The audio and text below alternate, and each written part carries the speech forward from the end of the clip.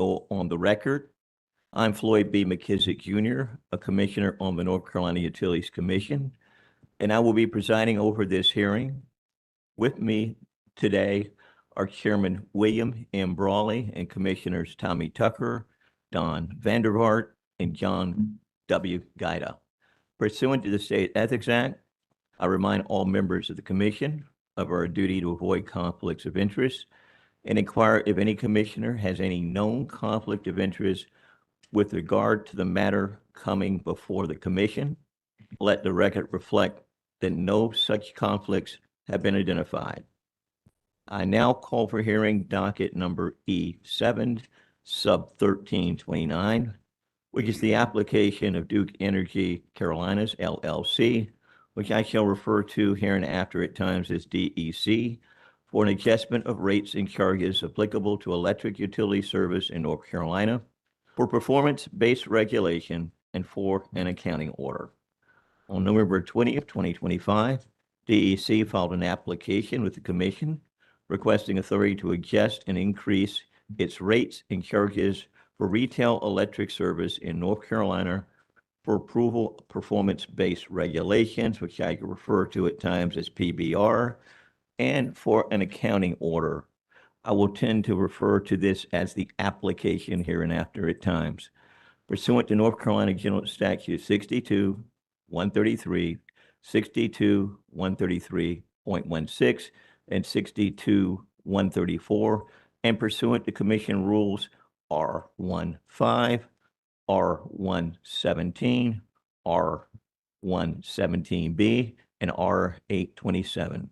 Included with the application was the pre-filed testimony of DEC's expert witnesses. Additionally, the month prior, on October 10th, 2025, DEC had filed its pre-filing notice of its intent to ask for PBR, and on October 24th, 2025, DEC filed an agreement and partial stipulation between itself and the public staff, the Carolina Utilities Group for Fair Utility Rates, CIGFR, and the Carolina Utility Customers Association, Incorporated, relating to the methodology for cost allocation, jurisdictional allocations, and retail customer class allocations. On November 24th, 2025, the Commission issued an order establishing general rate case and suspending rates. On November 26th, 2025, CIGFR filed a motion to deem performance-based regulation application incomplete, or in the alternative to reject performance-based regulation application. On December 15th, 2025, DEC filed its response in opposition to CIGFR's motion.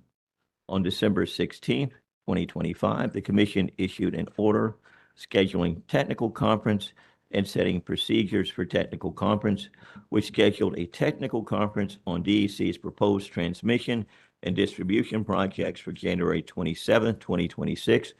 The technical conference would later be rescheduled to March 9th, 2026 as a result of adverse weather conditions related to Winter Storm Fern. On January 9th, 2026, the presiding commissioner issued an order denying motion to deem performance-based regulation application incomplete.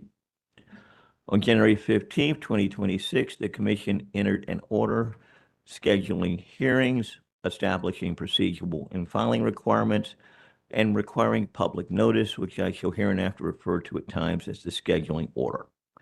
The scheduling order set the expert witness hearing in this matter for July 7th, 2026, and it also set a virtual witness hearing via WebEx on April 7th, 2026, as well as public witness hearings in Morganton on April 28th, 2026, in Charlotte on April 29th, 2026, in Winston-Salem on May 6th, 2026, in Durham on May 12th, 2026. On February 3rd, 2026, CIGFR filed a motion for reconsideration. On February 16th, 2026, DEC filed a response in opposition to CIGFR's motion for reconsideration. On March 9th, 2026, the technical conference proceeded as rescheduled.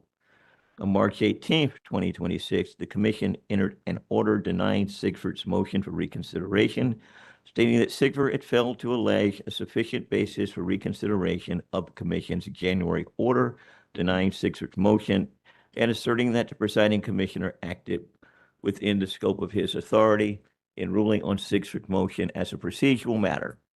On April 22nd and on May 1st, 2026, DEC filed supplemental testimony and exhibits to its pre-filed testimony. Public witness hearings in this matter proceeded as scheduled through April and May of 2026, with the exception of the May 12, 2026 public witness hearing in Durham, which was rescheduled and took place on June 3rd, 2026. Pursuant to the scheduling order, petitions to intervene, direct testimony of public staff, and direct testimony of interveners were due on May 29th, 2026. The following parties petitioned for and were granted intervention in this case. Those parties being Sigford 3, the Office of the North Carolina Attorney General, the North Carolina Sustainable Energy Association, the North Carolina Justice Center, North Carolina Housing Coalition, Southern Alliance for Clean Energy, and Vote Solar, which I shall hereinafter refer to at times as SACE et al., Environmental and Defense Fund, Google LLC, Harris Teeter LLC, the Carolina Utility Customers Association, Walmart Incorporated, the North Carolina Home Builders Association, Nucor Steel, Microsoft Corporation, Amazon Data Services, Inc., and Dell LLC. On June 8th, 2026, Microsoft filed a motion for commission to open a separate docket to address large load tariff, or in the alternative, motion for leave to file rebuttal testimony. The public staff filed a response in opposition to Microsoft's motion on June 11, 2026. On June 12, 2026, Sigford filed a motion for leave to file supplemental testimony. And on June 12th, the public staff filed a letter in opposition to Sigford's motion, saying the same reasons given in its response in opposition to Microsoft's motion. On June 17th, 18th, and 19th, 2026, the public staff filed corrections to the direct testimony of its witnesses. On June 18th, 2026, the commission issued an order denying Microsoft and Sigford's motions for leave to file rebuttal and supplemental testimony, asserting that additional testimony from interveners is not necessary to develop the record in this case. The order referred Microsoft's request for a separate docket to the chairman for consideration by the full commission. Pursuant to the scheduling order, DEC filed its rebuttal testimony on June 19th, 2026. On June 26, 2026, DEC filed corrections to the testimony and exhibits of several of its witnesses. On June 30th, 2026, DEC filed a list of witnesses to be called at the expert witness hearing, the order of the witnesses, and each party's estimated time for cross-examination of each witness. That brings us to the expert witness hearing today. I now call upon the parties to announce their appearances, beginning with DEC.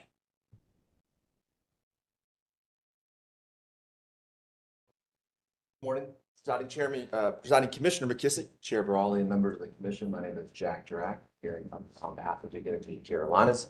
I'm joined this morning by co-counsel Kamal Robinson, Kathleen Richard, Kristen Athens. We'll have a number of other attorneys representing parties, various witnesses. They'll introduce themselves at the appropriate time. Thank you very much. Thank you. Good morning, Nadia Lord, public staff. On behalf of the public, appearing with me are Ann Hewer, Thomas Felling, Jennifer Herod, Will Freeman, and Zeke Fish. Thank you. Attorney General's office.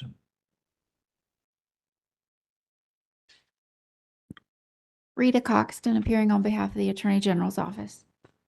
Kuka. Good morning. Marcus Trahan of Brooks Pierce Law Firm, appearing for Carolina Philly Customers Association.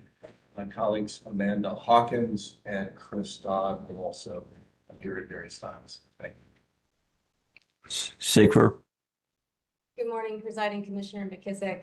Christina Cross with the law firm of Ford and Smith, appearing on behalf of Sigford 3.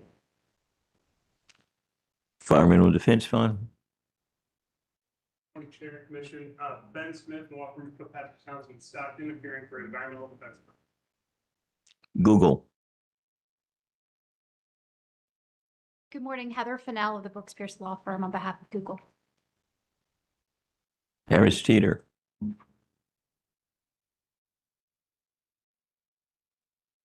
Morning, Your Honor, Kurt Bame appearing on behalf of Harris Teeter. Microsoft.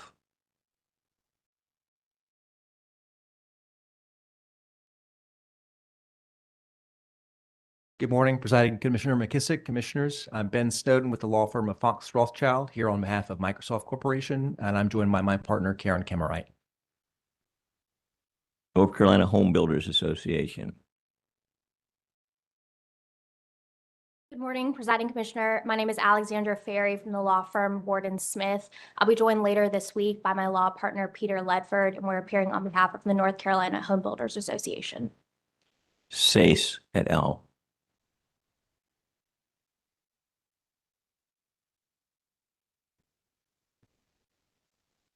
Good morning, Presiding Commissioner McKissick, Menashe Maguire on behalf of SACE et al. Appearing with me today and throughout this hearing will be David Neal, Nick Jimenez, and Hannah Klaus. North Carolina Sustainable Energy Association. Good morning, Presiding Commissioner. Ethan Blumenthal on behalf of the North Carolina Sustainable Energy Association. Also appearing with me will be my co-counsel, Justin Somolowski, and William N. Green. Thank you. Walmart. Good morning. Excuse me. Good morning, Presiding Commissioner McKissick, fellow commissioners. Carrie Grunman in the law firm of Spillman, Thomas and Battle on behalf of Walmart, Inc. I should be joined in this proceeding by my colleague Nelson McCown, who will be making an appearance, a notice of appearance in the docket later this week. Thank you. Have I omitted any interveners? Or come forward, please. Yes. Yes, good morning, Presiding Commissioner McKissick, Commissioners. Robert Josie with the law firm Nelson Mullins, myself and my colleague Weston Adams, who will be appearing later this week, represent Amazon Data Services, Inc. and Andel LLC. Thank you. Very good. Morning, Commissioners.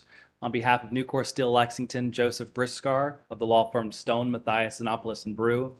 I'd like to also an appearance for Sean Moeller. Thank you. Very good. Are there any preliminary matters that need to be addressed this time before I go through some further instructions?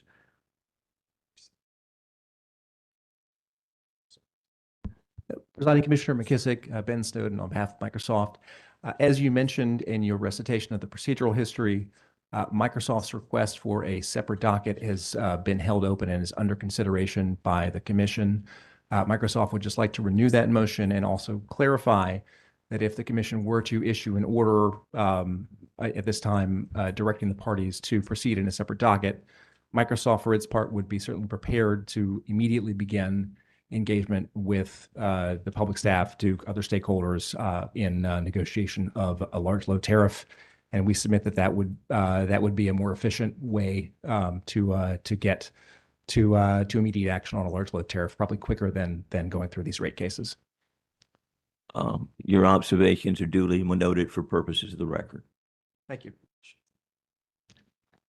And Presiding Commissioner McKissick, the public staff would just renew its objection if late for it in a filing date.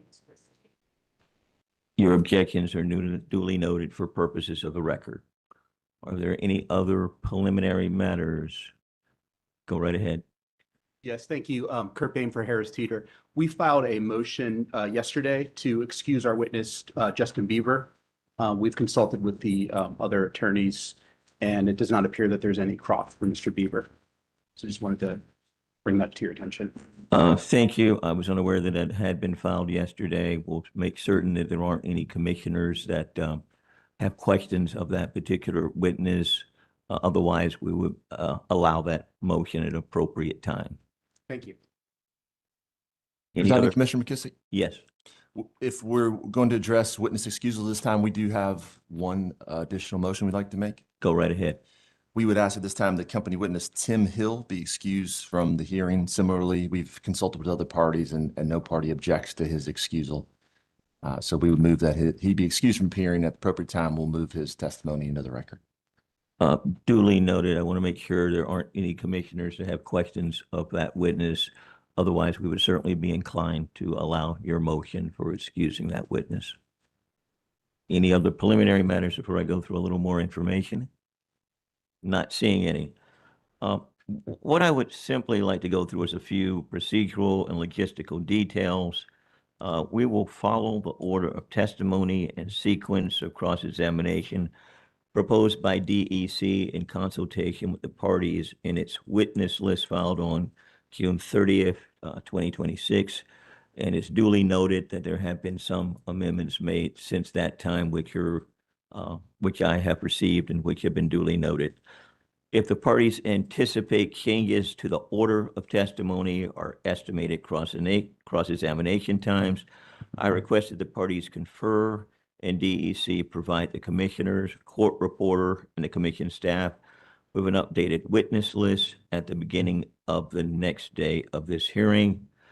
In terms of admission of pre-filed testimony and exhibits, at the beginning of each witness panel, I will take motions to admit pre-filed testimony, exhibits, and witness summaries into the record as evidence unless there are objections.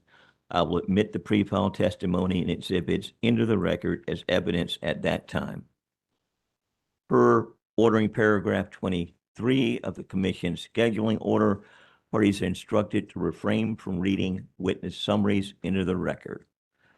In order to avoid duplicate cross-examination time, in the interest of efficiency and ensure we can complete this hearing within the time schedule, I ask the attorneys to avoid asking a witness cross-examination questions that have already been asked by another party. In terms of naming convictions for cross-examination and redirect exhibits, parties have submitted potential cross-examination and redirect exhibits. When introducing these exhibits, please request that they be marked according to the following naming convention, those being the name of the party conducting questioning, designate whether it's cross or redirect as the case may be, identify the panel name or witness last name. In doing so, let's make sure we identify the type of testimony, whether it's direct or rebuttal as the case may be, identify the exhibit number in the appropriate sequence for that particular witness, taking into account the number of the pre-filed or submitted potential cross exhibits as the case may be. I think this is an important part of what we need to do to keep the record straight. I ask for your assistance in doing so. I know we have commission staff that will be keeping a definitive record of these exhibits as they are introduced and admitted. I will be keeping a manual index as well, but let's make sure that when we are naming these exhibits, we get it right so that I have it correct, our commission staff has it right, and it's duly noted for purposes of the record. In terms of our schedule, for the remainder of this week, we will begin at 9:30 each morning. We'll plan to conclude at 5 p.m. or shortly thereafter each day, depending upon where we are with a particular witness or panel's cross-examination.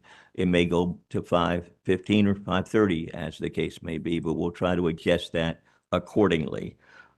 Except for Friday, we're going to try to end, around that 5 or 5:15, 5:30 timeframe. Friday, our goal is going to be to get out of here no later than 1:30 p.m. We will not be breaking for lunch on Friday, but we want to try to get out of here on Fridays by 1:30 if at all possible.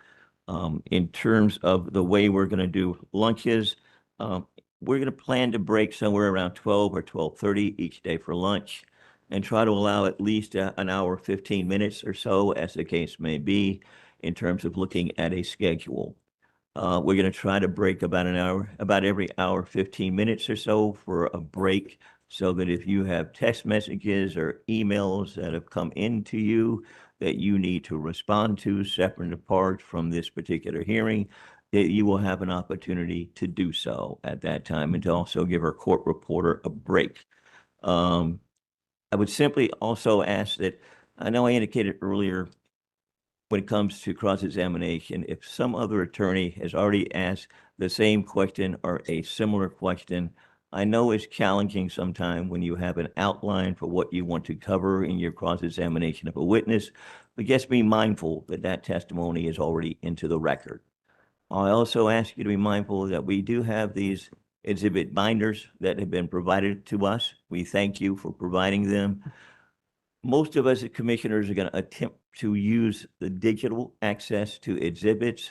Be mindful that when you are referring to an exhibit and it has been identified, that it may take a few moments for the commissioners to pull it up. So when you're asking questions, if you really want us to see that document as you're asking your questions and conducting cross-examination, give us a few moments to actually pull it up so that we have it before us at that time. Likewise, if we have to pull it from the manual binders, it takes a few seconds. I know from time to time, there will be times where people go immediately into asking questions about a document or exhibit. And as commissioners, we don't have it on our screens or don't have it before us at that time.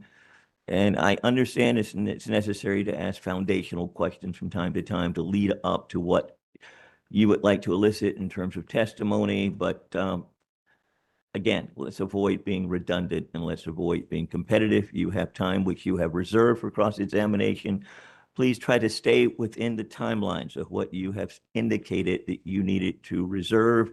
And if it's possible to reduce that examination time because there have been changes based upon testimony that's in the record, please try to do so, and do so during the time we have those breaks about every 15 minutes. Excuse me, every hour, 15 minutes. Let me correct that real quickly. With that, I think we're ready to begin. Commissioner McKissick, may I ask for one clarification? Yes. Did you say on Friday that we will not take a lunch break and you aim to break at approximately 1:30? That is correct. That is correct. We're going to end by 1:30 on Fridays. If we can end by 1 o'clock, we may end by 1 o'clock, depending upon where testimony is. We don't want to break at an illogical point in time. But we would not be doing a lunch break on Fridays in an effort to get you out of here so that you can attend to other matters at your office or other matters that need to be attended to on a Friday afternoon. Thank you so much. I appreciate the Absolutely. clarification. Thank you. Mr. Presiding Durant. Commissioner McKissick. Yes. Just a few more matters Sure. for the commission.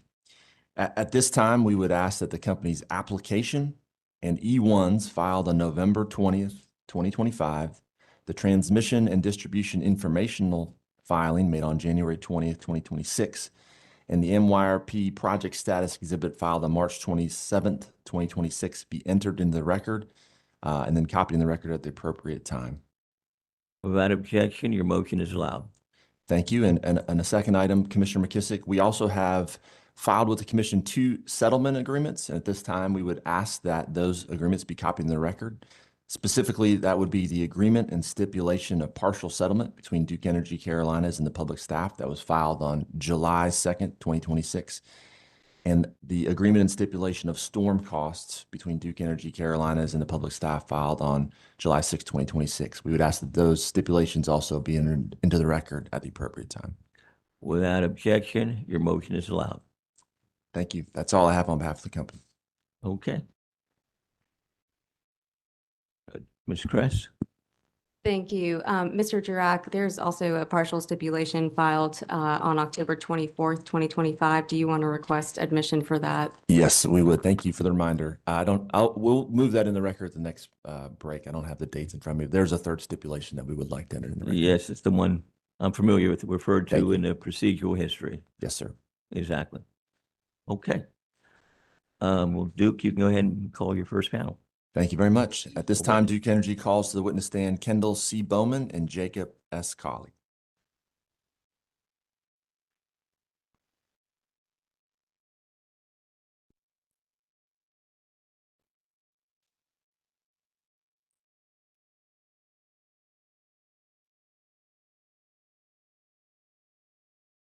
If you could put your left hand on the Bible and raise your right hand. Do you swear the testimony you're about to provide in this proceeding will be the truth, the whole truth, and nothing but the truth, so help you God? Yes. Yes. Thank you. Thank you very much. Starting with you, Ms. Bowman, would you please state your name and business address for the record? My name is Kendall Bowman, and my business address is 410 South Wilmington Street, Raleigh, North Carolina. Thank you. And by whom are you employed and in what capacity? I am the North Carolina president for Duke Energy Carolinas and Duke Energy Progress, both of which are wholly owned subsidiaries of Duke Energy Corporation. Thank you. And can you please briefly describe your roles and responsibilities? I lead the Duke Energy's regulated electric utility businesses in North Carolina, which serve approximately 2 million DEC electric customers. I am responsible for the financial performance of the company's electric utilities and managing regulatory affairs, rates, regulatory filings, state, local government affairs, infrastructure engagement, and community relations. Thank you. Turn to you, Mr. Colley. Would you please state your name and business address for the record? Yes, my name is Jacob S. Colley, and my business address is 525 South Tryon Street, Charlotte, North Carolina.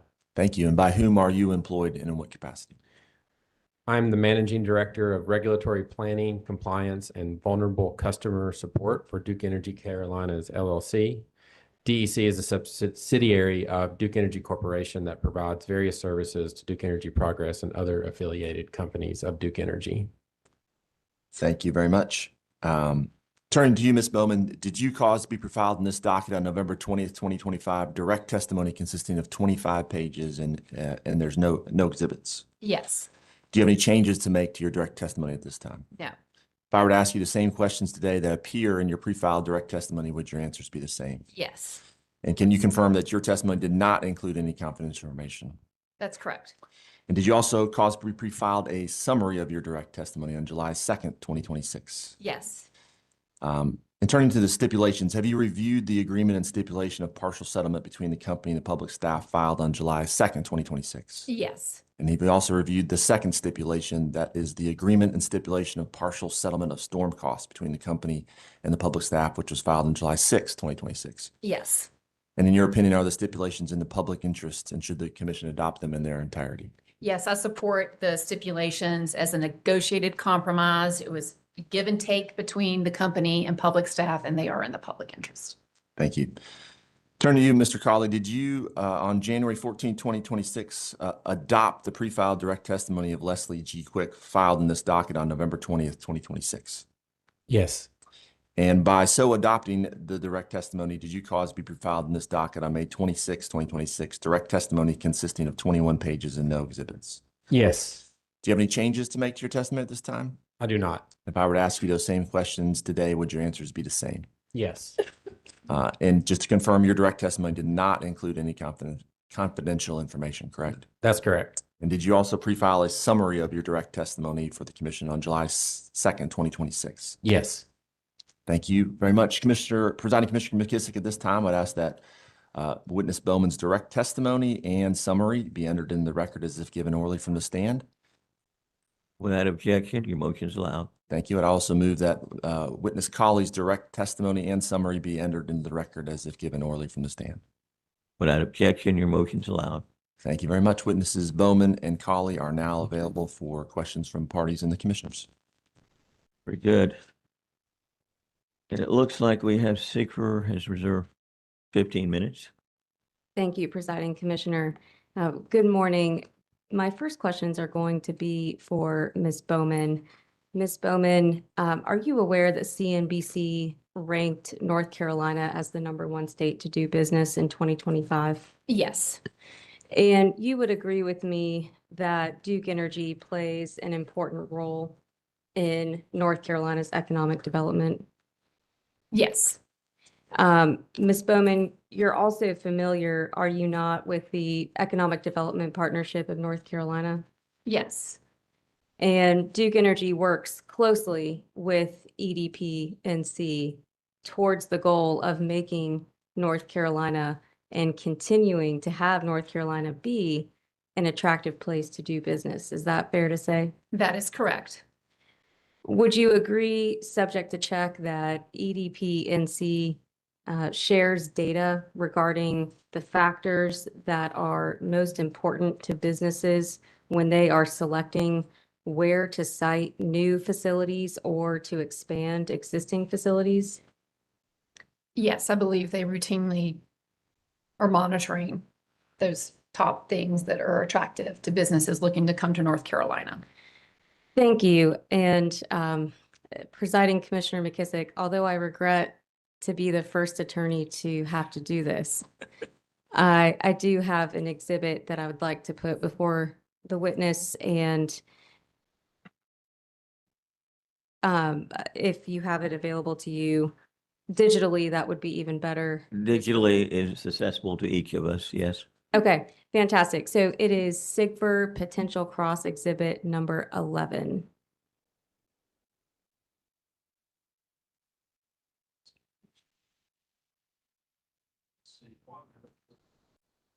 Yeah, who is EDPNC? Yes, sir. Opening phrase there, and why North Carolina is the document. Okay, That's correct. Which number was it again? Sorry. Number 11, it should be a slide deck from EDPNC.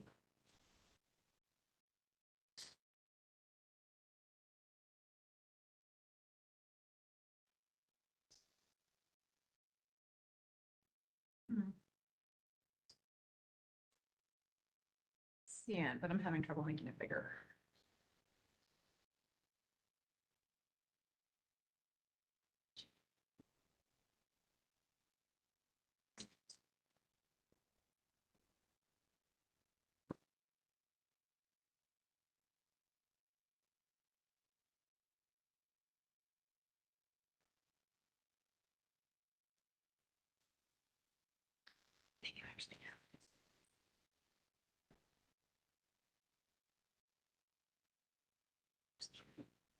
Okay.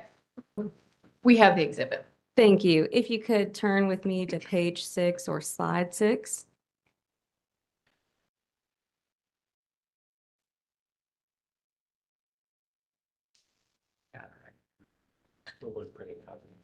Okay.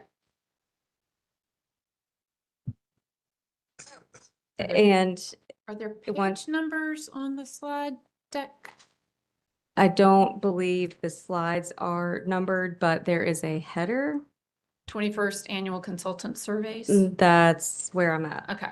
So, Ms. Bowman, is it fair to say that in this 21st Annual Consultant Survey, what consultants are saying about site selection, that energy availability is listed as the number 1 out of 30 factors that businesses consider when deciding where to locate?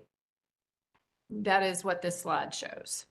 And also energy costs is listed there as number 6 out of 30 factors businesses consider when deciding where to locate. Is that correct?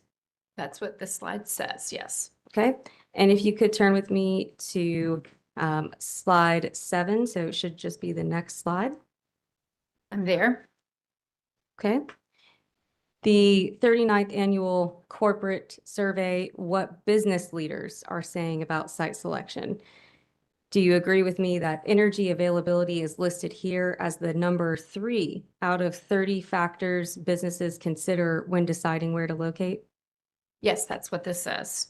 And energy costs is listed here as the number 4 out of 30 factors businesses consider when deciding where to locate. Yes, that's what this slide says. Okay, thank you. And page 23 of your direct testimony, if I could switch gears.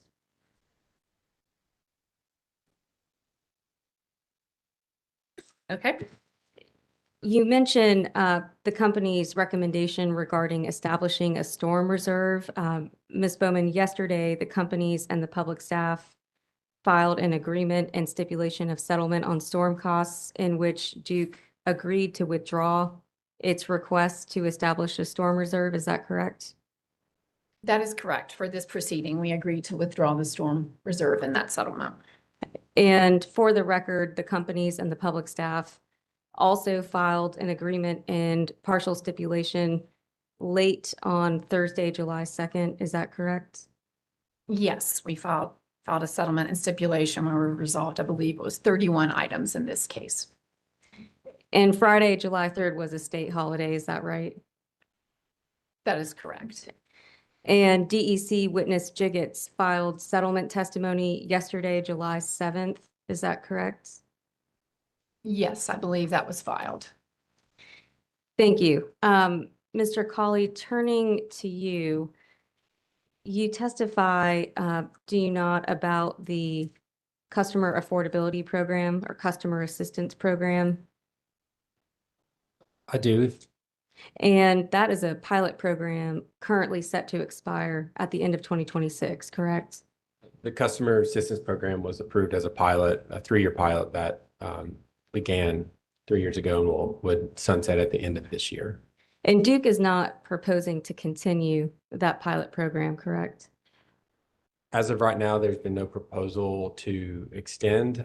We stated in testimony that the date of the expiration of the pilot, we continue to provide credits as the program is designed to customers through the assistance efforts. And your testimony also discusses what the company calls its affordability ecosystem. Is that right? Yes, can you point me to that page specifically? Generally speaking, the concept of affordability ecosystem, you testify about it, correct? I do. Okay. And that affordability ecosystem is focused exclusively on affordability for residential customers. Is that correct? In general, yes, there are parts of the ecosystem that, in certain circumstances, a commercial customer could utilize in such as like an installment plan if there were extenuating circumstances, but the vast majority is focused on residential customers. And if you're okay, if I could just jump in, I would say for large customers, we have set aside separate group designated large account managers that work directly with our large industrial customers. And we have also created a small business customer group within our customer services team as well to try to represent across all of our customer classes. Thank you for that. Mr. Colley, if you could turn with me to SIGFIR's potential exhibit number 25. And presiding commissioner, it occurs to me that I did not request You the did not. previous exhibit be marked. And if I could do that retroactively, I Sure. would request that SIGFIR's potential cross exhibit number 11 be marked as whatever the presiding commissioner tells me to mark it as.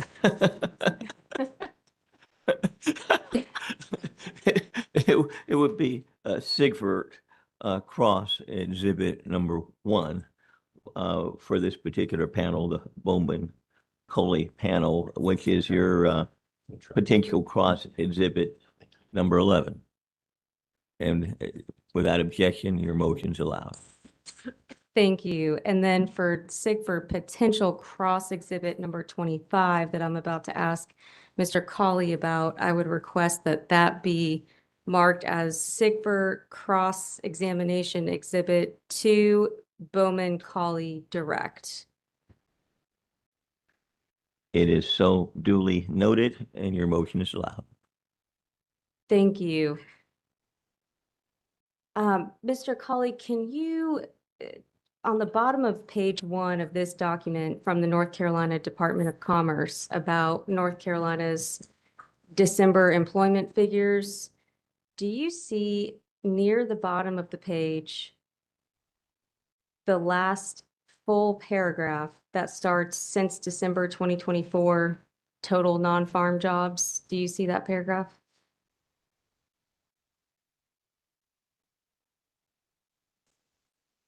Yes, I see the paragraph. And am I reading the last sentence correctly? Major industries experiencing decreases over the year were manufacturing 7,200 and information 700. Is that correct? That is what the report reads. Reflecting that 7,200 jobs in the North Carolina manufacturing sector were lost since December 2024. According to the report before me, that is what the last sentence says. Thank you. No further questions. Can I just add on to this line of questioning? Well, it does appear, and this was taken in December, and the North Carolina Department of Commerce issues these periodically on employment figures. If you take the report in total, you've seen, one segment, the manufacturing, losing jobs, but it has been more than made up for in other industries bringing jobs to the state. Duke Energy doesn't take the loss of the manufacturing jobs lightly at all. We want to see all of our businesses thrive in this state, but I do want to note that North Carolina is definitely growing. And so you need to take the totality of the report, not just one segment. Okay. I believe Kuka is next. Thank you, Presiding Commissioner. Good morning. Ms. Bowman, I believe my questions are for you, and I just want to build a bit upon this your last testimony here. There was discussion with Ms. Kress about economic development and energy costs being important, and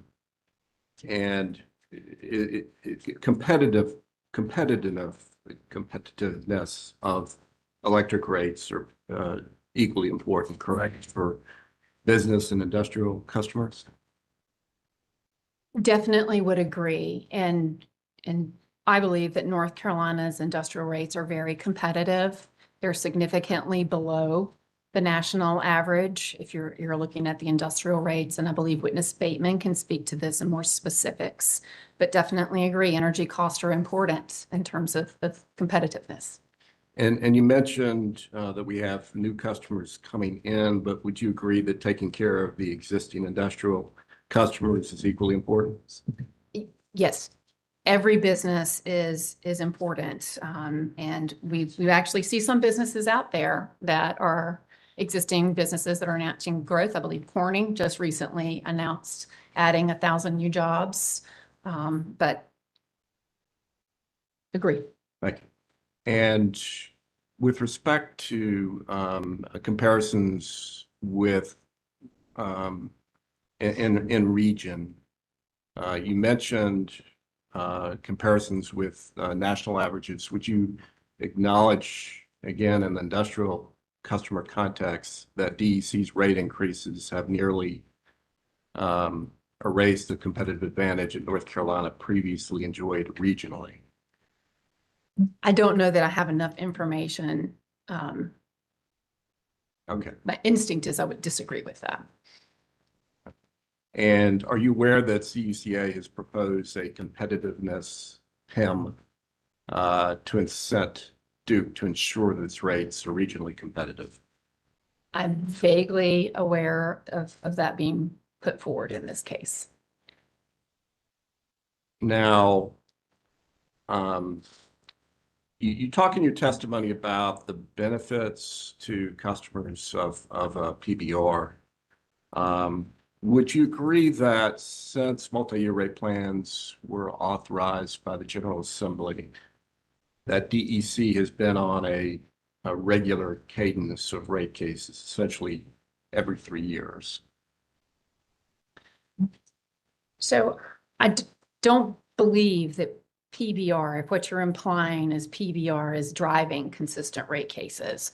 What is driving the need for rate case is all of the investments that we're needing to make into the system to keep reliability and the lights on for our customers and to accommodate growth. We're in a growth era. We also have an aging infrastructure that we need to invest in. We have new customers coming to the system every day, and we need to build to serve those customers. So it is making the infrastructure investments that we have to make that is driving the increases that we're seeking in this rate case and in the previous cases that we have filed. You discussed in your testimony that a benefit of the multi-year rate plan is that it reduces the need for more frequent traditional rate cases. Do you recall that? That is one component of the benefits of a multi-year rate plan approach. And in this case, Duke is asking for a 2-year rate plan, correct?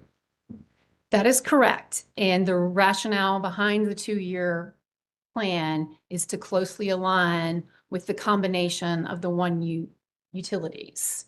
Previously this year, this commission held a proceeding and approved the combination of Duke Energy Carolinas and Duke Energy Progress. And having this 2-year multi-year rate plan for both DEC and DEP will allow us to do that combination at the end of the 2 years so that we can start to see all of those operational benefits. And so just using the timing of this particular proceeding as an example, would you expect then that you'll be back for the next rate case and with your filing in, let's say, November-ish 2027? I can't speculate on the timing. You don't have plans for that next rate case? I'm sure that we do, but we don't have all of the details pulled together at this point in time. Okay. All right. Thank you. That's all I have. Thank you. Justice Center.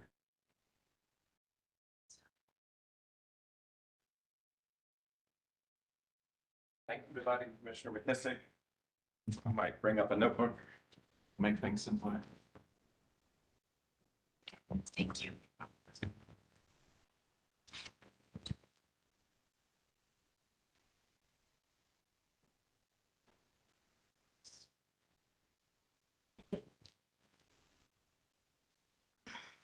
Thank you, Presiding Commissioner McKissick. David Neal, appearing on behalf of NC Justice Center et al., NCJC et al.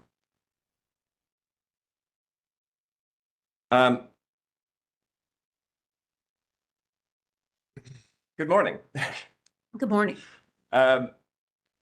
Ms. Bowman, Mr. Trathan just asked a question about page 13, starting at line 13 of your direct, where you testified about the ways that PBR benefits customers. And he asked you specifically about the one at line 13, that PBR reduces the need for more frequent rate cases. But moving forward at line 19, you identify a third benefit. Quote, through MYRP, PBR provides an effective way to address increases in frequent infrastructure investments without the need for repeated general rate proceedings. Isn't that essentially just a repeat of the first benefit you articulated?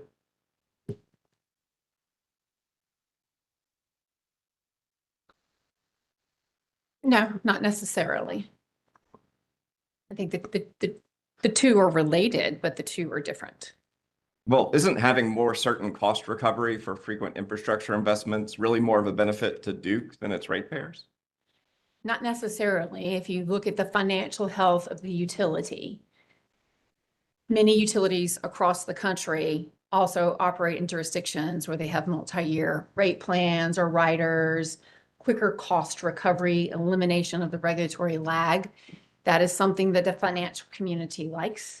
It allows us the ability to go out and access capital at cheaper rates, which can then be flown through to customers overall. So there's overall benefit to the customers by having that in place. So as I understand your response, for that really to be characterized as a benefit to Duke's customers and not just the company, that more certain cost recovery would need to be tied to some corresponding savings, like a reduced allowed return on equity that would reflect that reduced risk, correct? I disagree. The elimination of regulatory lag does not eliminate regulatory risk.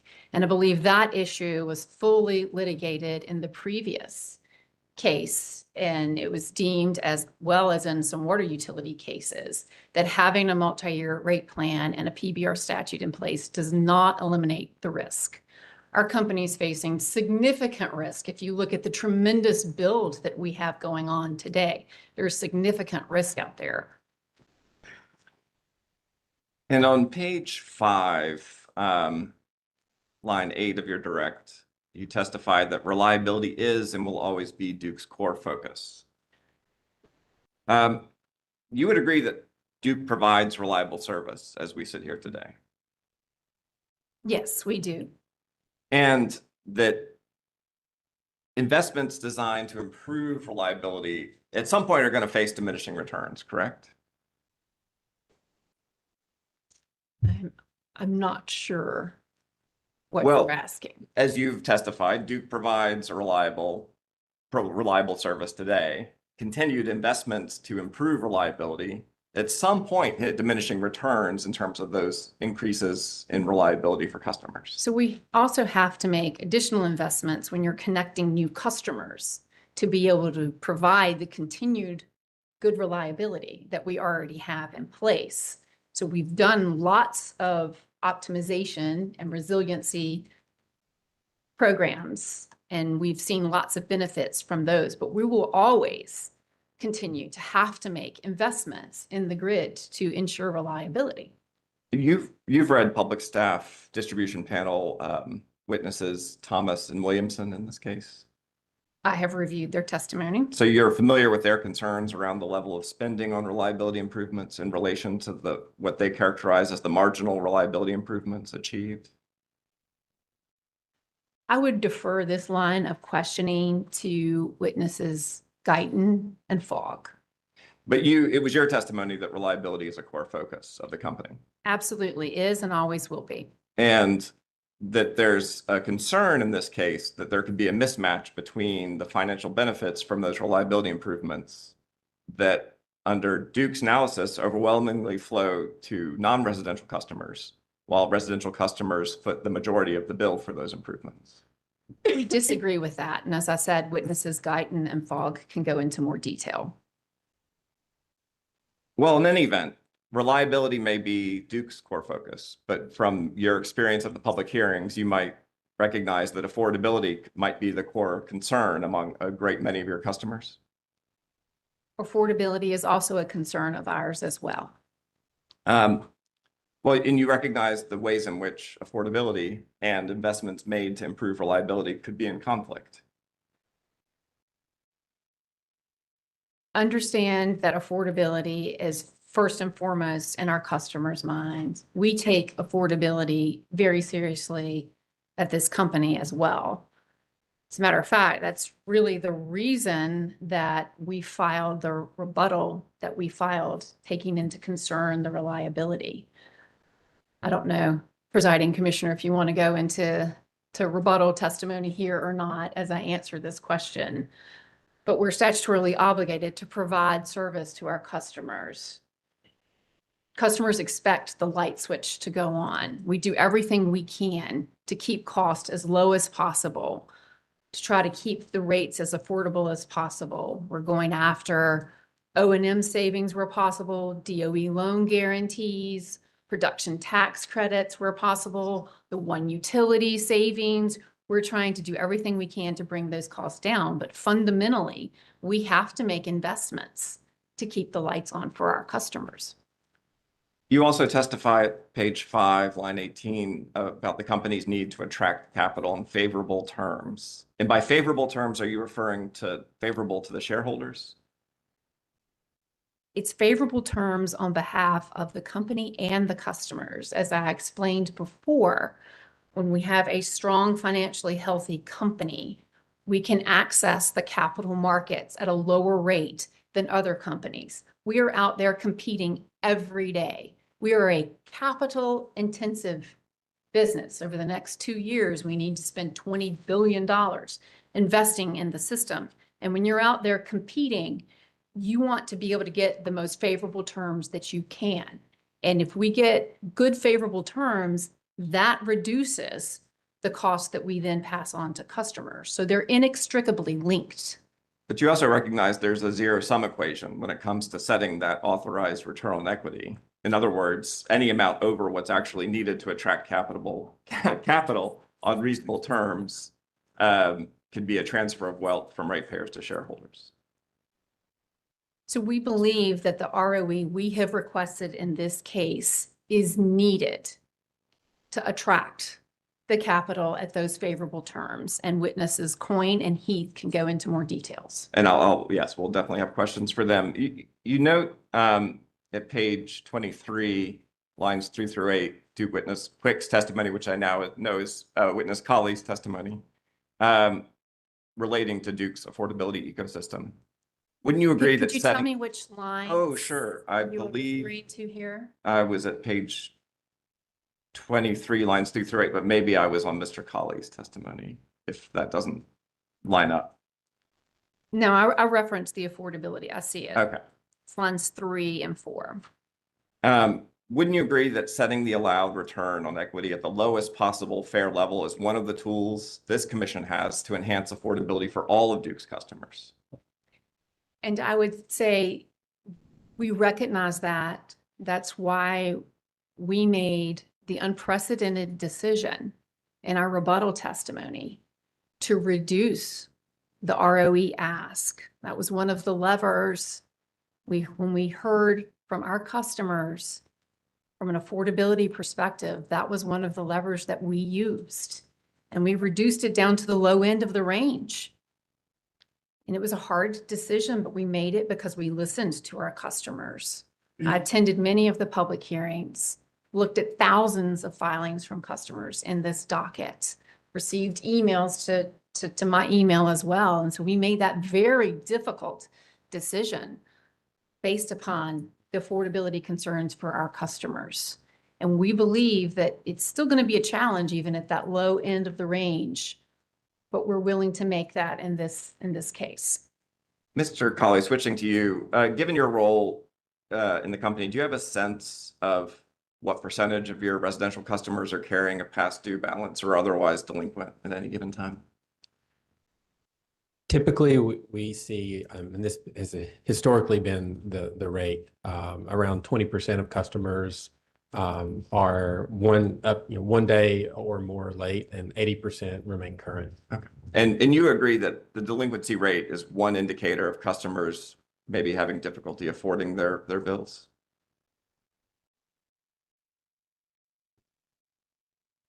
Delinquency rate could, be related to affordability. It also could be related to just customer behaviors. Well, maybe I'll just we'll just do this exhibit quickly. In the binder, there's NCJC et al. Potential cross exhibit 82. And presiding Commissioner McKissick, we would ask this be marked NCJC et al. Cross Bowman Colley Direct Exhibit 1. And it's data reported to the commission in docket M100 sub 179. And what was that potential cross? 82. 82, okay. Two binders, we do not have an 82. That doesn't go to 82? This goes to 80. Oh, bad luck. May I approach? Yes.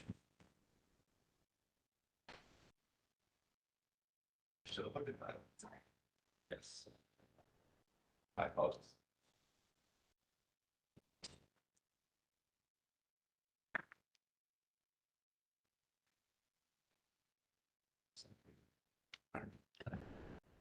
Yes. Was it so marked, Chair, Presiding Commissioner McKissick? Yes, we've identified it as North Carolina Justice Center, Bowman Colley Direct Exhibit 1, which is your potential Exhibit 82. So are you familiar with the data that Duke reports to the commission in docket M100 sub 179? Generally, yes. So this exhibit includes the most recently available data that goes from August 2022 to May of 2026. And at the very back of the exhibit, we just pulled, the way it's reported, the commission is all the utilities. So we just pulled out the DEC specific numbers. So just to make this quicker, you recognize that the data reported in that docket includes customers that are 30 or more days past due, 60 or more days past due, et cetera, correct? Generally speaking, I believe that's the case. And includes also the number of disconnection notices sent out and the number of disconnections that occur each month. I know it's a number of metrics that are reported each month. If you could point me to the page where that one's listed, I'd happy to review the data. Again, I realize I'm going over my time, so I'm just gonna, the exhibit will speak for itself. But any of the numbers reflected in the most recent reporting reflect rates that went into effect as of the last rate case order in December of 2023 in docket E7 sub 1276, correct? The data provided here, goes back to 2022, so it would reflect any rate adjustments or credit adjustments that would have been provided to customers over that time frame. And any affordability challenges documented in Duke's monthly arrearages, delinquency, and disconnection reports would have been under rates that included a commission authorized rate of return of 10.1% in that period since that December of 2023 rate case order, correct? Can you restate that? Sure, just making the point that the data reported since new rates went into effect after the first multi-year rate plan following this commission's order in December of 2023, those rates had embedded in them the authorized rate of return of 10.1%, correct? I'm not an expert on the ROE that's referenced, but That was from the last case.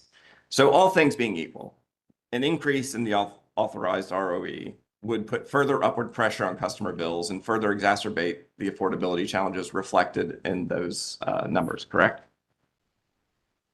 I think it's a good question, and there's a lot of different metrics in this report, and I think we talked about the delinquency rate, and consistently that has been about the same over the course of the data that you provided, and even the most recent couple of months it's declined. So I think there's a lot of factors that go in and a lot of work that we do each and every day with our customers to ensure that they have the tools available to help them manage through any challenges that may result in delinquency.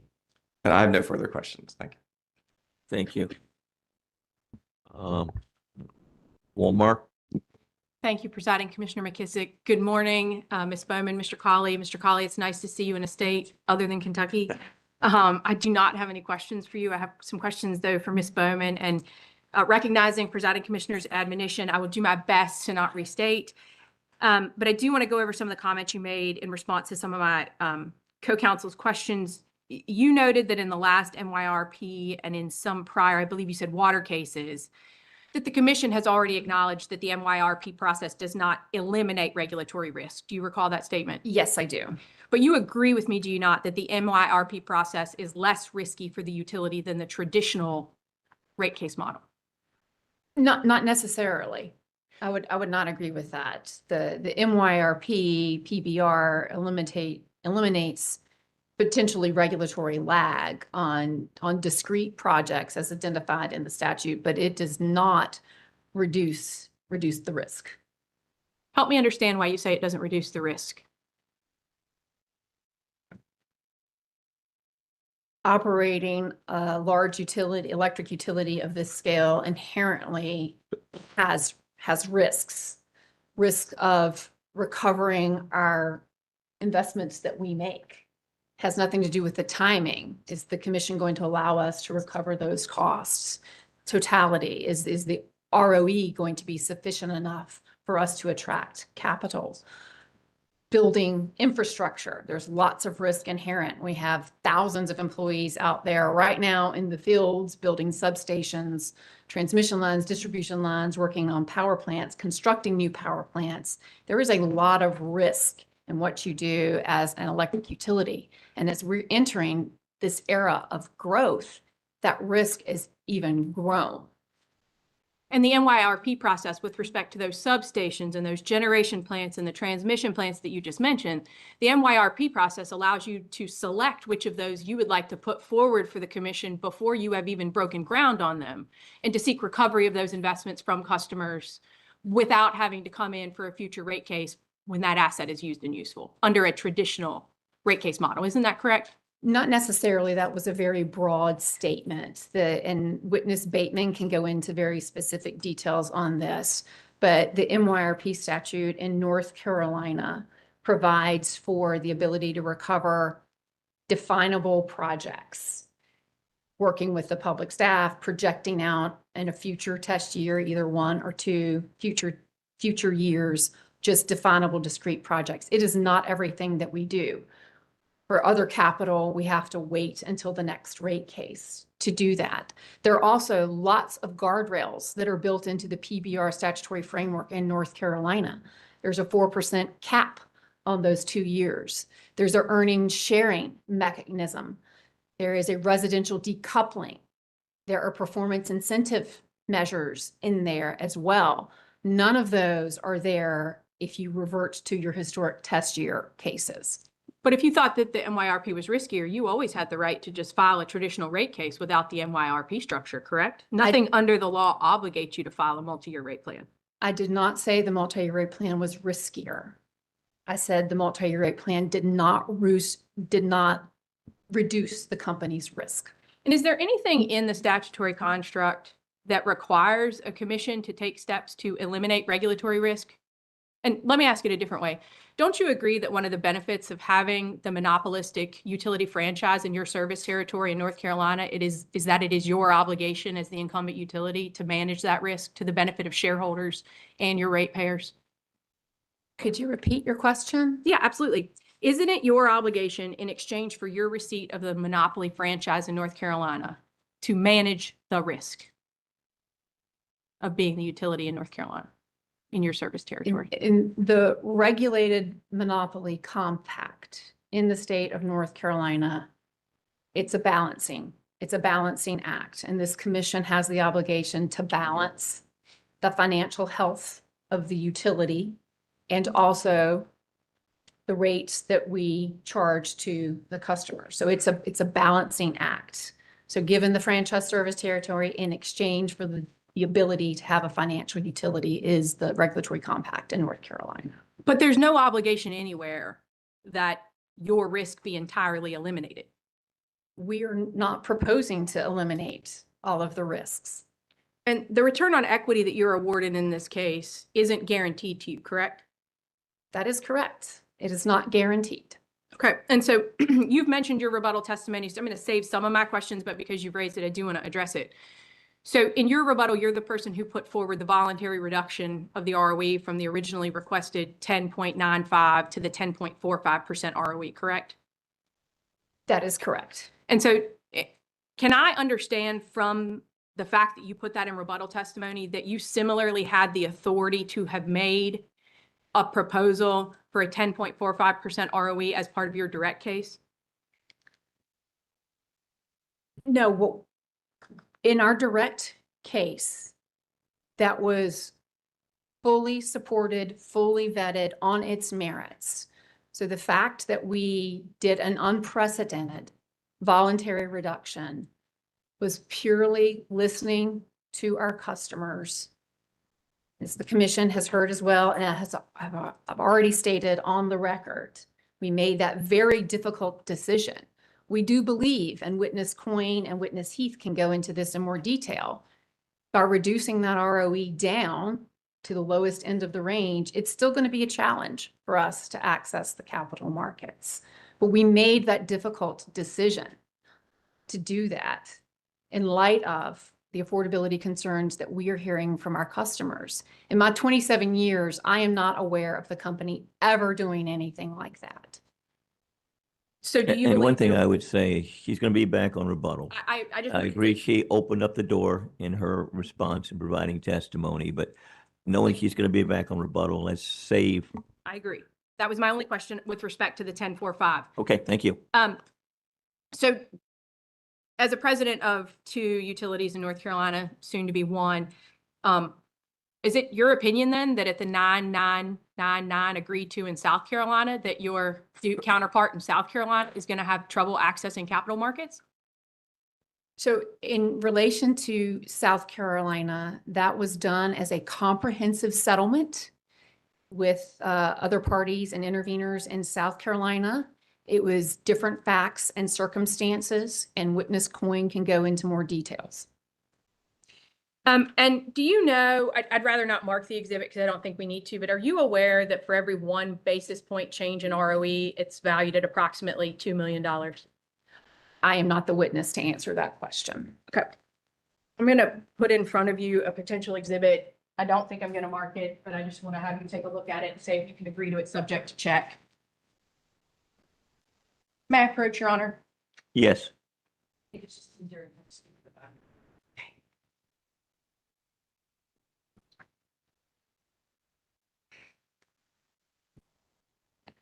And I'd like to draw your attention to what's been marked as Walmart Potential Cross Exhibit number 9, which is the company's response. It's attachment 1 to public staff data request 197-66, and 197-67.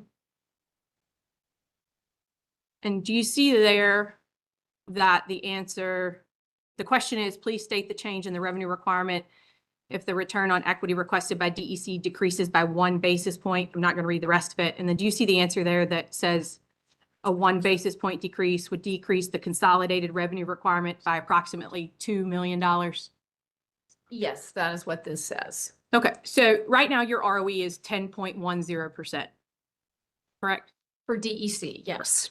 And so the requested ROE in your direct case of 10.95 is an 85 basis point increase. Is that correct? That is correct. I would really defer these questions to witnesses Bateman or LaWanda Jiggett. Yeah, I understand that, Ms. Bowman. The reason I'm asking these questions of you is predominantly in response to your statement on page 25, beginning at line 14, where you indicate that we, meaning the company, we understand the impact that rate increases can have on our customers, which is why we are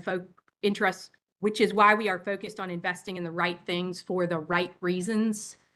And so I'm just trying to understand your right reasons in that context. So I just want to make sure that you and I are operating on the same page. But at an 85 basis point increase at $2 million per basis point, your rate increase, if granted at your 10.95, $170 million of your requested rate increase per year would be solely attributed to your requested increase in return on equity. Do you agree with that math? Subject to check. And are you aware that if awarded a 10.95 would make you the second highest awarded ROE in the country for any utility other than, I believe, Alaska Electric Power Company? I don't know that I necessarily agree with that. I think I'm aware of other utilities that have a higher ROE, but I am not the right witness to ask that question to. And don't you think, did you need to hear from customers after this case was filed on affordability to understand that an increase in ROE would be problematic for those customers? We understand that any increase is problematic for customers. The environment in which we all live today, everything is increasing. We are seeing increases in grocery prices, labor costs, inflation is abound. We take affordability very seriously, and we are working hard to try to bring those costs down, as I said before, and that gets taken into consideration as we file any case. And in particular into this one, in regarding what the unprecedented actions that we took, we believe we are in unique circumstances right now. And that is why we made that very difficult decision. Again, as I mentioned, in my 27 years, we've never done anything like that. And we've also never seen quite the response that we have seen from customers before. I believe the circumstances changed since when we filed that case in November to what we are facing currently today. But you didn't have any trouble accessing capital markets when your ROE was at 10.10%, correct? Again, I will refer to the expert witnesses on all of that, but when you're looking at ROE, you take into account circumstances at the point in time. So in analyzing, and as the president of the utility, did you analyze the extent to which Mr. Coyne's ROE recommendations have ever been adopted by a commission in any of the other states where he testified, so as to allow you to assess whether his ROE recommendation of 10.45 to 11.45 was even a reasonable starting point? Or did you just accept his analysis as being demonstrably true? We vet all of our expert witnesses as a company, and we support the ROE range recommendation that witness Coyne put forward in this proceeding and other proceedings. Are you aware that while your direct case was pending, that your Duke Energy Kentucky counterpart filed a rate case that is pending in Kentucky, where one of Mr. Coyne's colleagues filed testimony requesting a 10.5% ROE? I am not. Thank you. Those are all the questions that I have. Thank you. Before public staff begins the examination, we're going to go ahead and take our morning break. We'll be back at roughly about 11:25. Okay? Thank you.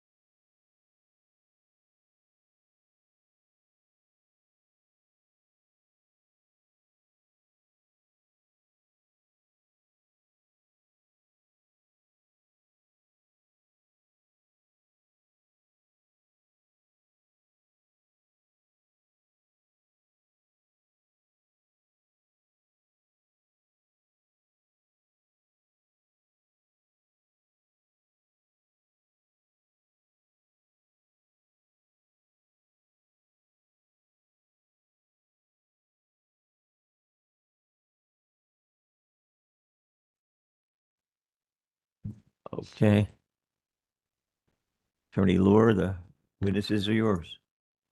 Thank you. Oh, it's right here. So I believe my questions are all going to be for Ms. Bowman.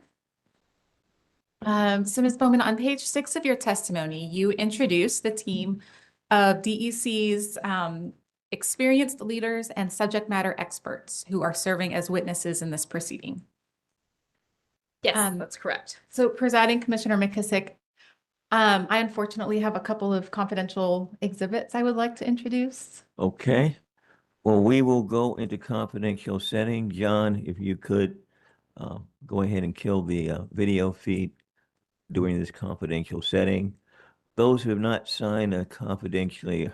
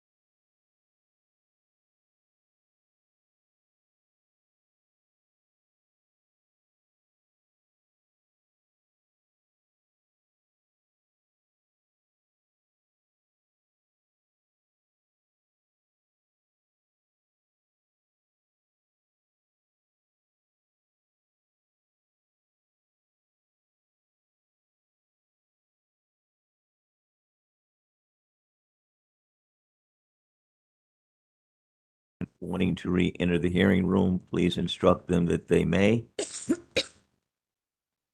Do you want to make any motions as it relates to those documents? Or are you going to wait to the end of the testimony? I just have a few more questions and then I can move those. Okay, very good. Okay, so if I can have you turn to page 13 of your testimony. And you touched on a couple of these items with some of the other counsel up here, but I'll just go through them very quickly. On page 13, you identify 3 customer benefits of PBR. And the first one you list is that it reduces the need for more frequent traditional rate cases, thereby creating administrative efficiencies and reducing costs. And so this is the #1 benefit. I don't know that they're in any particular order in terms of ranking. It's just the first one that we listed. Okay, and then you discuss PIMS as the second benefit. And you state on page 16, line 19, that to date, DEC has achieved very modest rewards for its initial PIMS performance, correct? That is correct. And witness Bateman can go into more details. Okay. And so I just want to confirm in the first PBR 1, rate year 1, out of a maximum of rewards and penalties of $18 million, DEC incurred no penalties and earned approximately $61,000 in rewards, correct? That is correct. Just want to remind the commission when we did the first PBR and the first PIM, this was the first time we'd ever done something like that in North Carolina as well. And so you need to walk before you can run. So a lot of learnings and everything involved in that. Thank you. And just to close out this information, in PBR 1, rate year 2, out of a total of penalties and rewards of $26 million, DEC earned only $111,000, correct? Is that in my testimony? That is actually in the testimony that is in an exhibit of the public staff PIMS panel. But does that sound correct? I don't really know. I think witness Bateman can speak to that. Okay. So now on page 18 of your testimony, you state that DEC is choosing a more conservative approach to PIMS. Is that correct? Correct. Okay. And subject to check, and we can also ask this of another panel, the potential rewards and benefits have now been reduced. You're proposing a $16.2 million total in penalties and rewards, correct? Did I say that in my testimony? No, that's in Duke's application. Okay. Subject to check. Okay. And then the third customer benefit, according to your testimony, is that the MYRP provides an effective way to address increases in frequent infrastructure investments that are known with a high degree of certainty and that are occurring year over year, correct? That is correct. Okay. And are you aware that following its review of the company's application and based on its experience with PBR 1, the statutory consumer advocate, the public staff, has concluded that DEC's proposed PBR is not beneficial to customers and not in the public interest? We disagree with that position. Okay. Thank you. That's all the public staff has. All right. Duke, redirect. Yes, very briefly, thanks. Presiding Commissioner McKissick. Ms. Bowman, again, briefly touching on a line of questions from Public Staff Council around a board presentation. We're not going to touch on the substance of that board presentation to avoid going back in a confidential session, but just to reiterate, is a financially healthy utility that earns a return on its investment, is that in conflict with customer interests? It is not. And can you please explain further?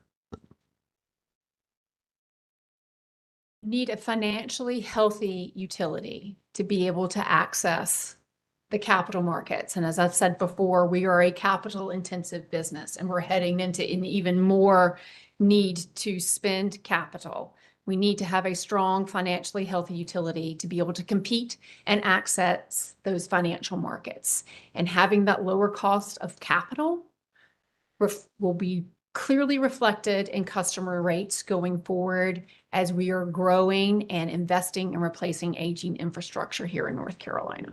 Okay. And this is a common occurrence that happens in these hearings where interveners comb through hundreds of pages of board presentation materials and excerpt just a few pages, and that's what you were asked about. Yes. And do you believe that looking at just one slide from hundreds of pages of board materials tells the full story of how the company is operating its business for the benefit of customers? It does not. If you look at the full suite of materials out there, you'll see that it involves a lot more, including affordability, concerns for customers, and it includes all sorts of things, reliability, a lot of things. Okay, thank you.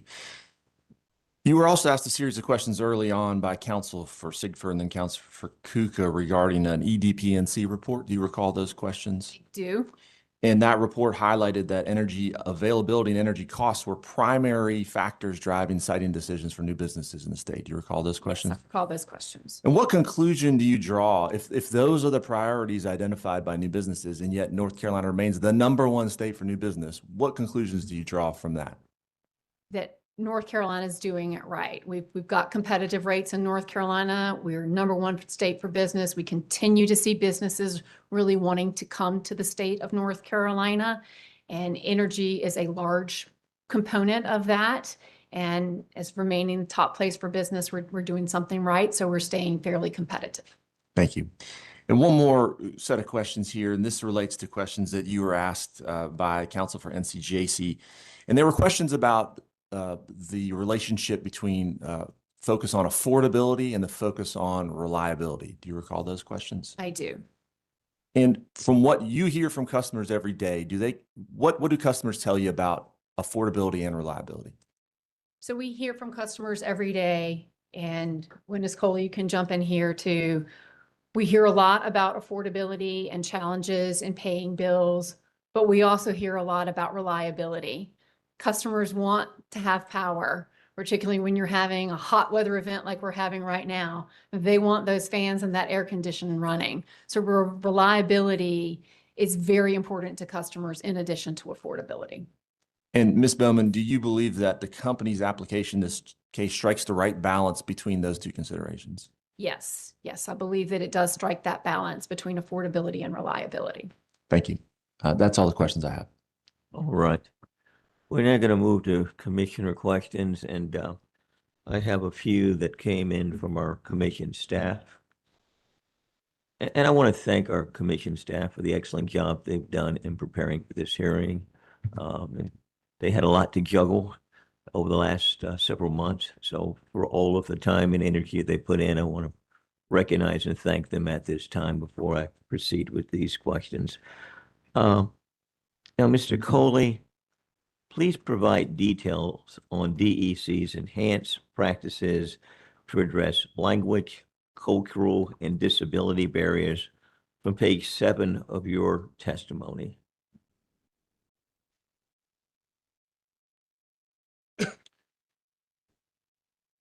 Let me just get a second to get there. Absolutely. Take the time.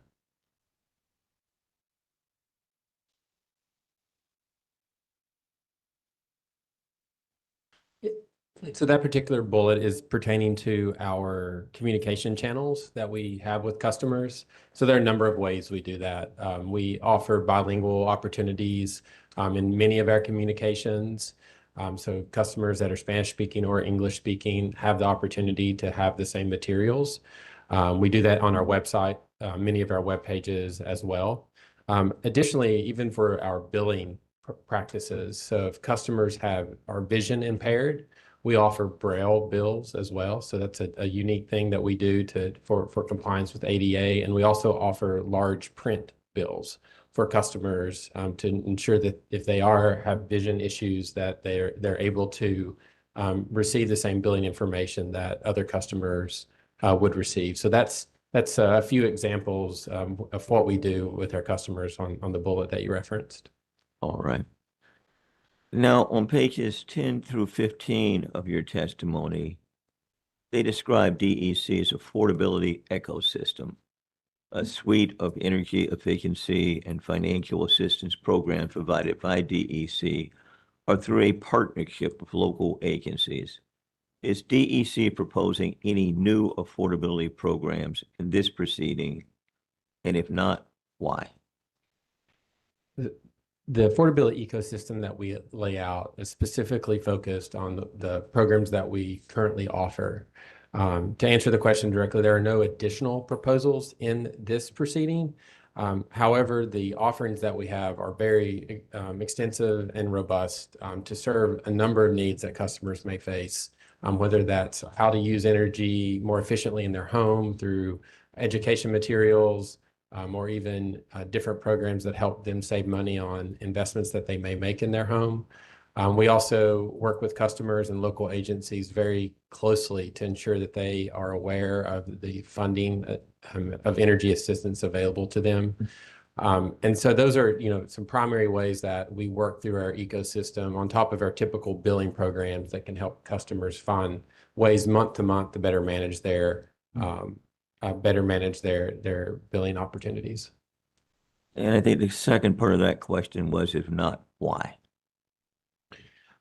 I think the reason we haven't proposed any is that we feel that the opportunities that we provide customers today are extensive and meet the vast majority of the needs that our customers have. And you note on page 15 of your testimony that the Customer Assistance Program pilot ends December 31st of 26.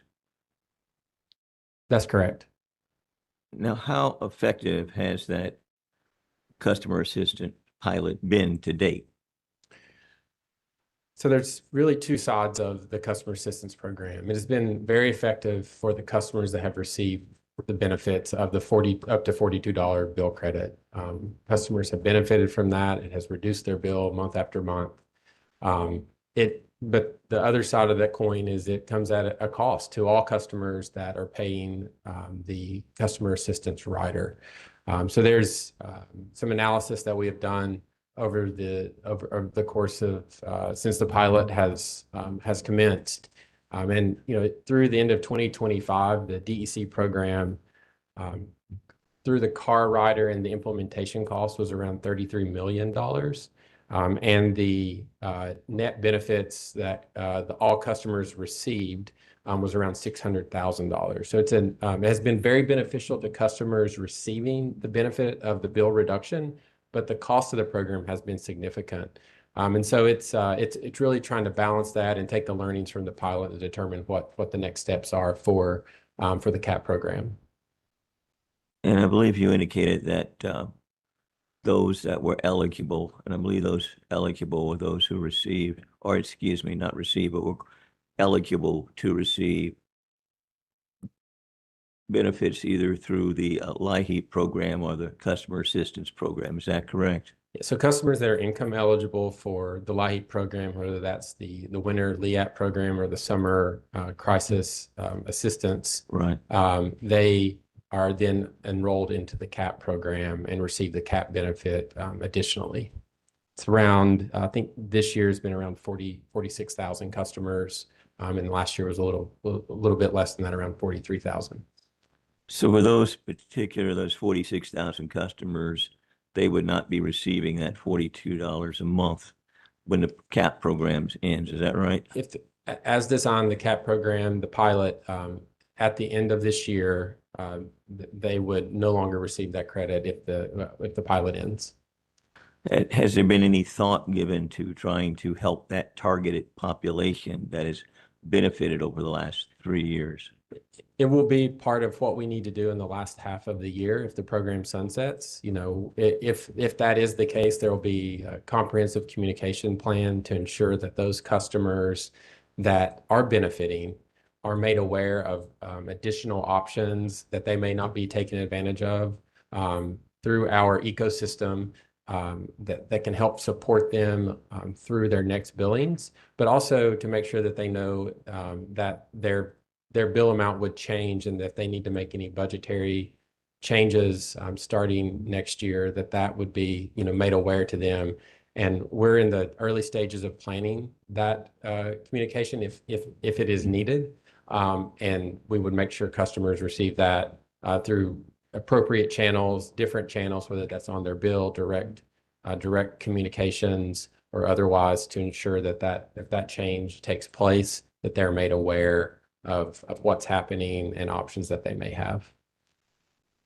And do you know the approximate bill impact for a typical customer in this particular DEC case? That's before us at this time. And frequently they talk about typical customers. They might be using 1,000 kilowatts a month.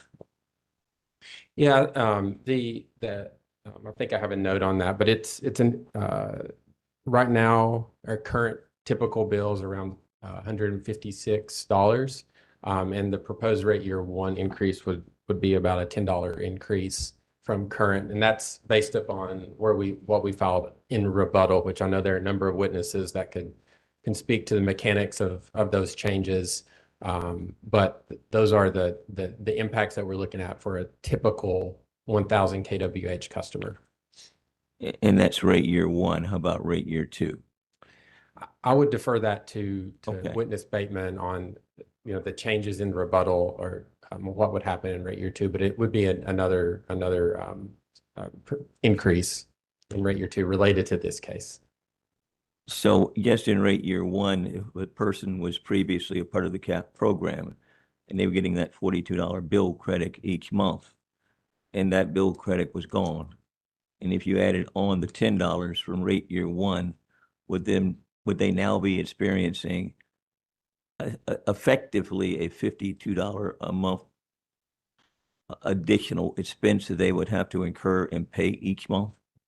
For the specific CAP recipients, that would be the effective change. But what we would want to make sure is that we can help communicate to customers and help them plan for that change, set the right expectations, and help them through that process. Really, do all that we can to help them meet the needs that they have and make sure that they're taking advantage of all the offerings that we have that they would be eligible for. So for those that are LIHEAP eligible and SIP eligible, some of those that are facing the greatest economic hardships, they'd be looking at $52 a month additional expenses in rate year one. Should the CAP pilot expire with the rate year one impacts, that would effectively be what the change would occur related to 1,000 kilowatt customer. All right. Now on pages 17 through 18 of your testimony, you describe DEC's customer satisfaction programs that include national benchmarking studies and proprietary studies. Can you provide more details on the results of these customer satisfaction studies? So specific results, I mean, we survey tens of thousands of customers each and every year. The way that system works is the internal system, we have 3 different ways that we really survey our customers and take those learnings. So we survey based upon a transaction that you make. So if you're making a payment, we would present an opportunity for you to take a survey on how that experience was. The second is we also survey on the channel that you use. So if you're contacting our call center, we provide an opportunity to discuss how your experience was with that specific channel. And then we also survey our customers on generally how they feel about Duke Energy. And that's also benchmarked against or benchmarked with the J.D. Power study that also occurs that's listed in our testimony. We survey on many different experiences. So that could be your experience with how we deliver outage notifications, or it could be an experience on how you make your payment. And it could be experience with your reliability. Generally, depending on the season, those can fluctuate.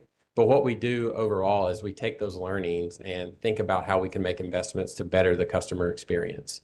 One of those, particularly with billing and payment, which is something every customer does every single month.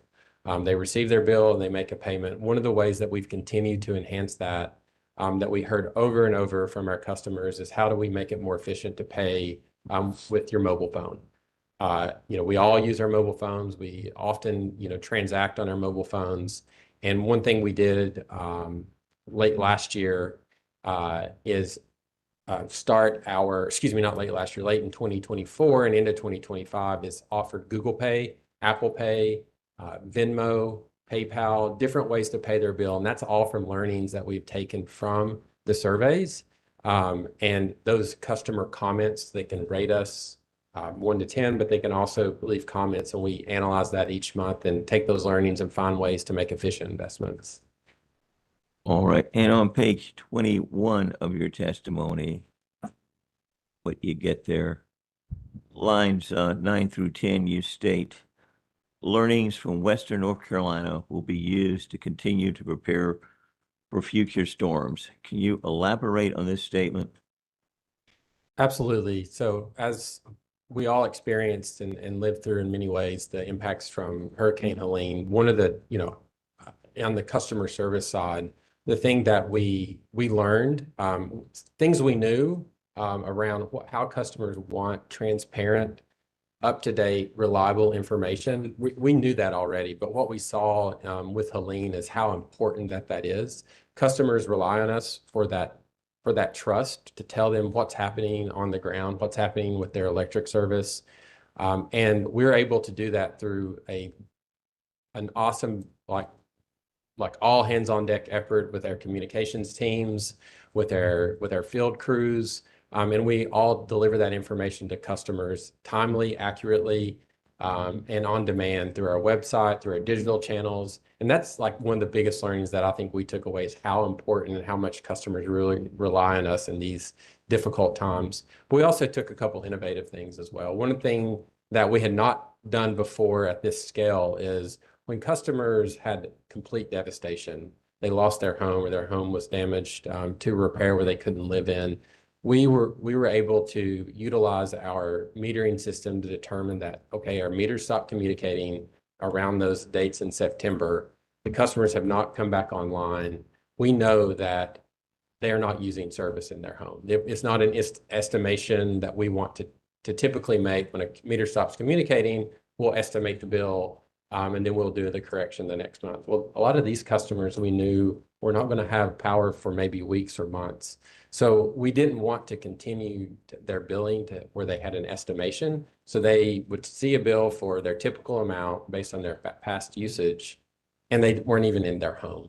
We knew that that was not an experience that we wanted to deliver to the thousands of customers that saw that. And we worked with our billing teams, we worked with our contact center teams, and then we made filings to this commission to make sure that was made aware. And that was something innovative that we did. If we have, God forbid, other storms like this in the future, this is something that we, would want to implement because we know that it's the right experience for our customers. Thank you. Let me look to my colleagues to see if there are questions. We recognize those in order of seniority. So Chair Brawley. Question. Commissioner Tucker. Yes, sir. Just a couple.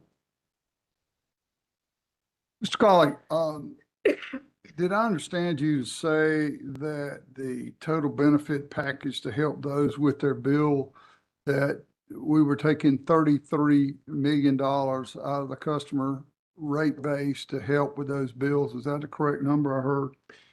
Through the end of 2025, the bill credit amounts plus the implementation costs, that's technology, and then the administrative support was a roughly 33 million. Okay. Do you have any idea what the total dividend payout by Duke to its stockholders was last year? I do not. Okay. Several $1 million. Over the share, I think $4.22 a share, and then incrementally quarterly another dollar or so a share. Has there been any discussion about the CAP program and the virtue settling by the shareholders to approach the board about possibly taking 50 cents or $1 out of each dividend to help with that program so that they can help those customers rather than put it in the rate base to those customers that can least afford it? So Commissioner I'll Tucker, direct that to either one of you. Commissioner Tucker, I don't know that there's been any specific discussion from the one that you just suggested. In previous cases, the company in settlement context has offered up dollars set aside for helping to the Share the Light to help vulnerable customers, the Energy Wise program to help with weatherizing customers' homes, and also workforce development. In terms of settlement, the company has been willing to put forward dollars, but thus far, in this case, there has been no discussion. Do you attend the board of directors meeting? Not all of the board of directors. When I am invited to speak, I attend the board of directors meetings Will you speak at least once a year? at least once a year. Yes. Okay, could you share the opportunity that they have to help those folks with their rates by looking at the dividends that are paid out to the stockholders and taking a minimum amount of that to help offset the 33 million that Mr. Colley talks about? Could you do that in your presentation? We can relay that idea back to the board of directors, but understand and Thank you. Okay, Commissioner Vandevar. Yeah, just two questions. Mr. Colley, just to follow up on that, didn't the General Assembly provide a mechanism for you to help lower income, affordability for lower income customers under the PBR, I believe? No, I believe there was, subject to check, there was discussion about putting something in the legislation around affordability and vulnerable customers, but it did not ultimately make its way into 951, if that is what you're remembering, Commissioner. Yeah. I'll have to check on that. See which version we got here. Anyway, let me go back to a discussion you had, Ms. Bowman, with Ms. Grundman. Ms. Bowman, you agree that under Bluefield and Hope Supreme Court decision, the commission must allow DEC a return sufficient to maintain financial integrity, support credit quality, and attract capital on reasonable terms. Is that right? That is correct. And Duke's current request is for a 10.48% ROE. Is that correct? That is correct. That's what we've submitted in the rebuttal. Duke is not asking the commission to approve an ROE that fails to satisfy Bluefield and Hope, is it? What we put forward, we believe, is in compliance with Bluefield Hope. So a couple of minutes ago, so you're saying that 10.48 is sufficient for compliance with the constitutional takings standard. Now, just a few minutes ago, I heard you say that Duke's reduction to 10.48 was unprecedented. Is that what you said? The reduction in our rate ask in a rebuttal testimony was unprecedented. So if 10.48 is sufficient to satisfy the Bluefield and Hope standard, then any ROE above 10.48 would be more than Duke needs to satisfy those constitutional standards. Would you agree with that? We believe that the reduction strikes the right balance between hearing the reliability, in making sure we're investing in reliability to keep the lights on, and the affordability concerns. We don't take the reduction lightly. As Witness Coyne and Witness Heath can explain, there will be some challenges with that lower ROE, but we believe that we can manage that. So again, 10.48 is compliant with that standard. You agree. So I guess my question is, do you think it's your prerogative to change your ask for numbers, for values higher than what you're constitutionally entitled to? Is that what you told us a little while ago, that you all, out of the goodness of your heart, reduced a number down to a rate that from a rate that was higher than you were constitutionally entitled to. We made the difficult decision, listening and hearing from our customers, to do something unprecedented, to bring down the ask. We took a really close look at the things. The ROE was one of the levers. Another lever was depreciation. We could talk about that later. I If don't. we could, Rebuttal, so. I know that we're going to be getting into this extensively Right. in rebuttal testimony, and I think it's an appropriate line of inquiry to follow through in rebuttal testimony. I know that Ms. Bowman opened up the door in her testimony to asking some questions about what has been proposed in terms of an ROE reduction, but let's elicit the most exhaustive testimony relating to that at the appropriate time, if you would, Commissioner. And Let me I just- thank you for. I'll just finish it Sure. up by saying, since you said it's unprecedented, are you saying in years gone by that Duke has asked for ROEs that were higher than they're constitutionally entitled to get? No. Okay, thanks very much. Commissioner Gaida. Yes. Yes, this question will be either for either one of you. There was some discussion earlier about a percentage metric for customers who are past due. I frankly don't recall if it was under confidential or not, so I'm not going to bring up a number. I don't know that it was, but I recall that line of questioning. Yep. Okay, great. In your testimony, Mr. Coley, I think it was 17 and 18 in your testimony, you talked some about benchmarking, and I'll let you get there. My general question is with respect to past due customers and tracking a percentage. Is this I didn't necessarily see it in your testimony, but is this a metric that you all track, and can you say anything about from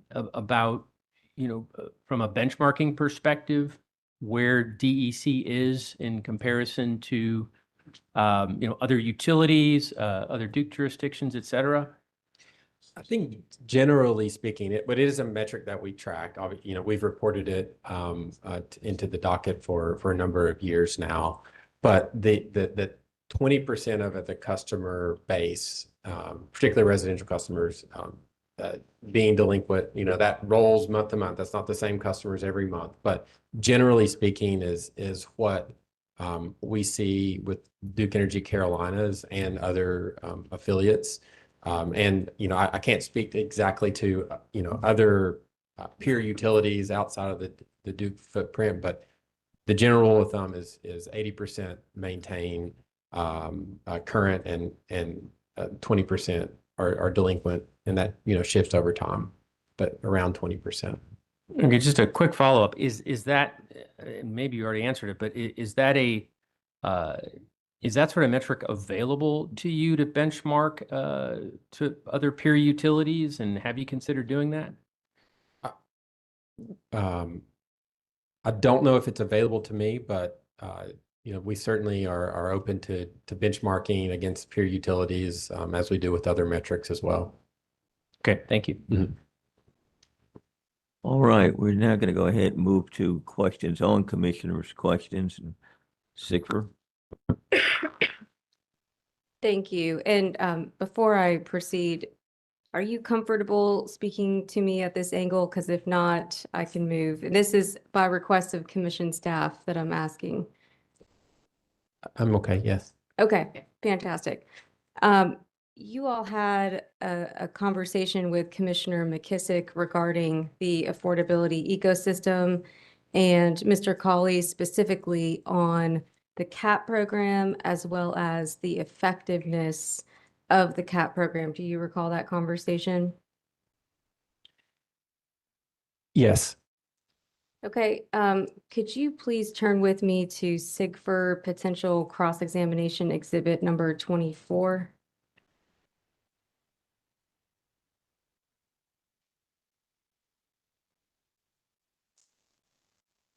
You have a copy of it? It's in the same, Okay, sorry. okay.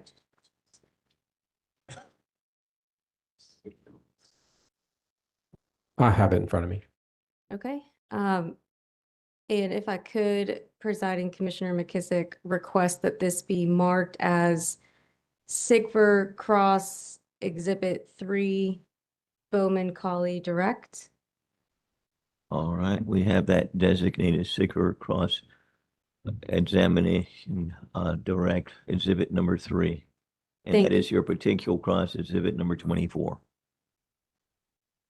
Is that right? It's Potential Cross Exhibit 24. That's correct. Yep, go right ahead. Thank you.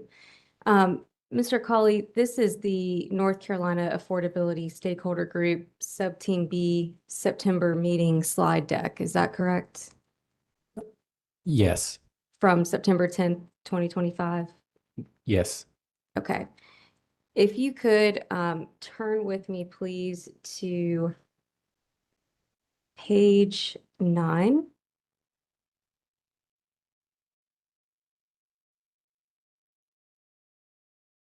Is this a 2024 summer bill distribution of CAP program customers?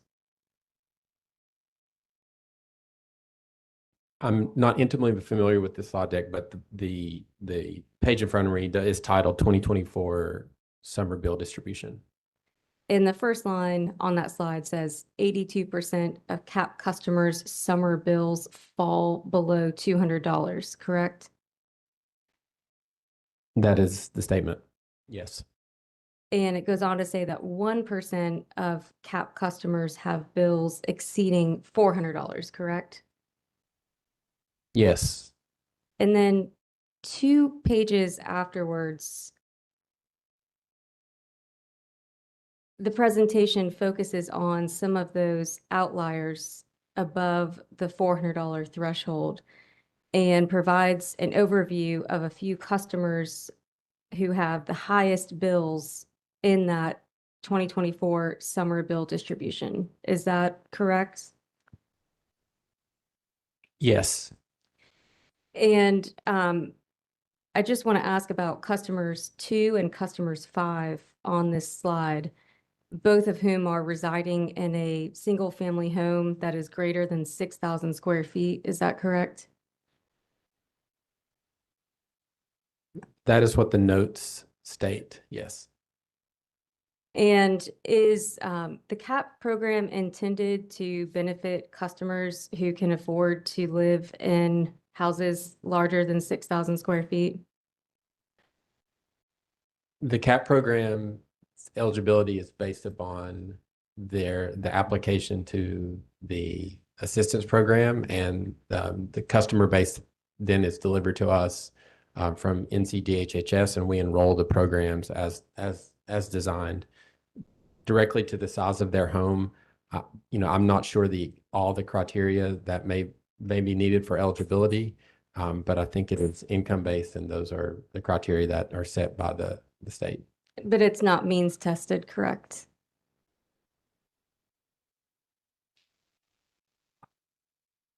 Means in terms of income, it is means tested. Is it means tested by Duke, or is it means tested by another entity? The eligibility of the program as approved is designed to be tested through the same process as the LIHEAP program, and funded from the federal government, administered by the state. Duke Energy does not vet which customers are part of the program. That information comes directly for DHHS. Thank you. That's what I was trying to elicit. No further questions. Okay. You want to move this into? Yes, Presiding Commissioner McKissick, at the appropriate time, SIGFR would move admission of its SIGFR Cross Exhibit 1, 2, and 3, Bowman Colley Direct. Without objection, your motion's allowed. Thank you. Okay. Go ahead, North Carolina Justice Center et al. Thank you, Presiding Commissioner McKissick, David Neal for NCJC et al. First, Commissioner Vandervaart asked you a question about House Bill 951 and whether there are any provisions related to low-income customers. Do you recall that question, Ms. Bowman? I do.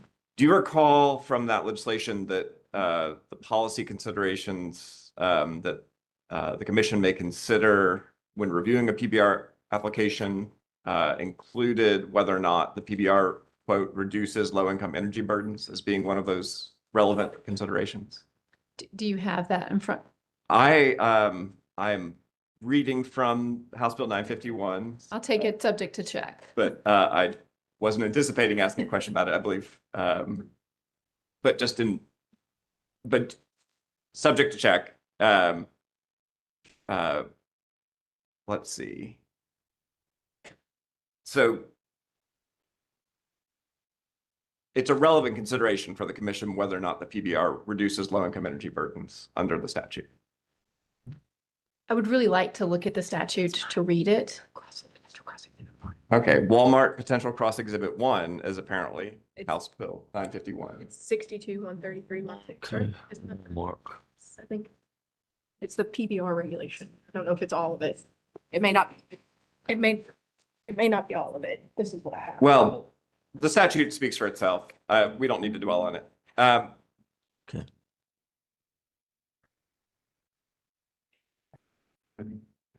I think. You were also asked some questions from Presiding Commissioner McKissick about the affordability ecosystem. And in response, in regard to the CAP pilot, you mentioned the net benefits figure, correct? Yes. You would agree that that net benefits figure is restricted to things like the reduction in charge-offs, disconnections for non-payments, reduction in arrears, and that sort of administrative savings that have come from CAP, correct? That is the scope of what was performed as the analysis and presented to the presented to the affordability stakeholder group. I believe the scope of the CAP program initially as proposed was that was one of the potential opportunities for the broader customer base, and that was why it was analyzed. And turning your attention back to what was marked as SIGFUR, I guess it was SIGFUR potential cross exhibit 24 that was now has been marked as SIGFUR Exhibit 3. Exhibit 3. Secret cross exhibit 3, Bowman probably correct. If you look at slide, it's page 15 of the PDF, page 15 of 19 of that exhibit. You see here where Duke has reported the CAP enrollment in the weatherization programs. Do you see that? I see. Give me just 1 second.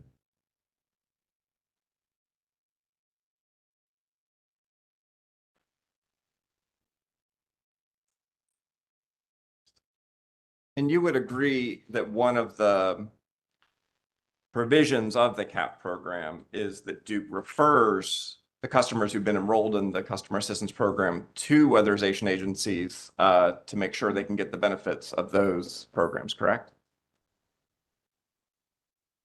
Can you repeat that? It is part of the design of the customer assistance program. All customers who receive the benefit are also provided information and referred to local weatherization agencies to get because they are eligible for those benefits as well, correct? That is correct. The CAP income level is below the 200% of the poverty level, which then categorically would qualify them for weatherization. And the green line at CAP and weatherization, that's showing in 2025 the number of CAP participants who were enrolled, who received the weatherization.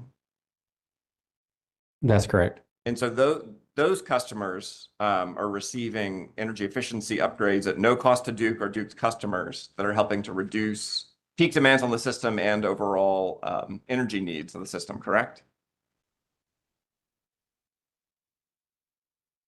Yes, typically the weatherization program is funded through government funding. The company also, through its energy efficiency program, helps supplement some of the weatherization funding through investments that customers may make. They can apply for energy efficiency incentives to help lower that overall cost that then can be spread to other customers from the allocated weatherization dollars.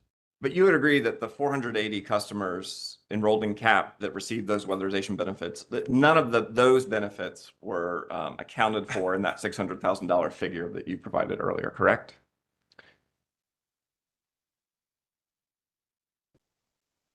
They were not provided in that specific figure. However, the benefits of the weatherization program would still be captured by all the customers through the design of how weatherization flows back. Well, again, that wasn't the question. The question is that the dollar figure you provided in testimony in response to Presiding Commissioner McKissick's question about net benefits did not include the benefits that accrue to the system from the CAP customers receiving those weatherization. The scoped analysis that I provided to Commissioner McKissick did not include anything related to weatherization. Thank you. No further questions. Okay, let me make sure I did not bypass CUCA. I didn't see anybody there to. I think no questions. Wanted to verify. Okay. Public staff. Oh, yes, go ahead. Before I forget, I don't know at what time you want us to ask to move into evidence exhibits that were previously marked. Should I wait till? I don't have any objections to you doing it when you conclude your testimony rather than waiting to the end of the panel. Okay. You know, because otherwise it might get missed. But it's up to you, each council, to do it how they feel most comfortable. Well, at this time, we would ask to move into evidence NCJC et al. Cross Bowman Cawley Direct Exhibit 1. Without objection, your motion is allowed. Thank you. And we'll now move on to, see, we do have public staff as well as Walmart here. Does Walmart have any questions or? Walmart does not have any All right, re-rec. then we'll move directly to public staff. Commissioner's question. We don't have any. I do need to move to process of this. All right, go ahead and move your exhibits at this time. Yeah. Yes. The public staff would request to move into the record confidential public staff cross Bowman, Coley, direct exhibit numbers 1 and 2. Without objection, your motion's allowed. Thank you. And I believe, yes, go ahead. We certainly do not want to stand between the commission and lunch, so we do not have any redirect questions, commissioner questions. Very good. And lunch is the next thing on our agenda. I believe there was one motion that needed to be made. This is appropriate time to make it about. Yes, thank you, Presiding Commissioner McKissick. At this time, I'd like to move to enter a stipulation that was entered between the North Carolina Home Builders Association, DEC, and the public staff that was filed with the commission on July 2nd into evidence or into the record. No objection, sorry. Without objection, your motion's allowed. Thank you. And Presiding Commissioner McKissick, a fourth settlement to enter in the record this time. Okay. And then I neglected to mention at the start, that would be the agreement and stipulation of partial settlement filed October 24th, 2025 between DEC, public staff, SIGFUR, and KUKA. We'd like to enter that in the record as well at the appropriate time. Without objection, your motion is allowed. It's now about approximately 12:30. So why don't we plan to resume the hearing at 1:45? Okay? Thank you.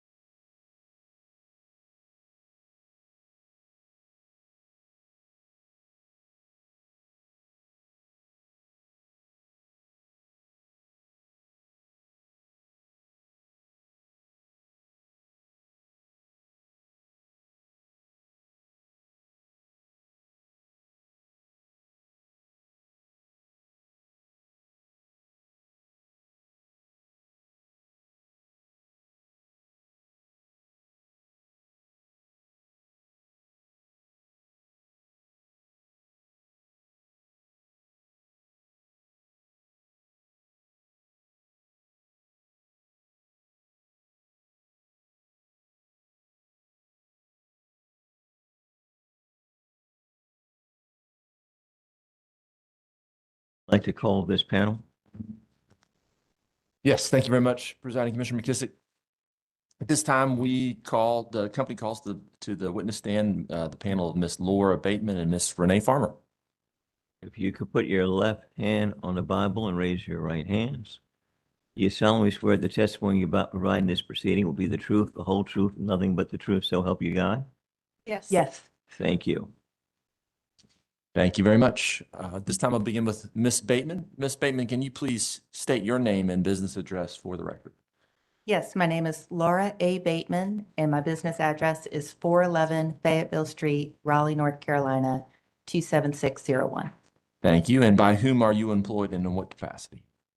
I'm employed by Duke Energy Carolinas as Vice President of Rates and Regulatory Strategy for the Carolinas. Thank you. Turning to you, Miss Farmer, can you please state your name and business address for the record? Sure. My name is Renee Farmer and my business address is 525 South Tryon Street, Charlotte, North Carolina, 28202. Thank you. And by whom are you employed and in what capacity? I am employed by Duke Energy Carolinas as Rates and Regulatory Strategy Director. Thank you. Now turning back to you, Ms. Bateman, on behalf of the panel. On November 20th, 2025, did you and Ms. Farmer, on behalf of the panel, cause to be pre-filed in this docket direct testimony consisting of 54 pages and 4 exhibits marked as the PBR Policy Panel Direct Exhibits 1 through 4? Yes. Does the panel have any corrections that it needs to make to its testimony or exhibits? No, we did not. If I were to ask this panel the same questions as are set forth in your pre-filed testimony, would your answers be the same? Yes. Did you also cause to be pre-filed a summary of your direct testimony on July 2nd, 2026? Yes. Have you reviewed the agreement and stipulation of partial settlement between the company and the public staff that was filed on July 2nd, 2026? Yes. And have you also reviewed the agreement and stipulation of partial settlement on storm costs that was entered into between the company and the public staff and filed on July 6th, 2026? Yes. In your opinion, are those stipulations in the public interest and should be adopted by this commission? Yes. Commissioner McKissick, at this time, I would ask that the PBR policy panel's pre-filed direct testimony and exhibits be entered in the record as if given orally from the stand and again, entered into the record at the appropriate time with the exhibits as well marked as pre-filed. Without objection, your motion is allowed. Thank you very much. At this time, the witnesses are available for cross-examination and commissioner questions. Okay. Now, I had the Attorney General's office here. Are they? We're going to reserve our questions on this panel for rebuttal. Okay, thank you. Sigfer, you may proceed. Thank you, Presiding Commissioner McKissick. Ms. Bateman, I believe all of my questions will be directed to you. So are you comfortable with me sitting here at this angle, or do I need to move one seat to my right? I'm fine. Okay, thank you. Ms. Bateman, you lead teams that are responsible for, among other things, cost of service studies. Is that correct? That's correct. And I know Witness Hager is DEC's cost of service witness, but I would like to ask you some general questions about cost of service studies, if I may. Would you agree that the overall purpose of a cost of service study is to determine whether each class of customers is providing the utility with a reasonable level of revenue to recover the costs necessary to provide service to that class? So I think generally the purpose of a cost of service study, I might state it a little bit differently, is to take the cost of providing service and to functionalize them into the different functions: production, transmission, distribution, customer, and then allocate them out to the various jurisdictions and customer classes to assign costs or allocate costs to the parties causing those costs. So we use cost causation principles. And so then if you were to look at the revenue compared to the costs assigned to that particular jurisdiction or customer class, you could make that comparison. And how frequently does DEC perform a cost of service study? Typically, it's annually that we file it, a per books cost of service study. Okay. Would you agree that to the extent certain costs can be specifically attributed to a group of customers, those costs will generally be directly assigned to the customers who caused the cost to be incurred? Can you state the question again? Sure. Would you agree that to the extent there are certain costs that can be directly attributed to a specific class of customers, those costs will generally be directly assigned to the class causing the cost to be incurred? I would agree with that. The reason that I paused is because sometimes there are costs like meters that we allocate. We don't specifically say these are the residential meters and these are the commercial ones. And so to the extent that we do have the breakdown, we would direct assign it, but otherwise we would allocate So, using cost causation principles. apologies. So recognizing there may be a few exceptions to that general rule, the general rule that I stated, you would agree with? It's hard to say without you giving a specific example. I mean, generally, if a cost can be direct assigned, we do. But I would hate for that to be overgeneralized to, in its application, or to misrepresent how we actually do the cost of service. Understood. Would you agree that when costs are jointly incurred to serve all classes of customers, that those are then allocated to all customer classes? Yes, I would agree with that. Okay. When allocating joint costs across all customer classes, would you agree that DEC tries to the greatest extent practicable to allocate those costs based on the cost causation principle? Yes. Would you agree that cost of service for the North Carolina retail jurisdiction is the foundation for determining the overall jurisdictional revenue requirement? Yes. Would you agree that revenue requirement by rate class serves as the starting point for rate design? Yes. And can you please describe the difference between inter-class cross-subsidization and intra-class cross-subsidization? Yes. So interclass is when there is cross-subsidization across the customer classes. And so I believe this is in Witness Bird's testimony that we try to, when we come in for a rate case and we do those cost of service studies, we try to balance bringing each class to a similar return. So to reduce that cross-subsidization, and we balance that with try not to burden any one class with too much of a higher increase than the average. And hypothetically, if an inter-class cross-subsidy was occurring, would that come to light through a cost of service study? Yes. Would that then be rectified or addressed in some manner in the company's next general rate case proceeding, either through revenue apportionment or rate design or both? I would generally agree with that.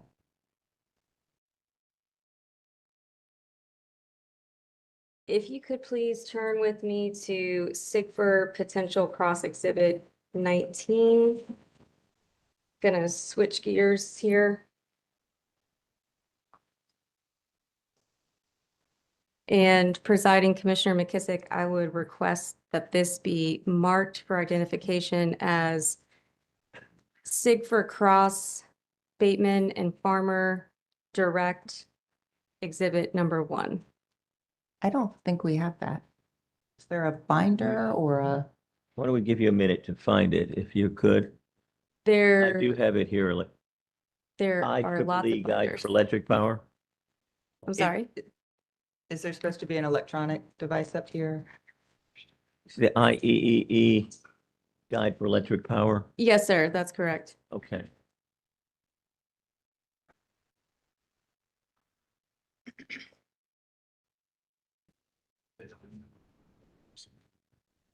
Okay, you said 19? Yes. Okay.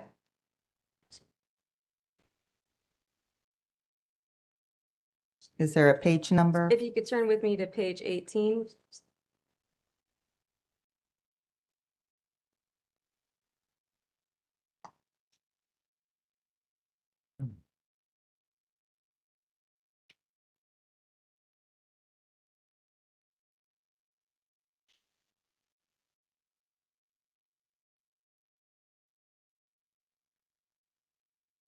And it says 18 on the bottom of the page. At the top of the page, it says page 19.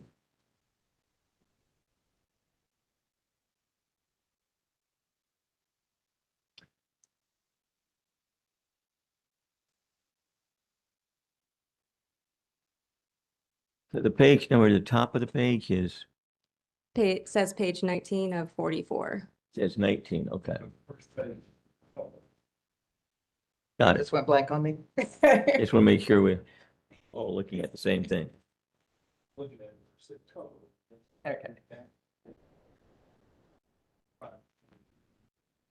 So it says 19. at the 19 top of the page? 44, yes. Are you with me? Yes, I have that. Okay.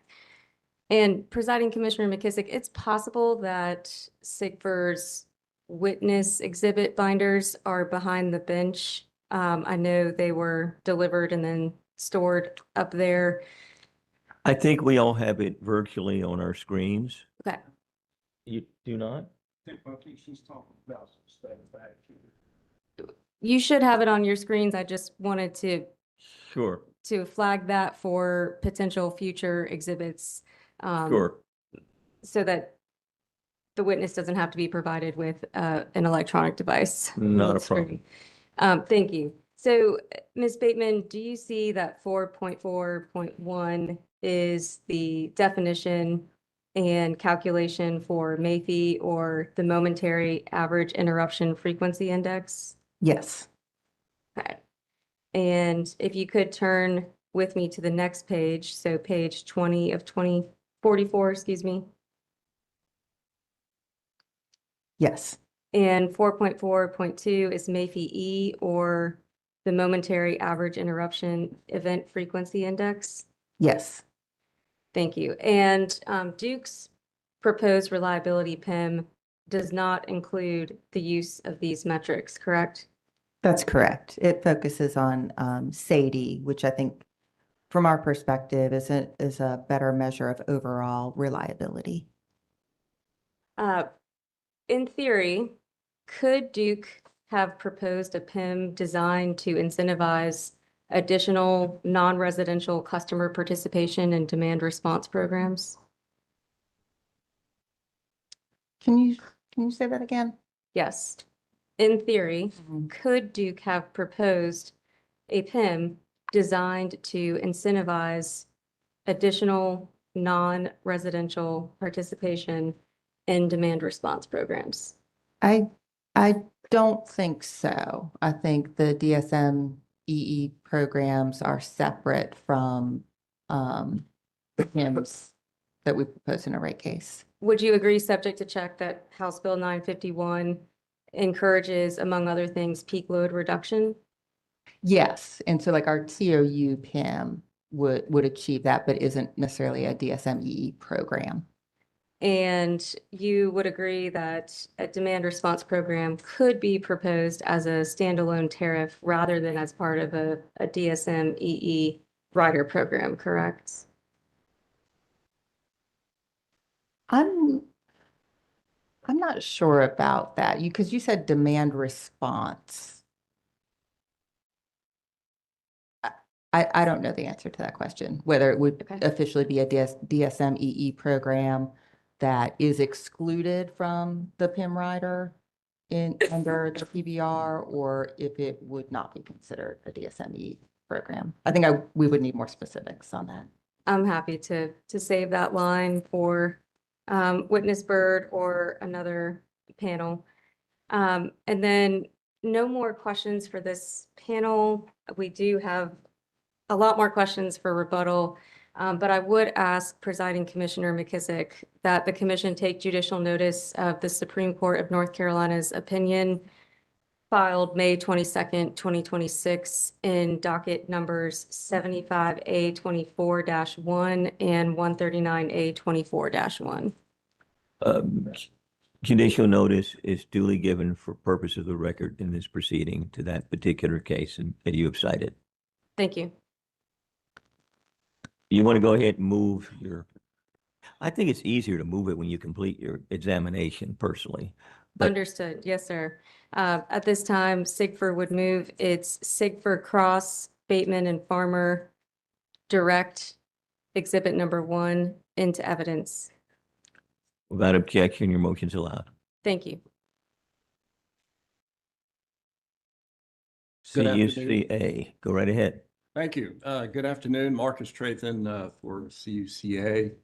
I have just a few questions that are really targeted to the transmission cost allocation adjustment testimony. Yes. So Duke has proposed a $26 million adjustment in its direct testimony. Is that correct? That's correct. And I believe that this is a topic of the settlement stipulation reached with the public staff. And in that stipulation, DEC has accepted the public staff's position on the adjustment. Am I correct about that? You're correct. And I believe that Duke and the public staff agree that the adjustment should be $31.2 million. That's correct. Okay. Now, my understanding is that the theory of this adjustment is it grows from something that was proposed by the public staff in the last rate case. Is that correct? It was the origin of this was with the public staff. Correct. And it is described as an adjustment to address the growing level of net transfers under the joint dispatch agreement from DEP to DEC. Correct? Yes, they had expressed a concern about that in the last rate case.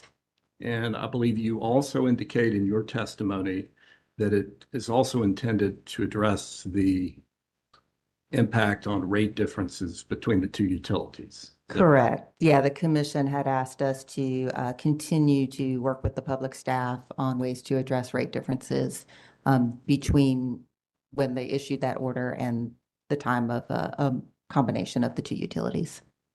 Now, this adjustment in reality is a rate-making construct, correct? It's no money is actually moving between the companies. It's for rate-making purposes only. There's no accounting entries that are generated. It doesn't impact the books. There are no accounting entries. Okay. So basically, this is reallocating what retail customers pay, correct? Yes, and I would say, the concern raised by the public staff, how this is calculated is it looks at the net transfers, so the average net transfers over a certain number of years from DEP to DEC, and then multiplies them by the company's non-firm OAT rate, published OAT rate, to come up with, some cost assignment to those net transfers. But there is pricing under the JDA, correct? Correct. Okay. Yes. And this does not impact that at all. Yeah, so I guess you could have gone to FERC and asked for an adjustment to the OAT pricing, correct? So no, that's not what this does. No, I know it's not what it does. Yeah. But I'm saying that if I don't the think- theory, I'm sorry, go ahead. Yeah, I don't think that would have impacted this at all if we changed the OAT rate. Okay. I think what you're saying is if we had asked for a change to the JDA. Okay, yes, you could have asked for a change to the pricing in the JDA. Yeah, we thought the combination of the two utilities was a better option, and we met quarterly with the public staff to talk through different options. And the combination of the two utilities was the one that delivered the most benefits for customers, the most savings. And so that's the one that we selected. That's the one that this commission has approved, and we are pursuing and targeting closing by January 1st of 2027. Okay, but when you say most savings, you're talking about savings to DEP, but it's a cost to DEC, correct? No, the combination of the two. No, this TCA adjustment, the TCA adjustment. Yeah, so the itself. TCA adjustment is just to bridge that period of time because during, in these rate cases, we are still two separate utilities. So we have filed the rate cases as two separate utilities. And so we thought it was appropriate to continue the TCA to bridge that time until we get to our next general rate case when we can file as a combined utility. In absent the combination between DCA, DEC and DEP, would there have been any reason to continue this adjustment? I think the public staff would have still, I mean, you can ask their witnesses, but I think they still would have had the concern. And what we filed in the CPIRP is that we would have had to really we filed a 2U sensitivity in that docket. And so absent the combination of the utilities, we would have had to move to completely separate planning, which would have actually increased costs for DEC significantly more.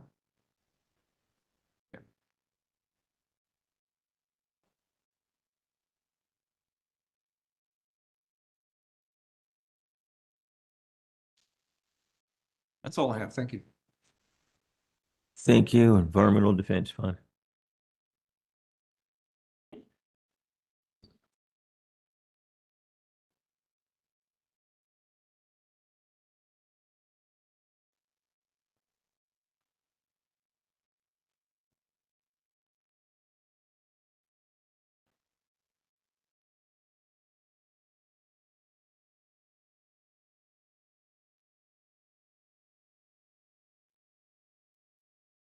Good afternoon, Ben Smith for the Environmental Defense Fund. I just have a few questions about PIMS. You all would agree that North Carolina statutory, the statute enabling PIMS includes an encouragement for beneficial electrification, including electric vehicles? Yes. And at this point, DEC's only PIM with respect to EV policy is a tracking mechanism. Isn't that right? Yeah, I would actually disagree with that because we don't have a formal PIM. And this is something that we actually discussed at length in the North Carolina energy regulatory process, is that for electric vehicles or beneficial electrification, you could either do a PIM or you could exclude those sales from the decoupling mechanism, which provides a natural incentive by excluding those sales from the decoupling mechanism. So that's kind of how we've proposed it in this case, to have that incentive through excluding the sales from the decoupling mechanism and excluding them from the earnings sharing mechanism calculation. So I guess I don't think that quite got to my question, though, that you all have proposed to continue your tracking mechanism. Is that right? Oh, that is correct. And so understanding Ms. Bateman's context that's already been given here, would you agree that unlike the tracking metrics, unlike a PIM, a tracking metric like this provides no financial incentive or penalty for the company to pursue beneficial electrification vis-a-vis EV policy goals? Yeah, our tracking metrics are to monitor and track the beneficial electrification of electric vehicles. And the whole purpose of the tracking metrics is to use that to inform our decisions for future PIMs. Yeah, but I would also add for electric vehicles, I think we do have in our proposal an incentive that a financial incentive for the utility through excluding them from the decoupling mechanism, and our proposal to exclude them from the earnings sharing mechanism calculation. And Ms. Bateman, talk a little bit more about that, because I want you to explain maybe a little bit more clear how that has the same impact as a PIM or something similar, I suppose. Yeah. So particularly for the residential class, our rates are set where we recover a large portion of our fixed costs through a variable rate. And so what that means is when we sell more kilowatt hours, you have more margin. And when you sell less kilowatt hours, you have less margin. And so some people sometimes refer to that as a throughput incentive. And decoupling is meant to decouple those two items. And so what decoupling does is regardless of how many kilowatt hours per customer customers use, our revenue requirement that we recover per customer stays the same. We true it back up. So for example, this summer, it's very hot. You know, residential customers are probably paying more in their electric bill because they're using more kilowatt hours. They'll receive a portion of that back through the decoupling mechanism. So decoupling decouples that. If you exclude the EV sales from decoupling, you put that margin incentive back in. So the more kilowatt hours we sell, we do have an increase in margin for the EV sales only. And how does that account for, excuse me, and how does it account for commercial ET, electric transportation? For the decoupling mechanism in North Carolina is only for residential class. No further questions? All right. North Carolina Justice Center et al.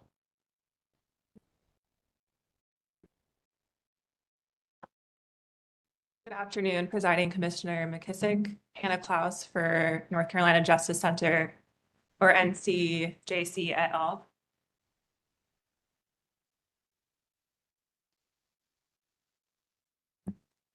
Good afternoon. Unless otherwise indicated, my questions will be directed to the panel as a whole. Can I direct you to page 26, lines 18 through 21 of your testimony?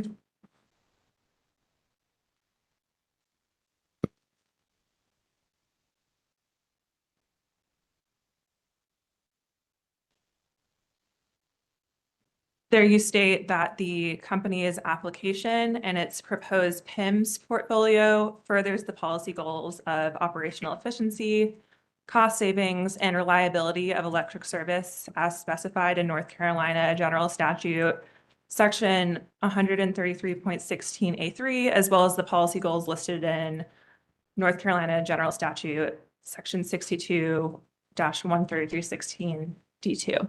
Is that correct? Yes. You also state in your testimony that DEC is proposing to reduce the total PIMS financial incentive structure to a maximum of $8.1 million in upside and downside potential per rate year. Is that correct? Yes, so we're proposing to decrease those maximum caps. But as I think was reviewed with witness Bowman, that our actual achievement won't be impacted by those reductions in the maximums. And to confirm the financial incentive structure in terms of the maximum upside and downside, there is a reduction there from PBR 1, correct? In those actual caps. Ms. Bateman, you spoke about with other counsel the 2020 North Carolina energy regulatory process and your familiarity with that process. Is that correct? Yes. And that was a stakeholder process created by Executive Order 80, correct? I don't remember the executive order, but required. it was created by executive order. And you were one of the co-leads of that group, correct? For the performance-based rate making subcommittee, I co-led that with someone from NC Warren. Okay. And at the conclusion of that stakeholder process, NERP for short, the study group, as you alluded to, released a report on performance-based rate making, along with study group work products. Correct. Can I have you turn now? There is a NCJC et al. Potential cross exhibits binder on your table. I think it is to the left of Miss Farmer, if not in front of you. Yes. Should be labeled potential cross exhibits binder to potential cross exhibit 83. Yes.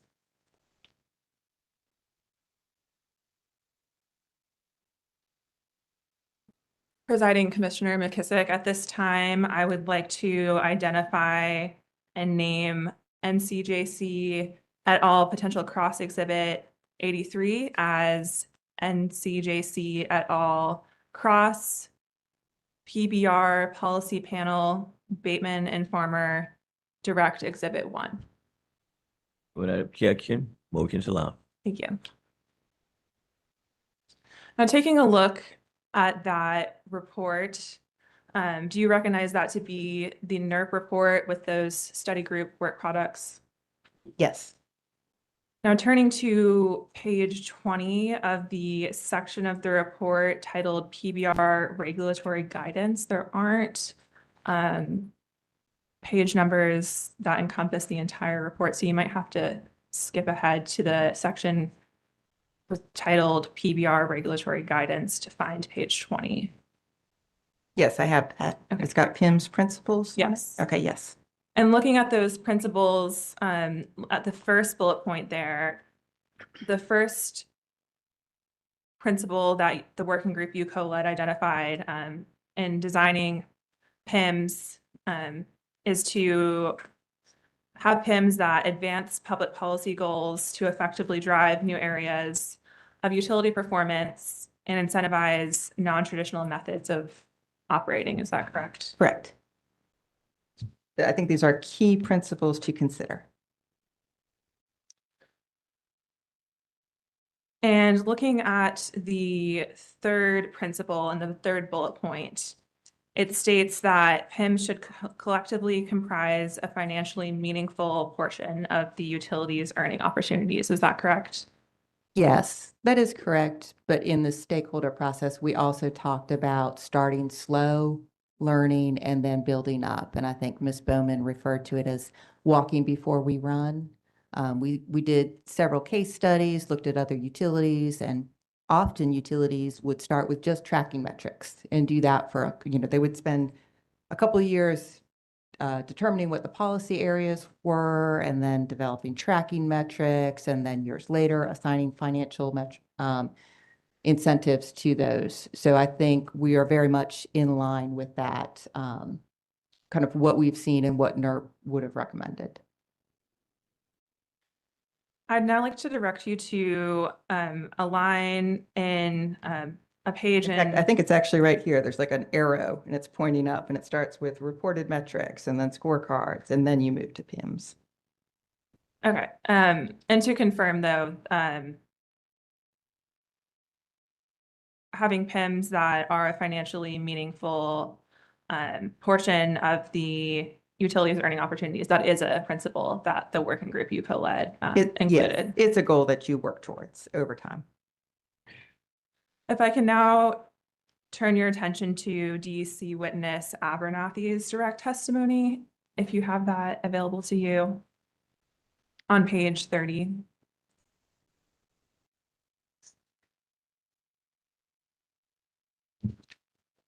Yes. At lines 15 through 16, showing the PIMS cap of 73 million.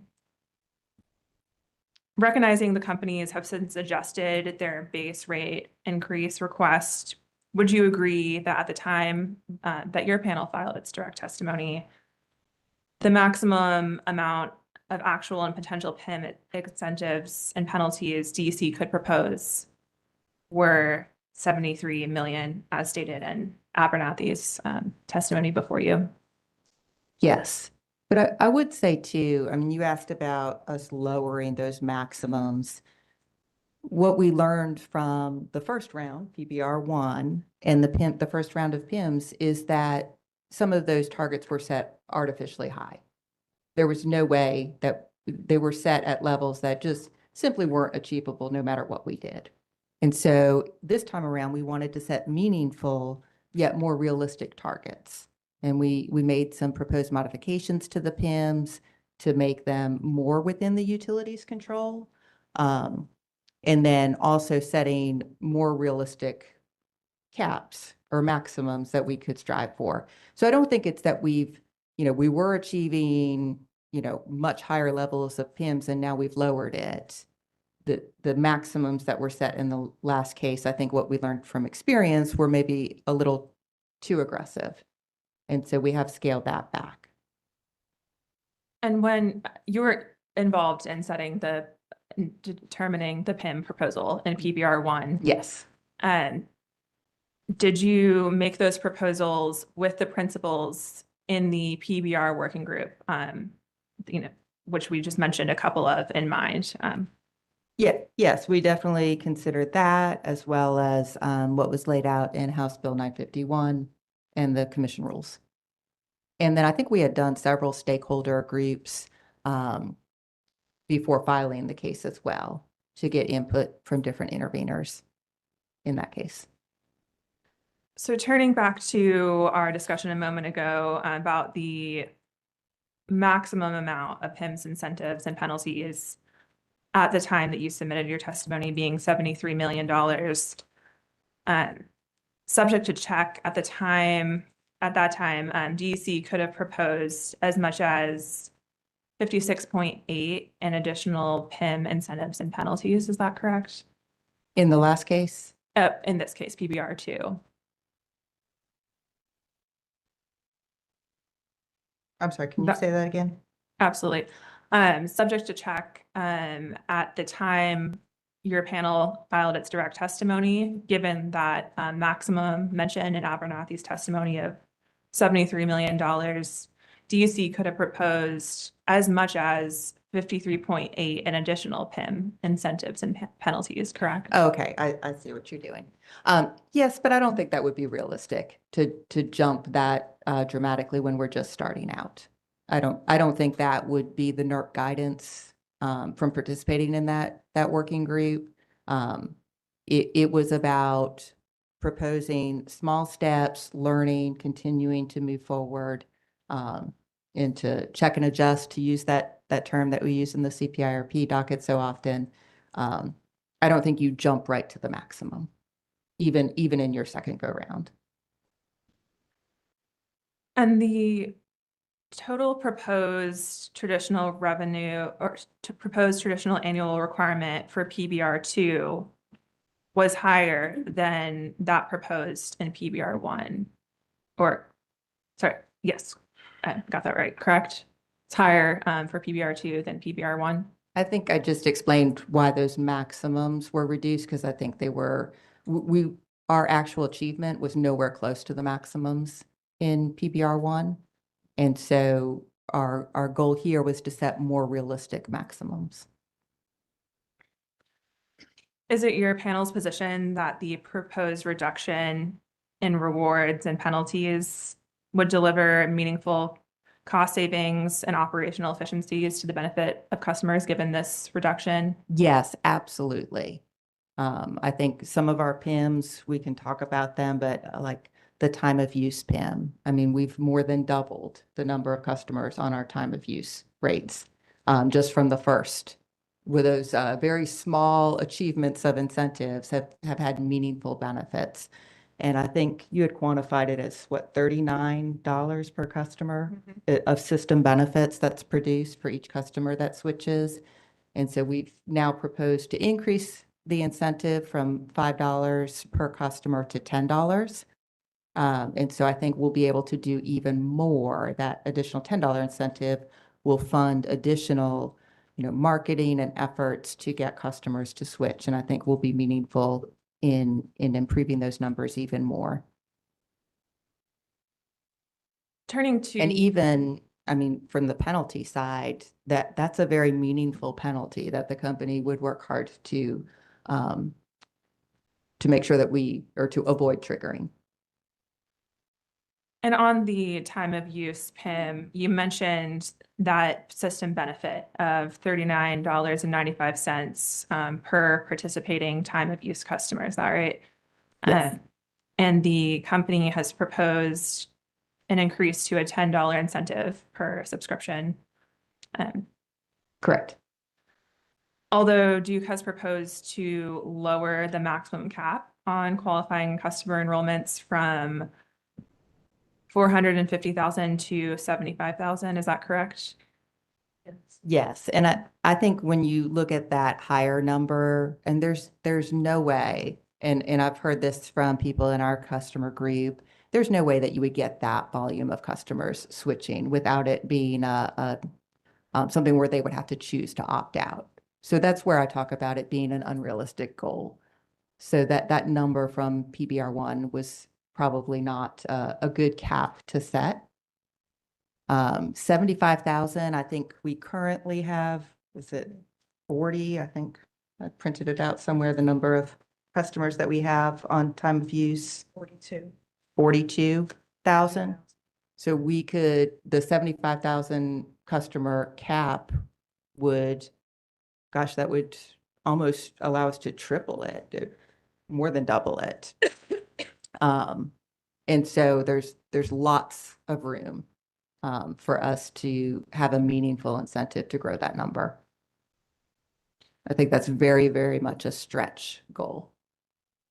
Looking again at the PBR regulatory guidance, which you may still have before you. If not, I'll give you a moment. On page 19 of the section on PBR regulatory guidance, there's a heading comparison with the current system. You said on page 19, just the page Yes. before.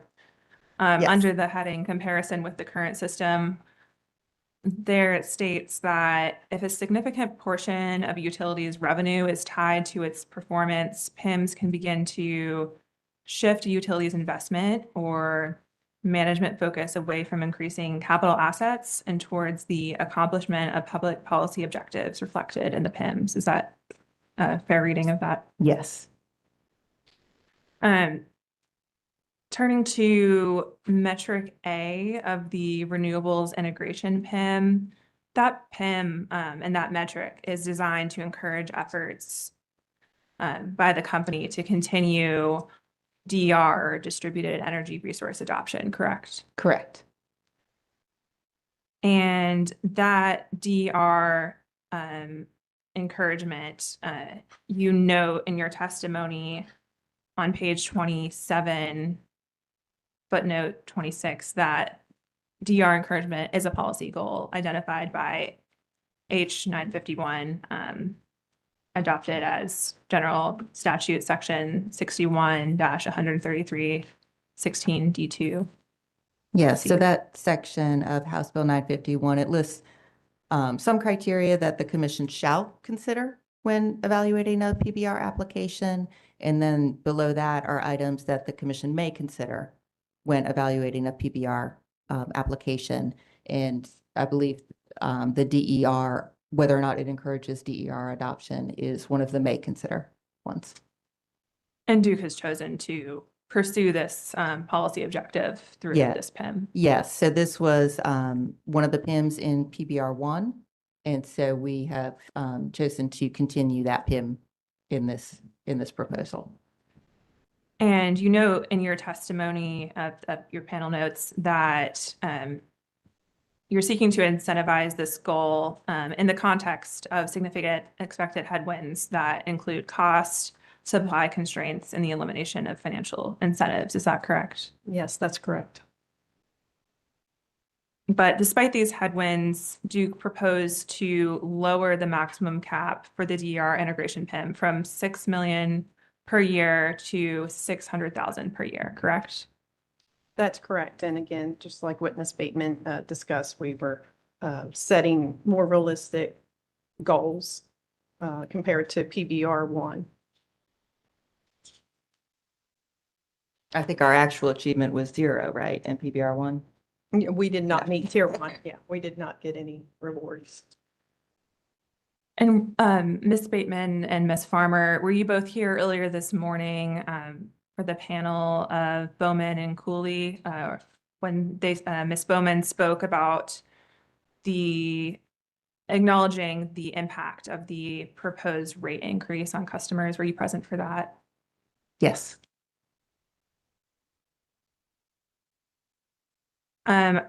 Directing you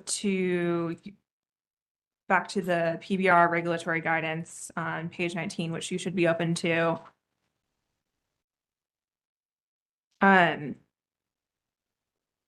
one of the top goals identified by the group was to create utility incentives aligned with cost control and policy goals. Is that correct? Yes. And that page also states that the cost of service model incentivizes utilities to sell more electricity and add capital assets to their rate base.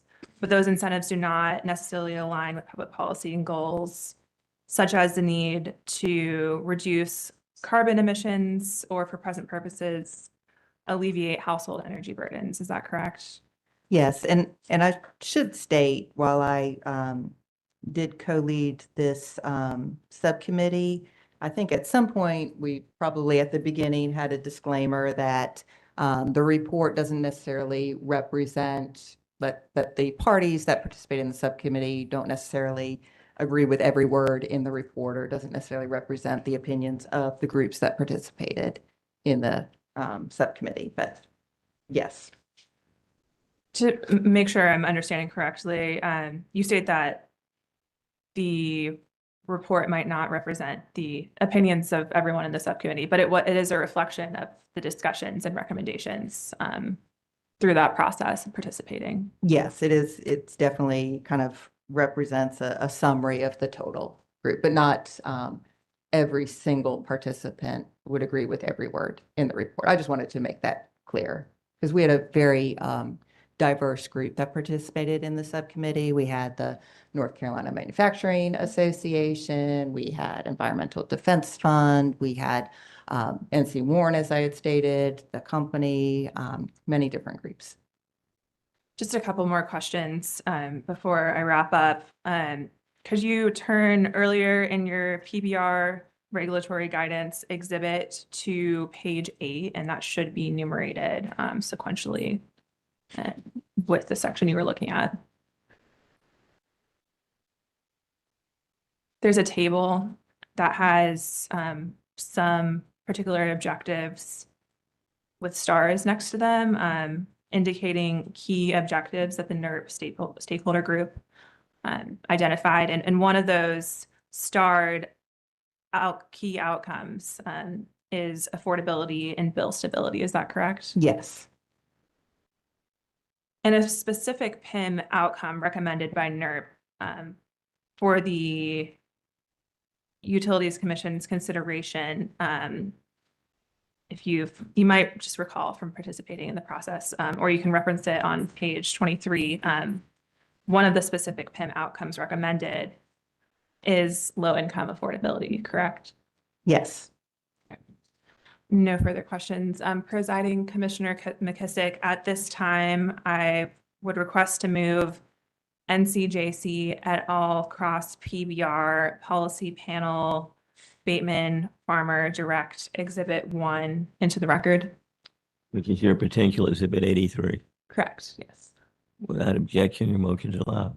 Thank you. And let's see, we have sustainable energy, SEA. Commissioner, I think all my questions have been asked and answered so far, though I'll reserve the right to ask questions on commissioners' questions. Thank you, sir. Walmart. Yes, Your Honor. I know I'm at somewhat of a difficult angle. If you'd like, I can switch to the middle chair if that would be preferable for you all. You let me know. I'm happy to because I can only see you. So let me change. I'm getting so much breath. I don't mind. It's nice to get up on occasion. Good afternoon, Ms. Bateman, Ms. Farmer. My name is Carrie Grunman. I'm here on behalf of Walmart. Good afternoon. Let me ask a first preliminary question.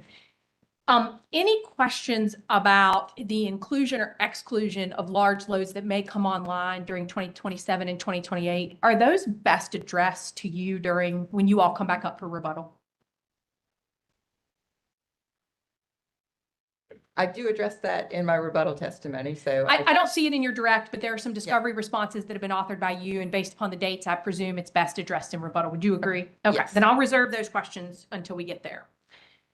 My first question relates to, I'm going to cover a couple of different topics. You address in your testimony, and I'm not necessarily focus directly on it, but I can get you a page. But you discuss the ESM, the earning sharing mechanism that's in existence. And I'm specifically looking at page 17, line 5. And you just note in that testimony that the ESM is an asymmetrical concept in that it only allows the commission to sort of award to customers earnings over that exceed 50 basis points above your authorized return, but there's nothing if you under earn. Is that correct? That's correct. Okay. And am I correct that if we take a look at, and I know we haven't fully finished the first PBR 1, but to your knowledge, has the ESM been triggered?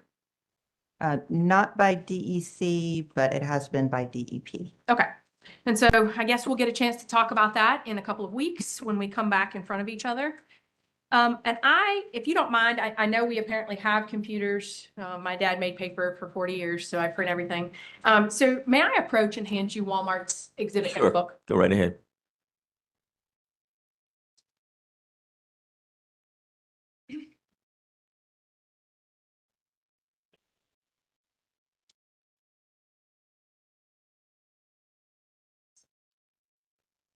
And I'm going to flip around to a couple of different places, but can we start with what's been marked as Walmart Potential Cross Exhibit 10?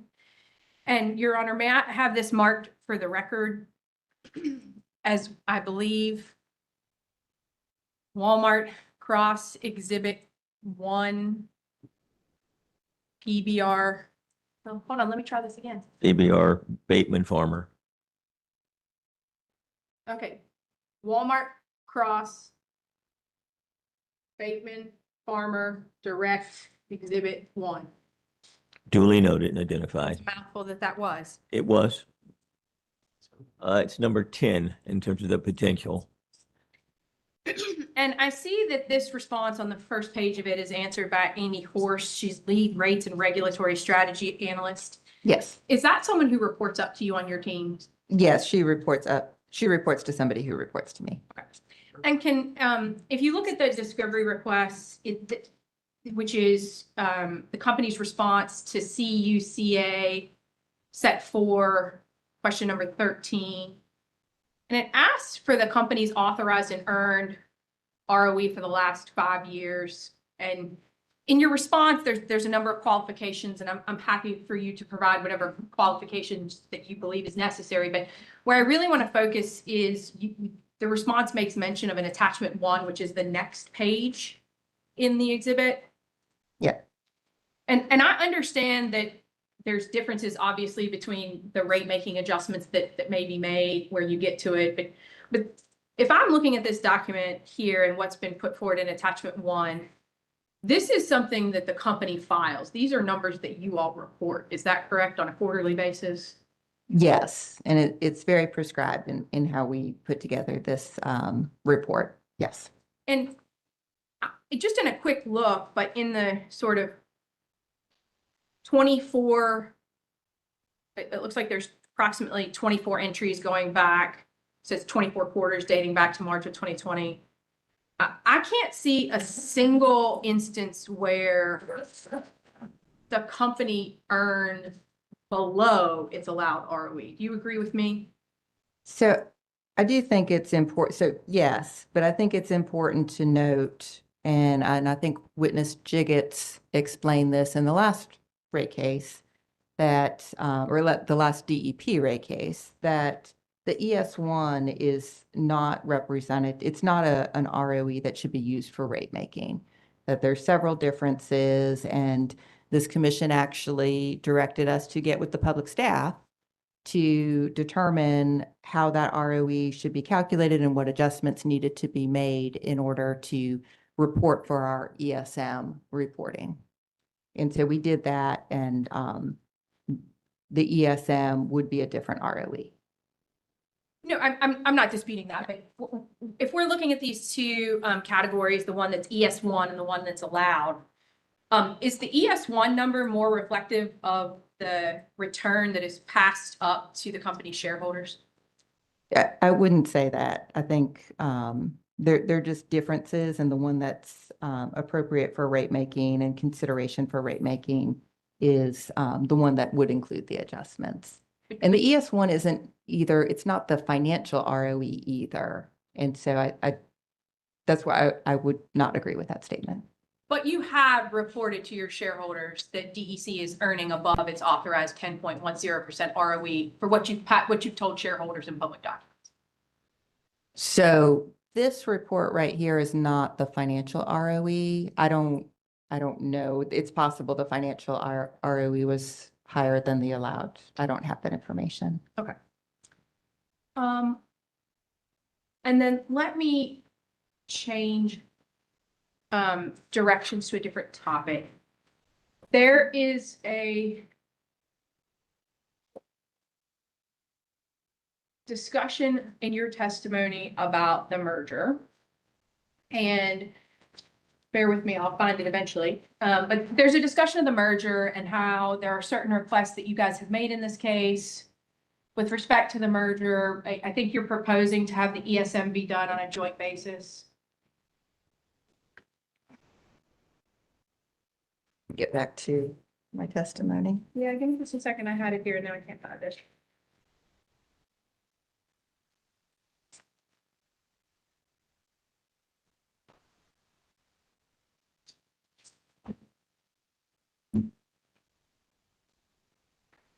Okay, I think we. Yes, I found it. Page 22 approximately. There's a discussion of a certain stipulation, but you also just more generally discussed the merger. Yes. And as you know, there were certain agreements made in the stipulation that resolved the merger that was approved by this commission about passing along certain savings to customers. Is that correct? Yes. What I guess I'm trying to understand is because of the nature of the way the timing of this rate case falls versus the timing of the merger day one, which is supposed to be January 1 of 27, versus really, it won't be until the next rate case, which, you know, would be for rates going into effect in 2029, correct? I'm sorry, what was your question? Well, I'm just trying to level set that, like, we're not really going to be in a position where we're assessing the merged utility until the rate case, till the next rate case. For base rates. Correct. And so to the extent that there are additional savings beyond those that have been proposed and guaranteed under the terms of the stipulation from the merger, what happens to those savings during 2027 and 2028? And so the vast majority, in fact, the vast majority of the savings in 27 and 28 are fuel related. And so we will track those and they will be reflected in our fuel filing as early as next February or March, whenever we file that first fuel filing. So that's why I clarified base rates, because I think for those first 2 years, the overwhelming majority, it might be all of the savings in that we had estimated in those first 2 years is fuel related. And so those will be passed through to customers dollar for dollar through the fuel rider. And we will be tracking those savings as well and be able to identify in those fuel filings how much were the savings. But to the extent that there are any additional savings outside of fuel, which fuel has its own process. So let's just assume that you guys, oh my goodness, there's these additional amazing savings that we didn't even know would happen. Mm-hmm. What happens during 2027 and 2028? So I think the biggest bucket is avoided cost. Those were projected to be realized later. So those would lead to lower than otherwise anticipated cost increases in those future rate cases. And then the next bucket was the fuel savings that'll be passed on through the fuel rider.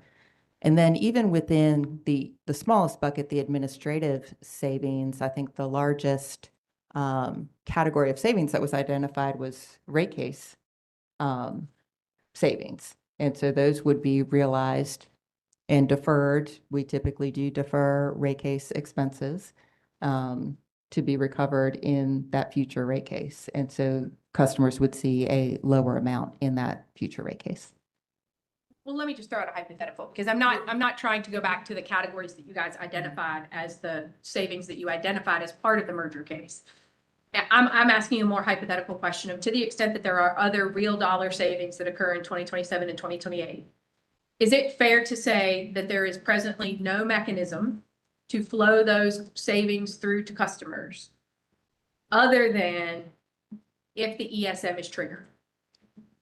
I think if there are general cost savings in between rate cases, that the whole concept of PBR and having an earnings sharing mechanism is that the utility has an incentive to control costs and to reduce costs in between rate cases. And so in between rate cases, up to a certain level, up to that narrow 50 basis point band, the utility does have a financial incentive to reduce its costs, to find ways to creatively find cost savings that are then passed on to customers in the next case. But for purposes of 2027 and 2028, those would be retained by the utility. If we are able to come up with new and creative, not yet identified ways to reduce costs, yes. And did you hear my questions in response to, with Ms. Bowman earlier this morning, where I asked her about the value of a 1 basis point difference in the revenue requirement was equal to $2 million? Yes. And so right now, the benefit of that 50 basis point buffer in the ESM is approximately $100 million. It's a little lower than that, but yes, approximately.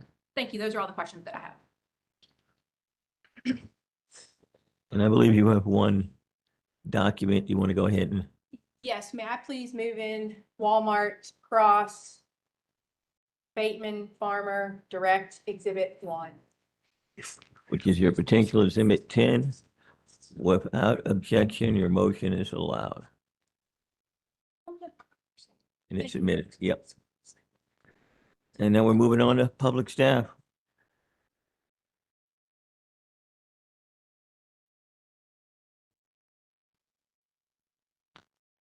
Thank you, Presiding Commissioner.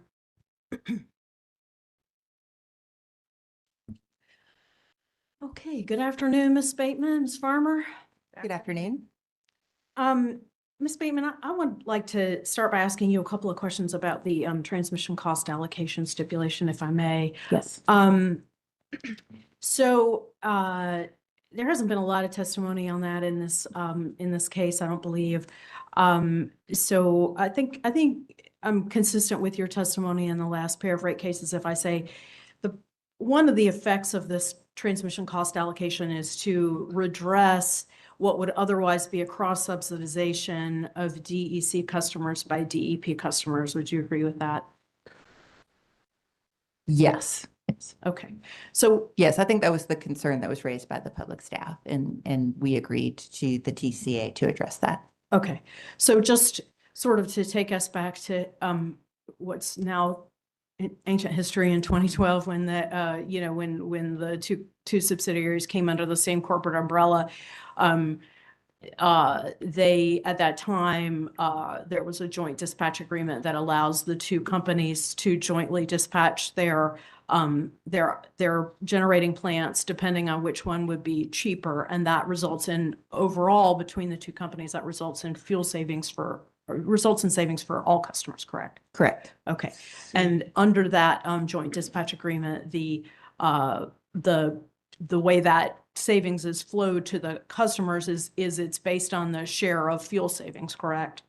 Yes. Okay. And that's fine as long as the energy is flowing kind of equally from one unit to the other. But over time, it came to pass that more and more DEP was sending energy to DEC net. That was the transfers were mostly flowing or more flowing that direction, correct? Correct. Okay, so the joint fuel savings didn't completely compensate for use of the hard assets of the transmission distribution assets, correct? That's correct. Okay, so I think my understanding, I believe Mr. Trathan said there aren't any accounting adjustments, but my understanding is that it's accounted for as on DEP's books. It's shown as essentially a debit to revenues or a payment to the affiliate, and then on DEP's books it's shown as revenue to DEP. Is that not accurate? So that is not accurate. Okay. So there are no accounting entries associated with it. It's just for rate making purposes. It is an increase to the revenue requirement for DEC and a decrease to a symmetrical, identical decrease to the revenue requirement for DEP. And since it is not accounted for, that's why it's also an adjustment in the earnings sharing mechanism, because there's no accounting that actually would account for that rate making difference. Oh, thank you for that clarification. Okay. Okay. So let me ask you about, sorry, too many papers.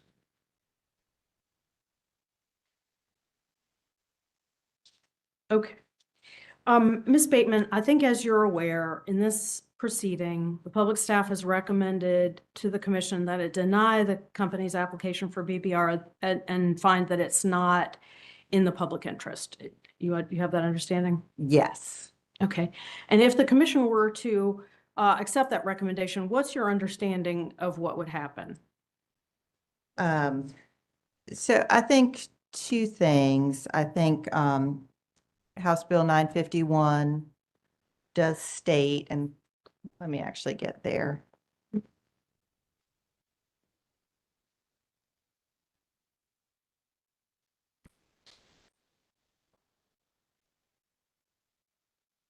And this is reiterated in the commission rules.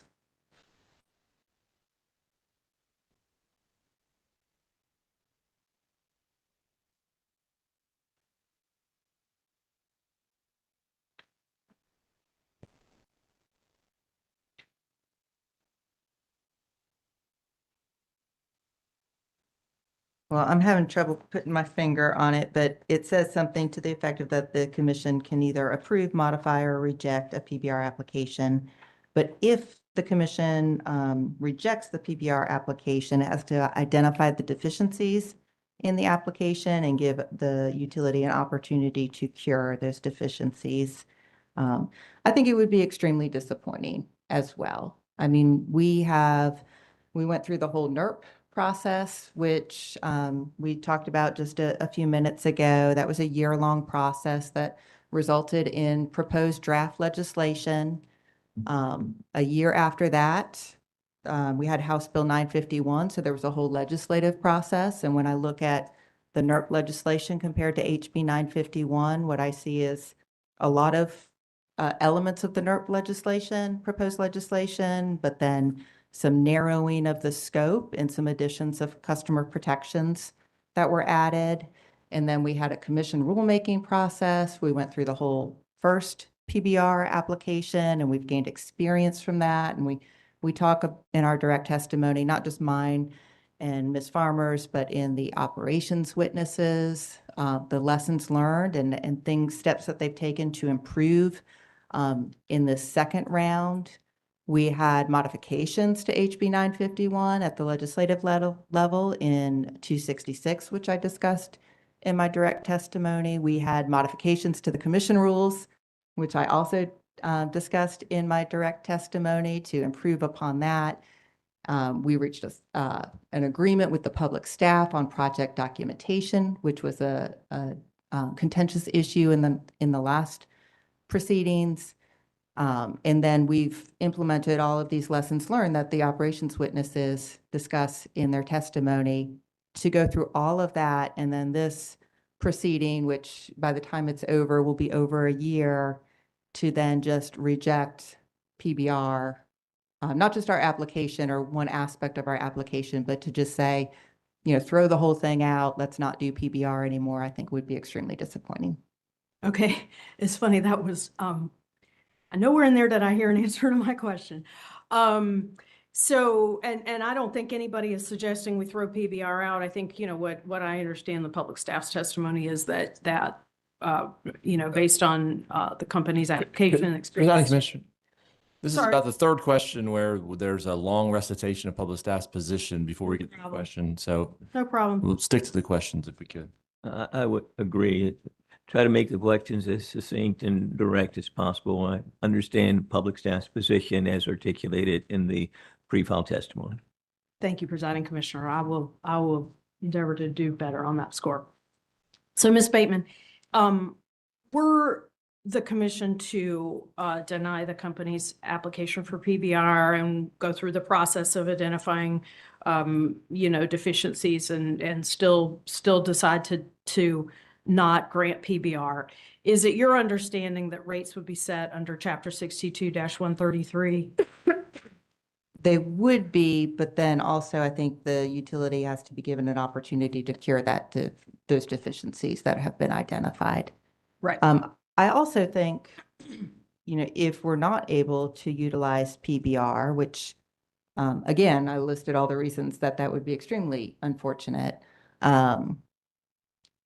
that we likely would need deferrals, deferrals for the NTAP investments that we need to make that are currently included in our proposal.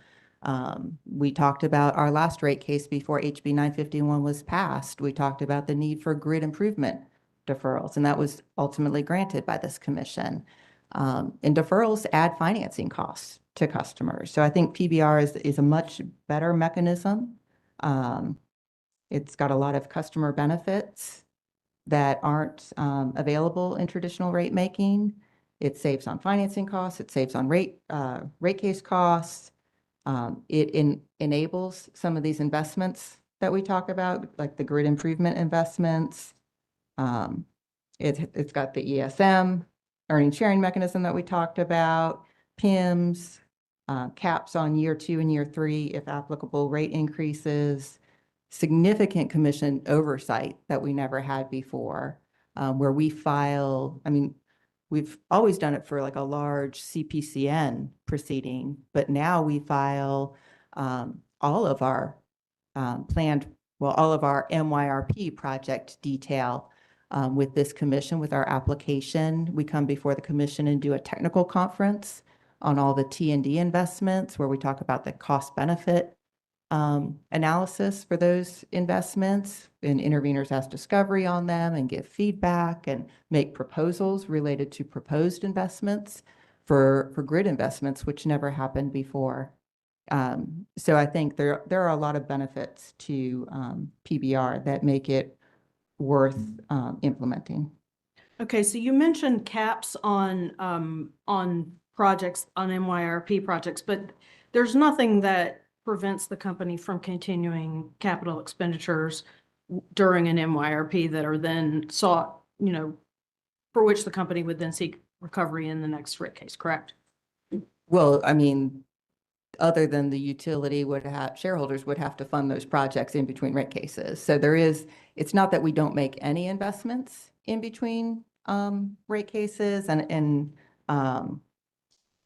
if you look at application exhibits E and H, that's where we show kind of our total projected investments, both MYRP and non-MYRP, to kind of, and as well as our kind of all of our other financial forecast to show that we won't be over earning during the MYRP period.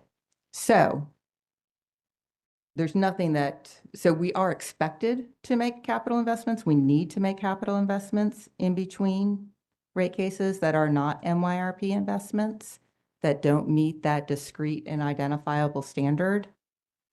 That is something that we have to do, that's expected that we will do.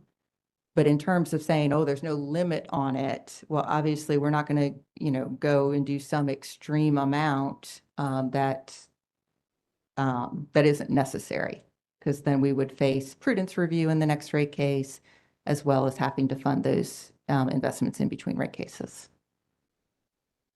Okay, so you were in the room, I believe, and Ms. Bremer, I think the rest of my questions may primarily be for you. They're related to PIMS, but I think you were both in the room during Ms. Bowman's direct testimony, and she mentioned that one of the benefits to ratepayers in an MYRP are PIMS, correct? Yes. Okay. So let's, but in your testimony, and I don't think there's really any dispute about this, in your testimony, looking at page 32, line 20, you describe DEC's performance in PBR 1 as only earning modest rewards and no penalties, correct? That's correct. Okay. And then further on page 53, lines 18 and 19, you describe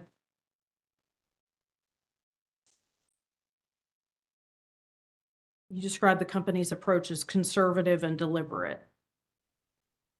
Okay. Yes.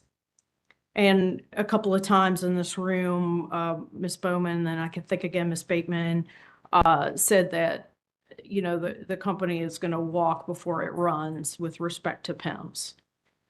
So we've, you know, PBR1 is already kind of baked, and now we're on to PBR, you know, the application for PBR2.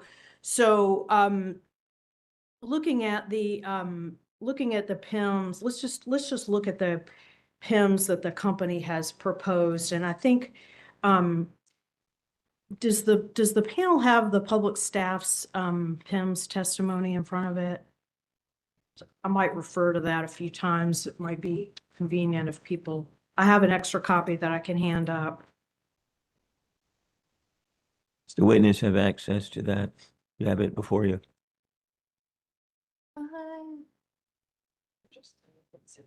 I have the policy panel. You may approach, sure. Does the commission have that handy? Because We have all the testimony okay. available to us virtually, yeah. All right. I also asked Ms. Mitchell if she could And give us a minute to get to it though, because it takes a second to switch between these. So, okay. Presiding Commissioner, go ahead. Yes. To the extent we're asking panels being asked questions about public staff on their direct appearance about public staff's testimony that was filed after their direct testimony was filed.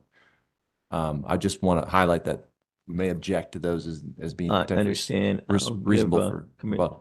Attorney Harrod a little leeway, but please keep that in mind.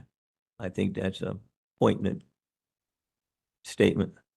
I will, Presiding Commissioner, the intent is just to talk about the PBR1 PIMS and some of the details more clearly presented there, easier to access. Sure, we'll give you a little leeway to go ahead and lay that foundation to get that before them. All right, thank you. So let's look at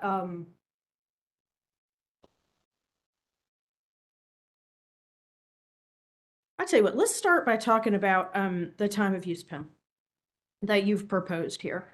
So I'm looking at your policy panel direct exhibit 1. And as you testified, as Ms. Bateman testified,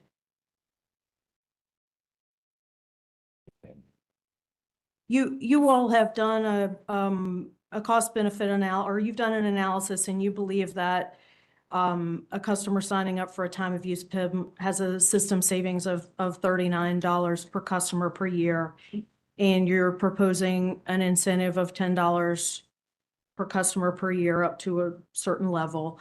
And you're proposing also, if we look at the second page of that PIM, and Ms. Bateman has already made reference to this, you're proposing to put additional marketing costs for rate offerings that you're going to fund out of that incentive of $250,000 per year. Okay, is that all accurate? Okay. Yes. So now let's turn then to the renewables integration PIM. And so that's going to be exhibit 2 of your testimony, and I'm looking at metric A. So in metric A, and if you, I'm pulling the facts, and I'm not referring to the testimony, I'm just pulling the facts from PIM's panel exhibit 1 here on the facts on the experience of rate year 1. So, and if you would like to get that in front of you, fine, or if you have it by memory, that's fine too, of course. I didn't, I'm not trying to be facetious. Al exhibit. 1. And Commissioner McKissick, if you would like, I could also throw it up on the Elmo. I have an extra copy. Sure, that would be fine. Might be helpful. That might be helpful. It would be easier to see. Sorry, Chairman Raleigh, it's PIMS. It's PIMS panel exhibit 1. From staff. Public staff. Oh, staff, correct.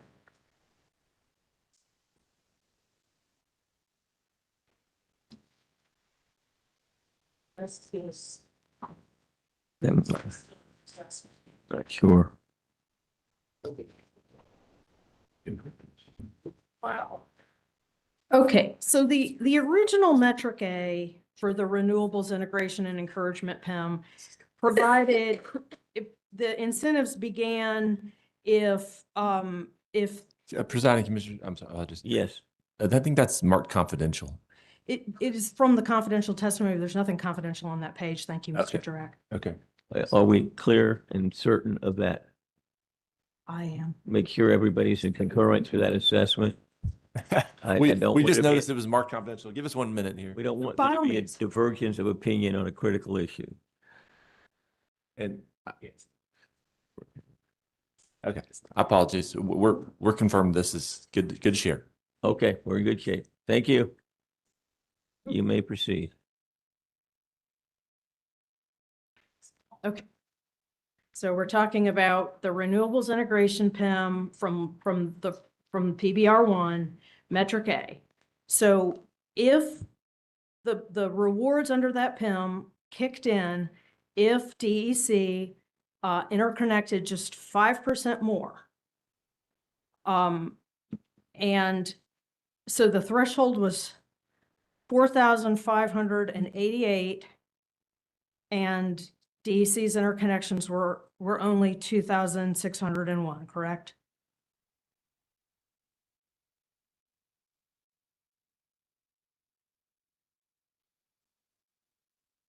That's correct.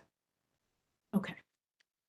And now to be clear, if customers ask to have, if net customers want to be net metering customers and they want to interconnect, the company's obligated to connect them, correct? Assume if they meet the requirements. Yes. Okay.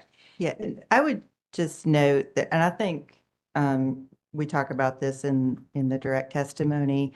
You know, if you look at, it was based on a 3-year rolling average. And if you look at the history, there's a step change between 23 and 24, a significant decrease that I think was due to some policy changes that were discussed. And so as soon as that policy change happened that was outside of our control, there was no way for the utility to achieve this PIM.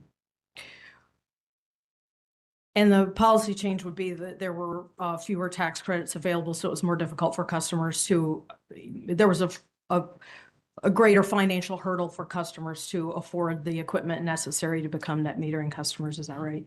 That's correct, yes. Okay. But you're still proposing in this iteration, you're still proposing to have a net metering interconnection PIM. You're just proposing that for every single customer you interconnect, you get $300, right?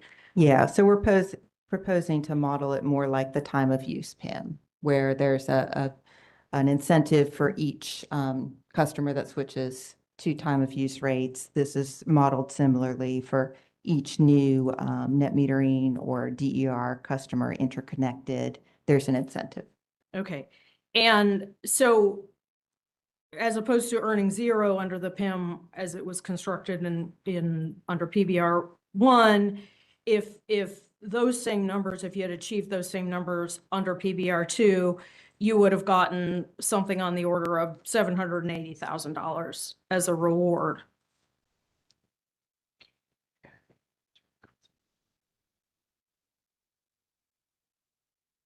Can you repeat that? Maybe my math is bad. 300 times 2,000, isn't that 780? 2,601 times 300.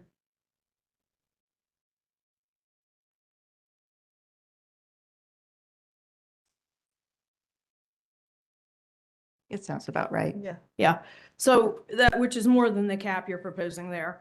So what I notice about, if you turn to page 2 of your direct exhibit 2, unlike the time of use PIM where you're proposing a marketing budget, you're not proposing to put any incremental costs into achieving metric A. Is that correct? We have not proposed any incremental costs associated with metric A. Okay. And then metric B under PBR1 involved encouraging large customer renewable programs. And in rate year 1, you signed up 0 customers to renewable programs. That's right. We did not receive any customer interest to subscribe to those programs. Okay. And so we are proposing to scrap that one, and instead you're proposing that a sharing with ratepayers on sale of clean energy environmental attributes, correct? Yes, with a 50-50 sharing mechanism with the customers. Okay, so right now, and of course, there's some costs associated with that program for selling those clean energy attributes, correct? We are not proposing any incremental costs associated with the metric. But there's already some costs in the program, correct? There might be some non-incremental costs. Okay, and currently, ratepayers, customers get all of the benefit of the sales of that program, but now you're proposing to share that. Well, I think if the participation is 0, they're not getting any benefit. Well, you didn't have that one in rate year 1. A PBR1, that one didn't exist. This is a new one. Okay. So this is an existing program where Ms. Farmer, do you want to describe the Clean Energy Environmental Attributes Program? Sure. So the PIM is to incentivize the company to maximize the sales of the clean energy or the clean energy environmental attributes. So we can provide even more to the customer. So if we're incentivized to sell more, we will share those net proceeds with the customers, 50-50. But you're not proposing to put any more resources behind selling those? Well, we are hoping, well, the intent was to incentivize the company to find creative pathways and different pathways to sell those CS too. So currently, when all the proceeds, all the benefits of that program go to ratepayers, the company's not trying to find creative pathways to sell it? So that is not the case. And this was one that I actually was very much involved in proposing. And so what I wanted is for us to be incentivized to find incremental ways and opportunities, and maybe there aren't any, but potentially there are, if we have the right incentives, creative ways that we haven't thought of yet to monetize more of these CIAs. So we have a lot of resources on our system. If we can find ways to monetize those CIAs and provide benefit to all customers, regardless of whether or not they have renewable goals, that it would lower the cost for all customers, I think that would be a good thing. And we have some precedent on that with we have a bulk power marketing rider where there is an incentive. It's 10% for the utility, 90% for the customers, but it incentivizes us to optimize our what we call off-system sales or excess generation sales. When our system can produce excess energy and sell it into the market at a profit, we're incentivized to do that. And it's a 10%, it's a sharing mechanism. And so that's kind of what I was thinking with this, that, you know, if there are incremental opportunities to monetize more of these CIAs to benefit our customers, that seemed like an area, you know, ripe for an incentive. Okay, but what your testimony is that you don't have any plans right now. You're not planning to put any more resources behind any plans, So if things just maintain the status quo, instead of ratepayers getting the benefit of all those sales, now ratepayers will enjoy the opportunity to share 50-50 with the shareholders. So we said no incremental resources. We do have existing employees that are not considered incremental. And so that's who I would assume would be doing this work. Okay, so turning to the renewable integration PIM, here there was no reward associated with it in rate year 1 of PBR 1, but in rate year 2, when the reward became available, again, the company didn't meet the threshold for receiving an award. The threshold involved interconnecting more than 551 megawatts, and the company only interconnected 67 megawatts. Is that your understanding? You're referring to the utility scale interconnections, metric C? Yes, I am. Yes, that's correct. Okay. And so here you are proposing instead to get a reward just based on building the infrastructure, not whether it interconnects. Is that accurate? I'm sorry, can you repeat that? Sure. It's my understanding that that this one is more geared towards if the company completes the work, not necessarily whether the renewable resource interconnects. I don't think that's the case. I think you might be talking about a provision that was included the last time around too, that if we complete the work and then for some reason the customer withdraws, that you're not penalized. That was present in the last one.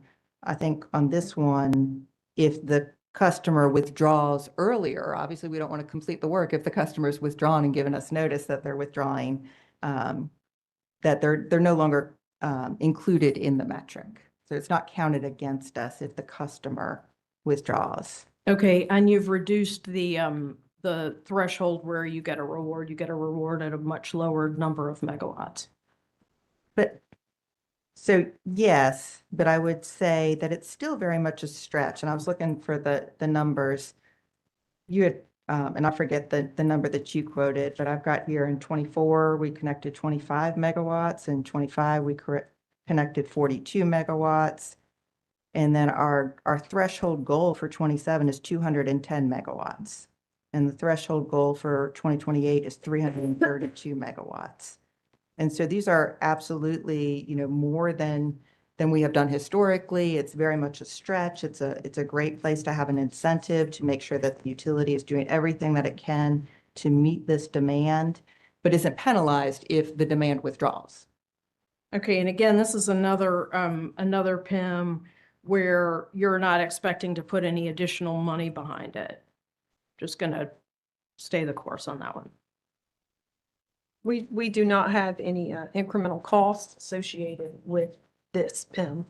But there is all of the cost of that organization that is responsible for this. And I think they've implemented new software programs, and they are absolutely doing everything that they can to get ready for this amount of megawatts that are coming. And so just because there's no incremental cost listed in the exhibit doesn't mean that the company isn't putting resources into it. But again, this is something that the company has a legal obligation to do, to interconnect generation that wishes to interconnect. Yes. An existing legal obligation of the company. But it is a stretch doing it at levels that we've never done before. Okay. All right, and finally, the new PIM that you've proposed for customer service. Now, that one is let's see, that one is under Exhibit 4. And so this one, the performance threshold is 80% of calls answered within 100 seconds by the customer service team, correct? That's correct. Okay. And so let me ask you, and if you achieve that, is that just a if you achieve that, then you get the maximum reward. Is that how that works?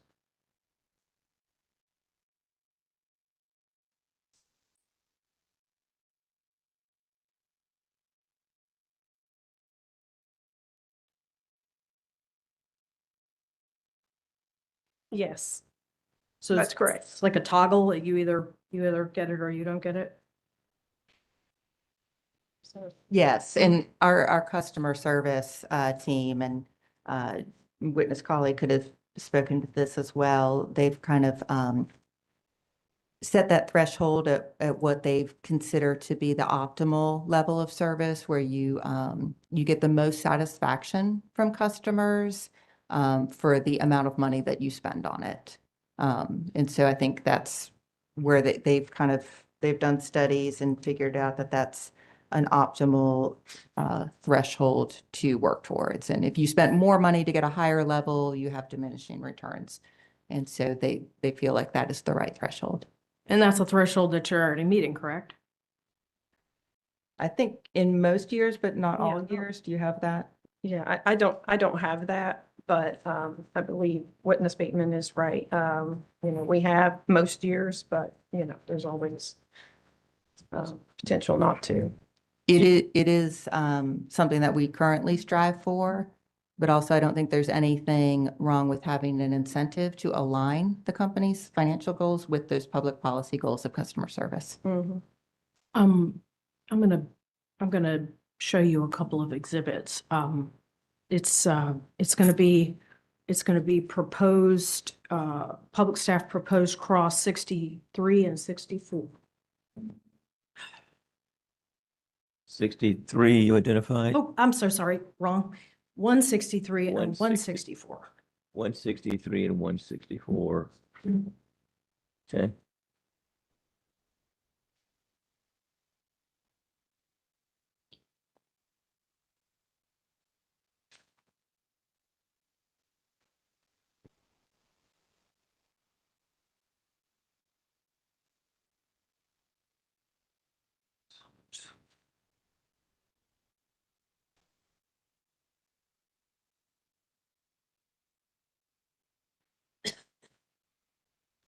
Let me know when you're there.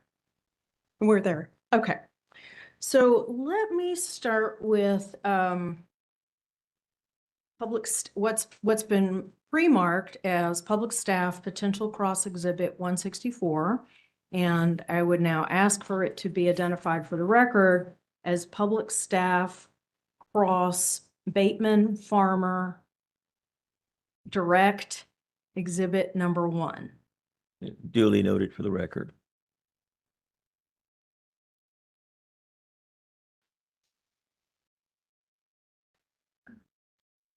Okay, and if you see, this is a data request from the public staff to DEC, and it asks about any quantitative analysis or methodology used to determine the incentive for the PIM.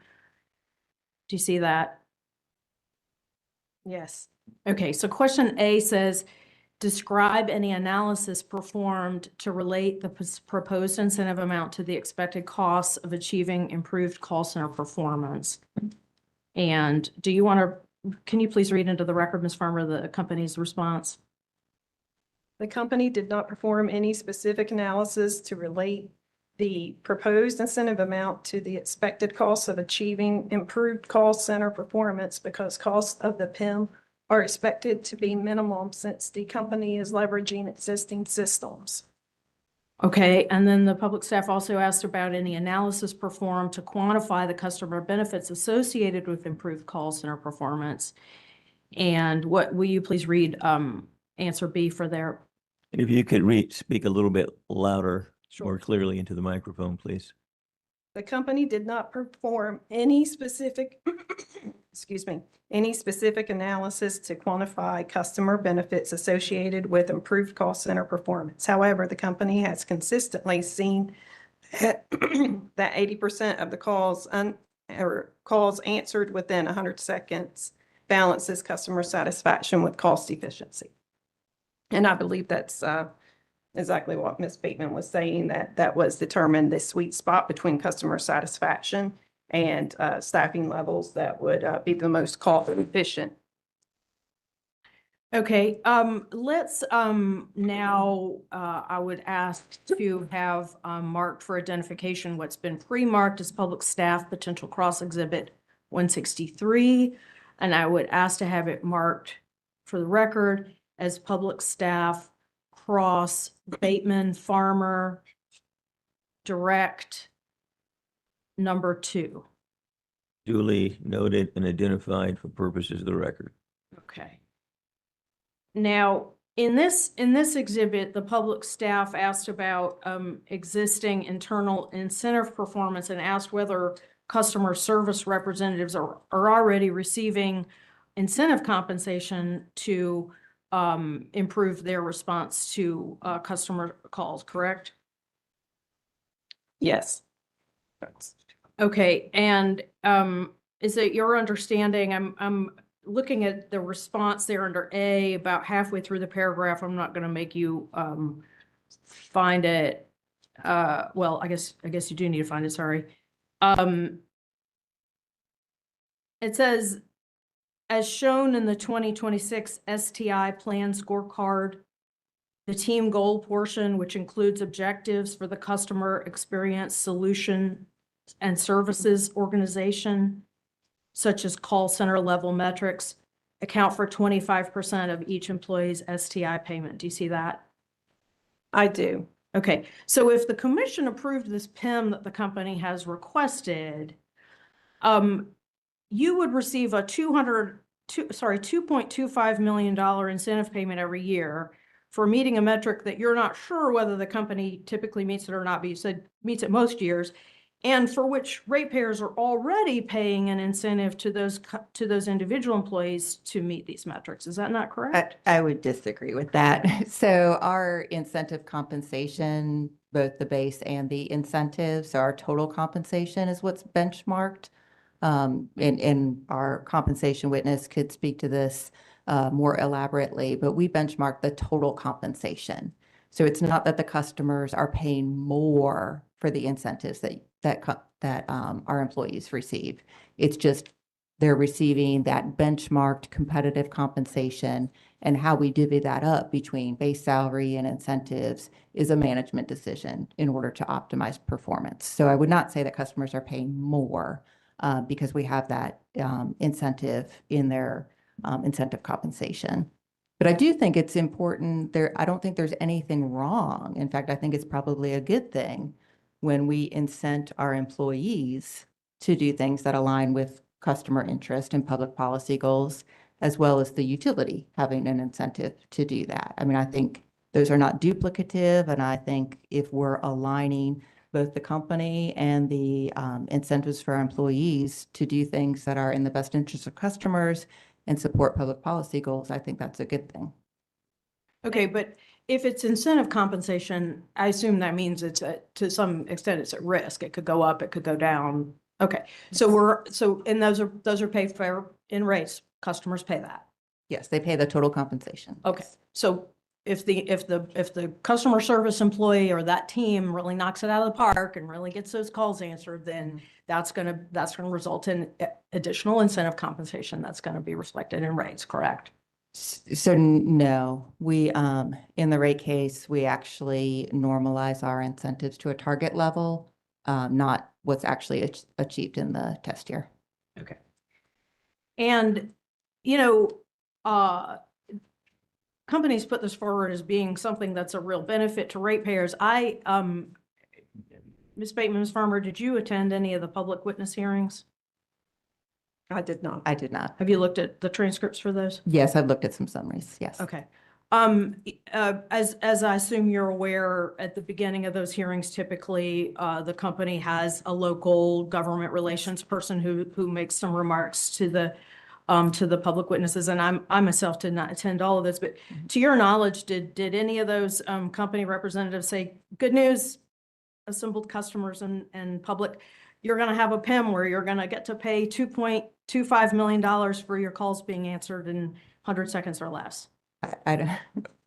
Objection. I don't know that Sounds like that was a Objections hypothetical to- question. Objections sustained. I think it was a rhetorical question. Okay. Okay. So it's suspended. Well, let me ask this, let me ask it this way. Is this something the company, has the company messaged this to customers as good news? There's a customer service PIM where, you know, incentives are going to be paid if we answer your calls timely? I don't think that's even necessary to do. I think we put, in this PIM proposal, we started with what was approved in the last rate case, and we agreed to in settlement with several parties, including the public staff. We started with that. We made some proposed modifications to the existing PIMs, which we've discussed. And then we added one new PIM around customer service and to incent the utility to provide an incentive for achieving what we call the sweet spot of customer service level on this metric. It incents the utility to not cut costs and to continue to achieve this high level of customer service or this optimal level of customer service. And so I don't think it's necessarily something that you talk about at, or that you would advertise. But I think what's more important is that we actually do this, that we meet these metrics, and provide good customer service to our customers. And so I think we put thought into that. We had a stakeholder meeting before filing the case and invited interveners from the last case to provide thoughts on PIMS. And honestly, we got very little feedback. And so I think what we did was very reasonable, given that we didn't get a lot of feedback. We proposed what we had in the last rate case with some modifications and one new PIM. I think that was a very reasonable proposal by the company. And, you know, we're definitely open to discussions and open to input. But what I do have an issue with, and I think what we proposed is a good proposal, is to say, let's throw out the whole PBR because we don't like the PIMs after participating in those feedback sessions and not providing that feedback earlier. Let me, Let me do one thing since we're approaching 3:35. I was trying to find a logical place to break, but it doesn't look like we're going to get to one within the time frame that I thought was reasonable. So I'm going to go ahead and break now. It's now 3:35. We'll come back at 3:45. Attorney Harrod, you can continue your cross-examination at that time. thank you, Presiding Commissioner. I just have one more area to cover. I don't think it'll take. That will be fine. Thank you. We should have taken a break about a half hour earlier. I should have suggested. It's okay.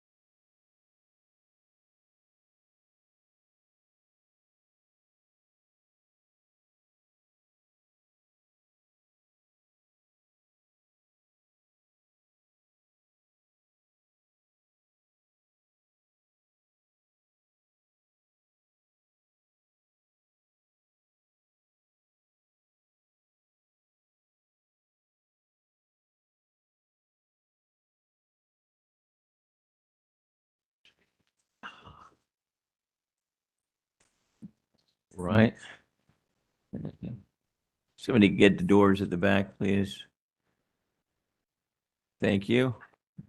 Attorney Harrod, the floor is yours. Thank you, Presiding Commissioner. I'm going to direct the witnesses to the public staff PIM testimony, not the substance of the testimony, but just because it has the chart with the PBR1 reliability penalty tiers. So just for the purpose of having that information about PBR1, it's on page 14 of that testimony.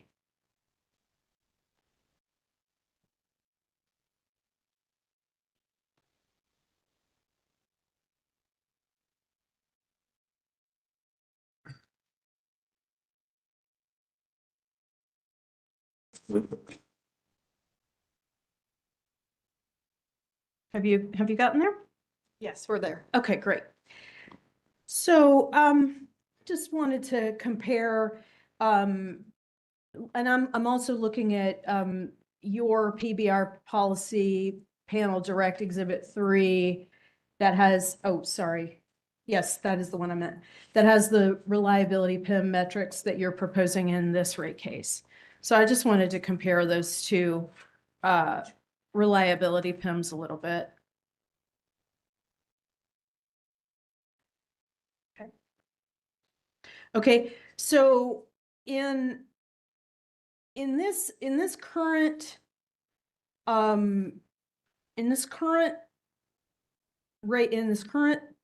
rate case, in this current PBR, the penalty threshold, if you have more episodes, or if your SAIDI is higher than 175, you would get a penalty, correct?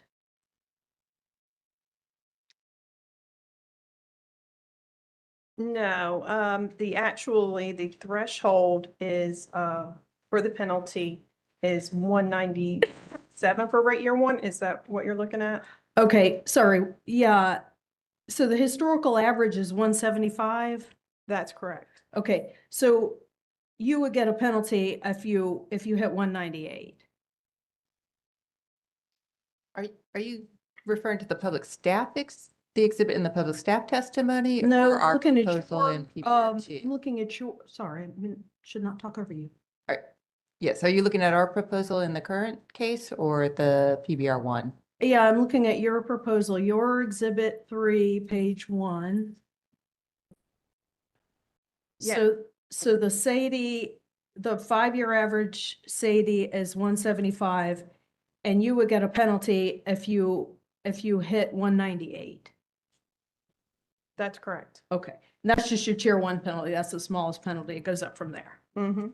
Okay. So,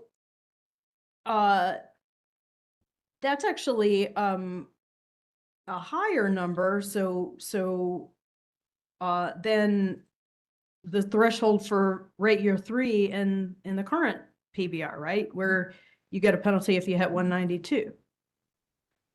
It is, but the thresholds have been updated based on our historical averages from 2021 to 2025 and adjusted for statistical confidence levels and for our system optimizing grid work.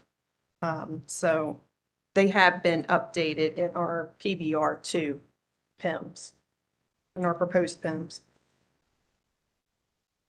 Okay, but regardless of the reason you updated it, you updated it in a way that makes it less likely, or makes the threshold for receiving a penalty higher.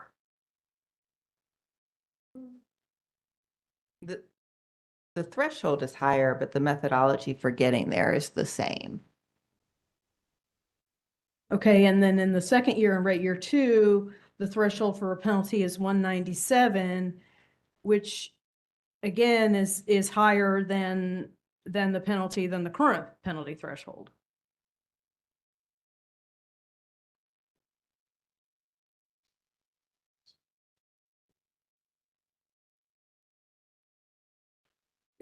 So our rate year 2 in our proposed exhibit 3 is 197 for tier 1 penalty. And you're comparing that to what? The current, sorry, I should have said, So the current tier one penalty for rate year 3 of the current PBR is 192. So again, a lower number. Right, it is a lower number. However, again, we have updated, it wouldn't make sense to have to propose a SADE reliability PIM with the same information that we used in PBR 1. So as Witness Bateman said, we have kept the methodology the same and updated to reflect our current data. And you're also making it a little easier on yourself because you're excluding major event days, which isn't the case in the current PBR 1, isn't that correct? No, we do exclude major event days in PBR 1. Sorry, you're excluding now, you're proposing to exclude force majeure events. We are, go ahead. I wouldn't say we're making it easier on ourselves. We're excluding, I mean, PIMs are supposed to be either solely or primarily within the control of the utility. And so one of the things that we found, if there's a force majeure event, you know, an act of God or something like that, that some extreme weather event that impacts our ability to meet the PIM, that's not solely or primarily within our control. And so we thought that was appropriate. And I think we had looked at other PIMs across the country, and some of them had this language. And so we decided that was an improvement to pull that in. So at the same time that you're raising the threshold at which you could incur a penalty under this PIM, is it not also the case that during the course of this rate case, this 2-year MYRP, that you're proposing to spend literally billions of dollars? I think it's on the order of $3 billion on distribution investments. And so I know Witness Guyton can speak to this in more detail, but we are looking to invest in our distribution system. And some of that investment is going to improve reliability over what it would have been, but they're also facing headwinds that, absent those investments, reliability could become worse. And so I would encourage you to ask him about that tension there and the investments. But it's the same methodology that was used in PBR 1, using that 5-year average, adjusting for when we know we're going to have planned outages or work that's going to be done on the lines, making those adjustments. So same methodology. So you say we're lowering the thresholds. We're employing the same methodology. It just so happens that the results here are slightly lower than rate year 3 in PBR 1. All right, and you're also in the 2 years covered by this MYRP, you're also making substantial investments in transmission as well, something on the order of 1.5 billion. So a total of approximately $4.5 billion of investments in transmission and distribution over this period of time, when you're also raising the level at which you could incur a penalty. I would refer to Witness Abernathy for the exact numbers by function. Okay, that's fair. I don't have any further questions, Presiding Commissioner. Thank you. Duke, redirect? No redirect. Okay. In that case, we do have a few commissioner questions that will come primarily from our staff in terms of points of clarification. I'm sure there'll be some additional questions which we'll have of you as well.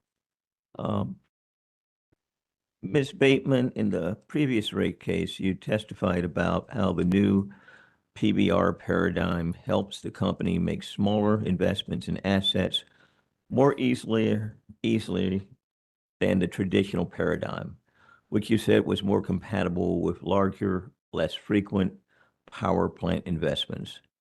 As you reflect on the company's experience with multi-year rate plan 1, how has that experience refined your perspective?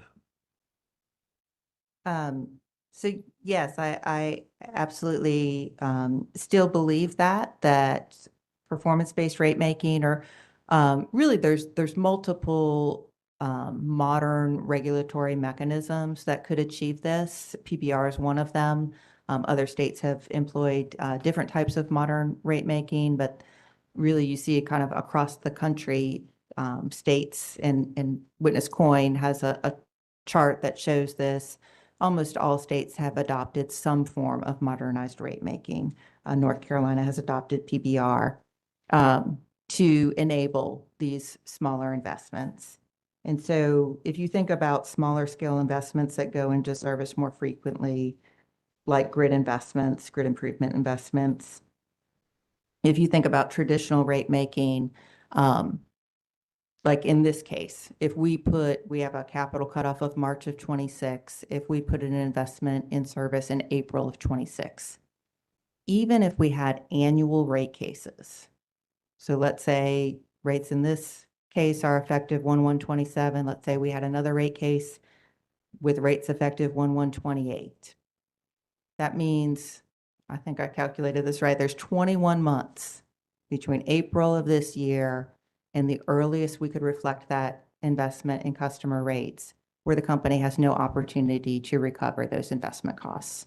And so I know we had talked about this 2 rate cases ago when we were advocating for the deferral for grid investments, that absent a deferral, you would have no opportunity to recover those 21 months worth of costs. And so at the time we were requesting deferral. PBR addresses that. It allows us to put those investments into customer rates when they go in service without that significant regulatory lag. For large central station generation, if you think about that with the traditional rate making, typically it accrues AFUDC over a long construction period. So you're able to recover those financing costs. There's no gap there. Typically you can time your rate case around that large investment going in service. And then typically we have requested, and this commission has frequently approved, a post-in-service deferral that bridges the gap from when the large generation plant goes in service until it can be reflected in customer rates. So you think about that large generation investment, the traditional rate making kind of works for that there's no gap in the recovery of prudently, and it's obviously still subject to prudence and reasonableness. But when you're making smaller, more frequent investments, that traditional model doesn't really work. And so that's why states across the country have adopted modernized rate-making mechanisms. And I do think PBR is a better cost recovery model for those type of investments. Okay, now to follow up on this, Ms. Bateman, could you walk the commission through the framework the company uses to determine whether a particular investment should be included in a multi-year rate plan or recovered through a non-multi-year rate plan cost recovery mechanism? What are the characteristics that make an investment appropriate for inclusion in the multi-year rate plan? Yeah, that's a great question. And I think it's something that is evolving. And so HB 951 says that the investment has to be discrete and identifiable.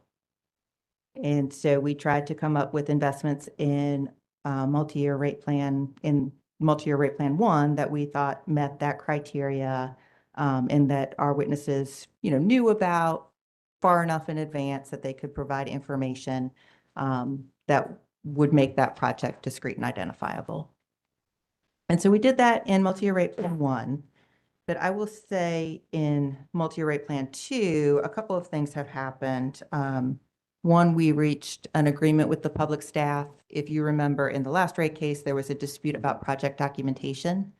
And so since the last rate case, we've worked with the public staff to reach agreement on what kind of project documentation would be provided for the multi-year rate plan projects. And so now a multi-year rate plan project needs to have that level of documentation.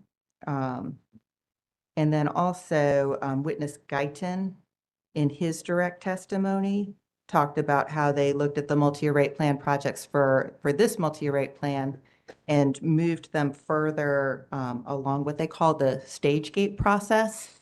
So as we develop projects through the project management process, they call the different stages of that stage gates. And they moved their MYRP2 projects further along. And so those further along stages, they're called initiate and build versus select, which is earlier in the process. And in multi-year rate plan 1, 31% for the distribution projects, 31% were in those initiate or build further along stages. And in multi-year rate plan 2, 63% are in those later, more fully formed stages. For transmission, it was 32% in multi-year rate plan 1, and in multi-year rate plan 2, it's 75%. So they've made a concerted effort to include projects that are much further along, more fully formed in multi-year rate plan 2. And I think, was it Witness Hoff, our nuclear operations witness, he testified that they were prioritizing projects with increased predictability in scope and timing. And so that's I think for multi-year rate plan 2, that's kind of how they prioritize those projects for what would be included in a multi-year rate plan. That it's discrete and identifiable. It's something that's fully formed enough that we feel more confident in those estimates that we're providing, that we've got sufficient project documentation, that the public staff can audit it. But there's always going to be a need to invest capital that we don't know exactly what that is. So we might know that we're going to need to connect new customers, but we don't know exactly where they're going to locate.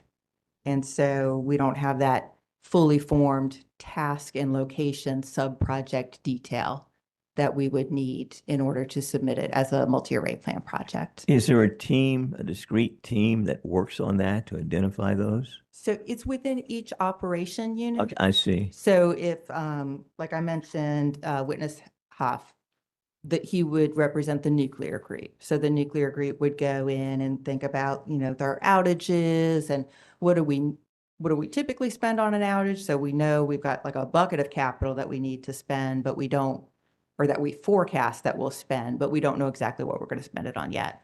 But there might be other projects that we have a more clear line of sight into what those are going to be and what's required.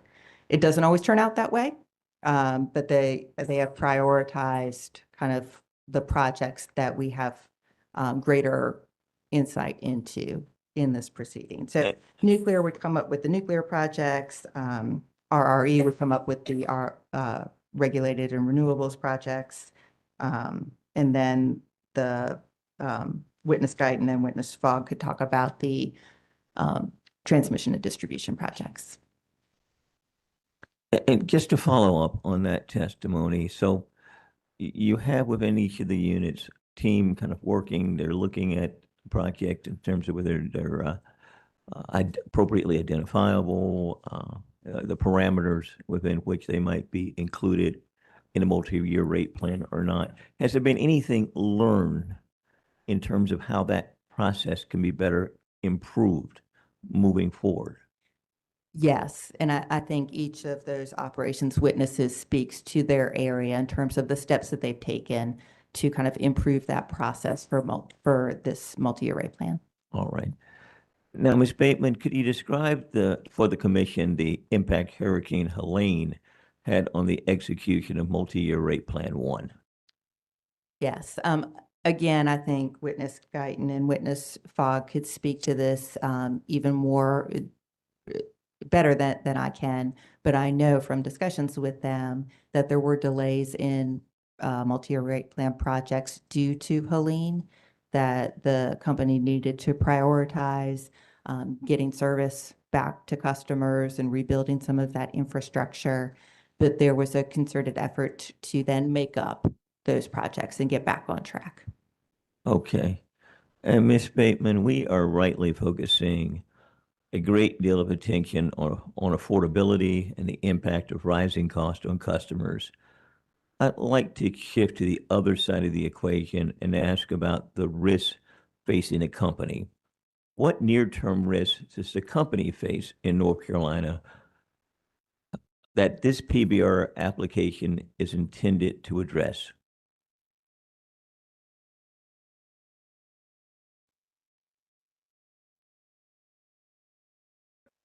That's a good question. I did speak about kind of risk around cost recovery for smaller scale investments. I do think it provides a better opportunity to recover those costs for those type of investments. And it really just puts investments on level footing in terms of cost recovery. So yeah, I think it enables investments. It provides incentives for the company to align the company's incentives with what's in the customer and public policy interests. So I think that's good when you have alignment there. I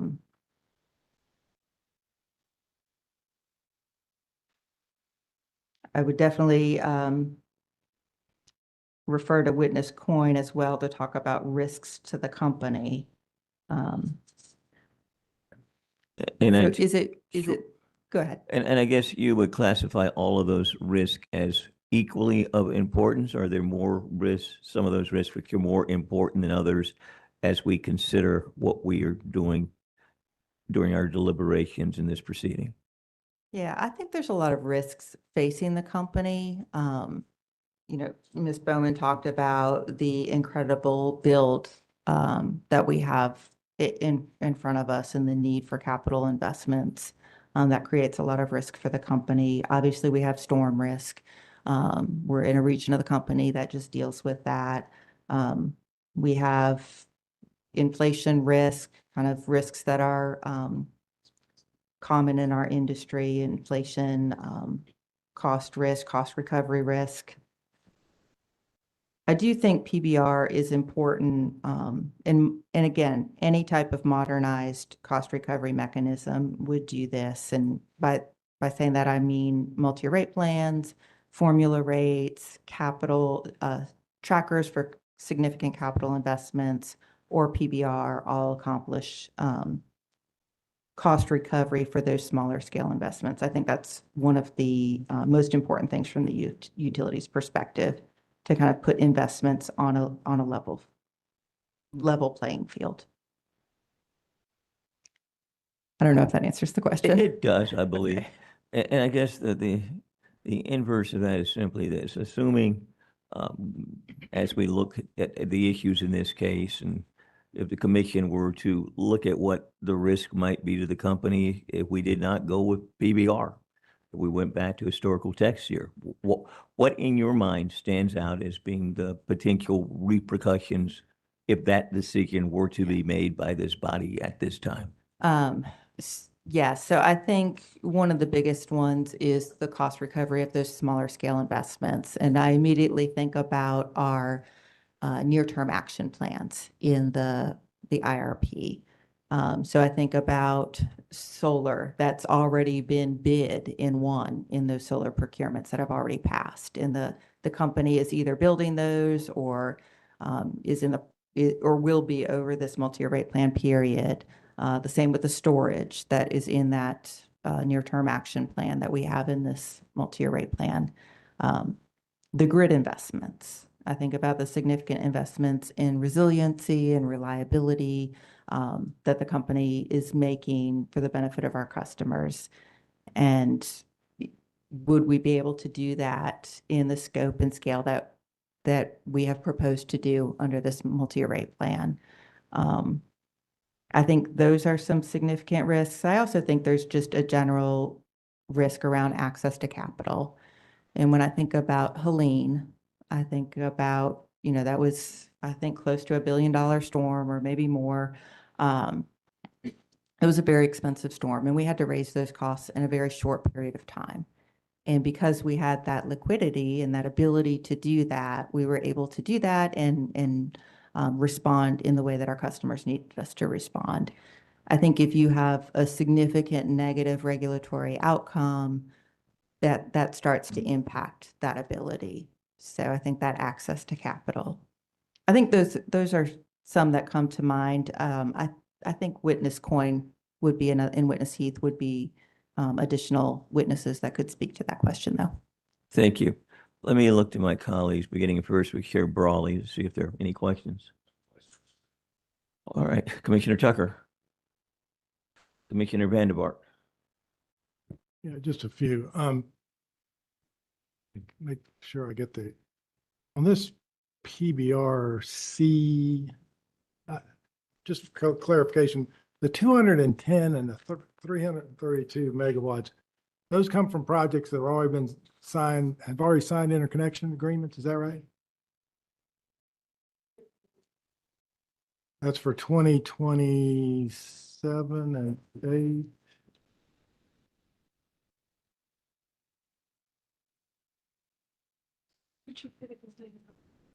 Yes. And there was a discussion about those numbers themselves have been prorated down by 95% because what, you're 95% confident those are going to go through? I think that's correct. Yes. And so are we incentivizing something that you're already confident to a 95% level that are going to happen? So I wouldn't say it quite like that. I think the 95% is whether or not those developers are going to continue through. What we're incentivizing us is for us not to be the reason for a delay, that we do everything that we can to connect the developers that show up without any delay. And again, these are numbers that are higher than we've ever done before.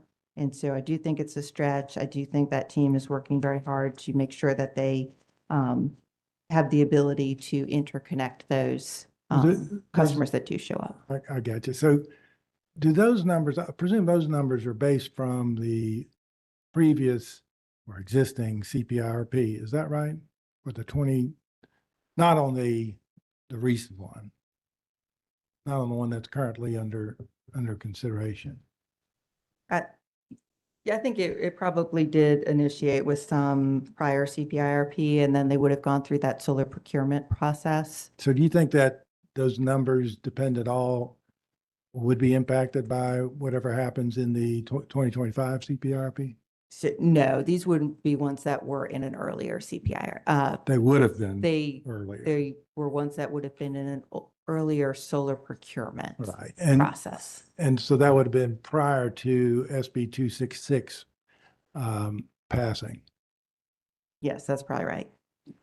Okay, let me go to something else. And this is another, I barely kept up. On your, we're just going back to your electrification, EV electrification discussion. And I think I understood what you were saying about by decoupling it, you're going to be able to incentivize the company because you're going to make more on more load. Yes. And I guess my question is, the statute actually refers to beneficial electrification. And so you're not saying that any electrification is beneficial, because I mean, when people, if you're going to be incentivized to selling more power, it might matter when that power is being consumed, right? And so there might be a downside that might argue against that being, all of it being beneficial. I would agree with that. I think we typically think about electric vehicles or residential electric vehicles being charged overnight. And so if that's the case, that would be beneficial if they're charged overnight. Is it? Is it? I mean, is that a good time for us to be consuming? I know in some areas, you're trying to incentivize people to use electricity during the day now. I guess my question is, your incentive is pretty one way. More electricity that you sell, you're seeking some incentive. And I guess I'm saying your charge is really that it's beneficial. So I don't know, you don't have any kind of a governor on that distinction. So it is just for electric vehicle charging. And I think what we've seen is that electric vehicles typically for residential customers charge overnight, and that is an optimal time to charge for efficient use of the system. Well, I'm not sure that's true, but so my point though is all electrification for EV is beneficial in your that's your position, seeking this incentive because you're seeking that under D2G of statute. Okay. Yes. Thank you very much. Commissioner Gaida. Yes, thank you, Presiding Commissioner. So two questions. One, on page 37 of your direct testimony, if you want to look there, you discuss time differentiated and dynamic rate enrollment. And I'm just looking line 7 through 17, where you just kind of discuss the nature of the enrollment, setting the targets, et cetera.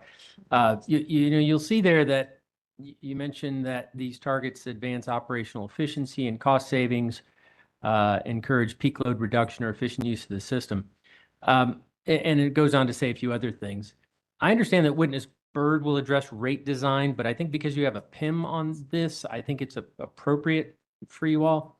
What I wanted to ask was, if these types of rates advance these things, I would think the company would aggressively pursue customer adoption of these types of rates. So I guess my question is, has the company performed any sort of, for lack of a better term, cost benefit analyses on the effectiveness of aggressive or widespread adoption of time differentiated or dynamic rate enrollments? I think it is a little bit of a balancing act, because you want to have customer choice, customer options, and we have not made a decision to make, I know some states make time of use the default.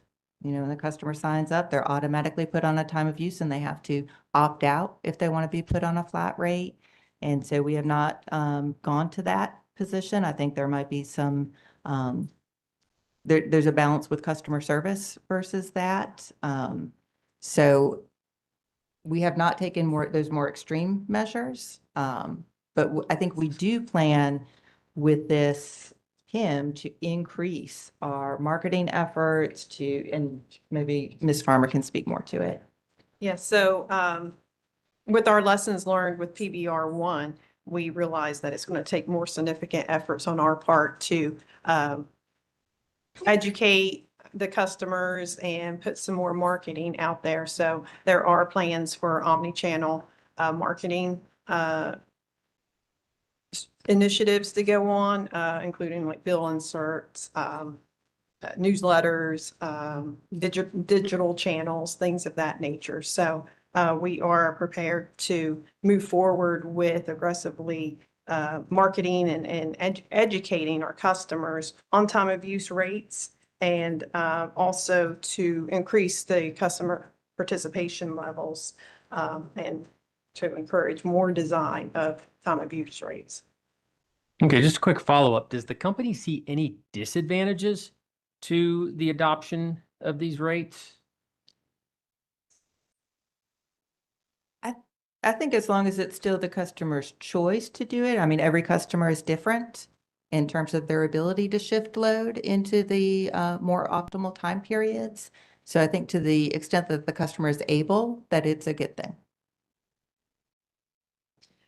And I'll just add to that as well that, shifting load off of peak hours and doing the peak load reductions is part of this as well, to kind of do beneficial load shaping and also carbon reductions as well. Okay, thanks. Just one more question. On the reliability PIM, I think it's Exhibit 3 of your testimony. You stated that you're additionally excluding force majeure events from SAIDI metrics beyond MED exclusions. That was a change from the last version of this. My understanding is that MEDs major event days are determined statistically to address scenarios where the company's outage response capability is overwhelmed. And hence, I would expect MEDs to naturally be triggered by force majeure events as they're described in the PIM in your testimony. Can you say a little more about this? I know that Witness Guyton will probably get into this, but in the unlikely event that a force majeure event did not overwhelm your outage response, then why would it be excluded? Yes. So, and you're right, Witness Guyton Tim can speak to this better than me, but what I understand is one example was with Hurricane Helene. And so obviously when it happened, it was MED days. But what our operations folks found is that after the event, after the MED days had passed, the ground was so saturated that they were finding healthy trees, ones that you wouldn't normally trim or remove, were falling and landing on lines. And so it was something that they identified and they worked to try to fix it. But that was something that was caused by Helene. But the issue was not during the MED days.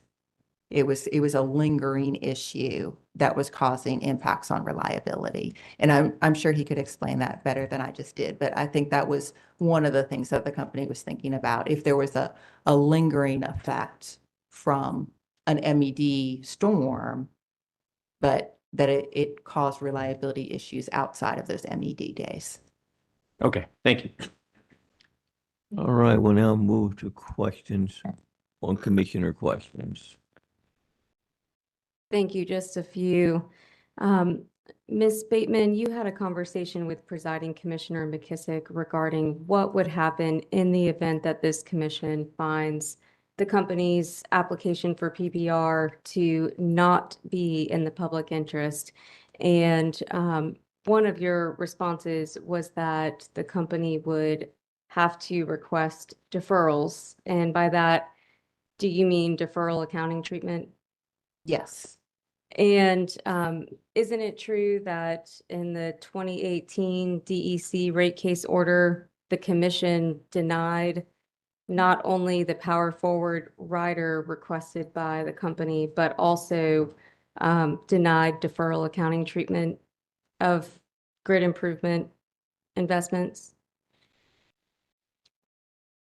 So the 2018 order, that was probably the case before the case where it was approved. So I'm asking about the 2018 rate case order. Not the grid improvement plan, but power forward. So I was the witness on the DEP case in those cases. So I don't remember all of the details for that earlier case.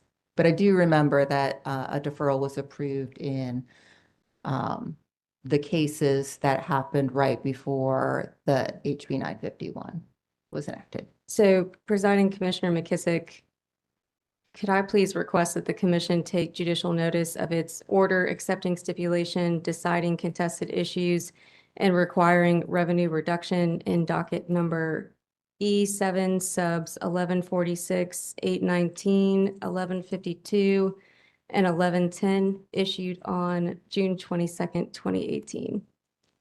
For purposes of the record, judicial notice is provided and granted related to that specific citation you provided. Thank you.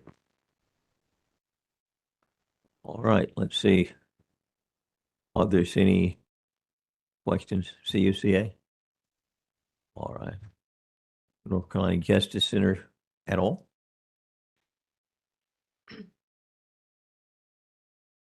Yes, just a few. Thanks, presiding Commissioner McKissick. And these questions relate to Commissioner Gaida's question related to Sure. cost benefit And analysis. if you could pull your microphone Yes. down some, yeah, that's good, Okay, yeah. thank you. These questions relate to Commissioner Gaida's question about cost benefit analysis of the PIMs. DEC has not filed any analyses or forecasts projecting whether and to what extent the modifications to the PIM incentives and penalties will improve utility performance, correct? No. What filed analyses or forecasts did DEC provide showing to the extent to which these modifications would improve performance? I don't think we're forecasting improvement. I think it's an incentive to incent improvement or to incent certain outcomes. And can you point me to what analysis DEC filed to support the proposed modifications to the PIMS? I think that's found in our testimony.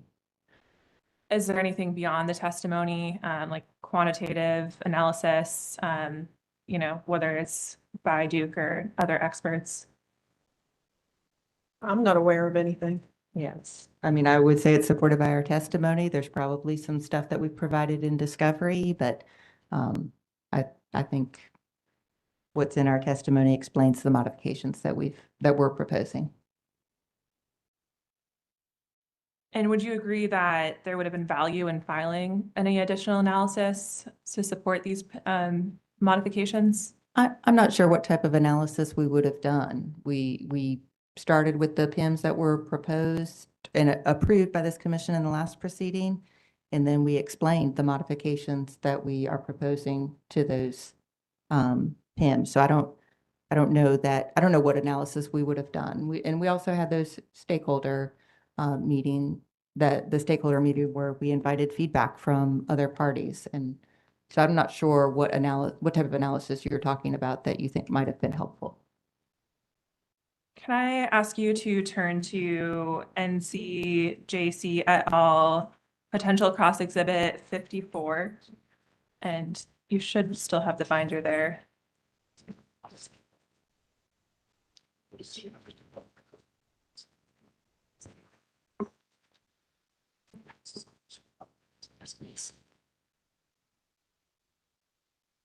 Presiding Commissioner McKissick, Yes. if we could just get clarity on what specific commissioner question that this particular question is related to. Yes, this is related to Commissioner Gaida's question related to cost benefit analysis of the PIMs, specifically the time of use PIM, but Okay, that's fine. You may proceed.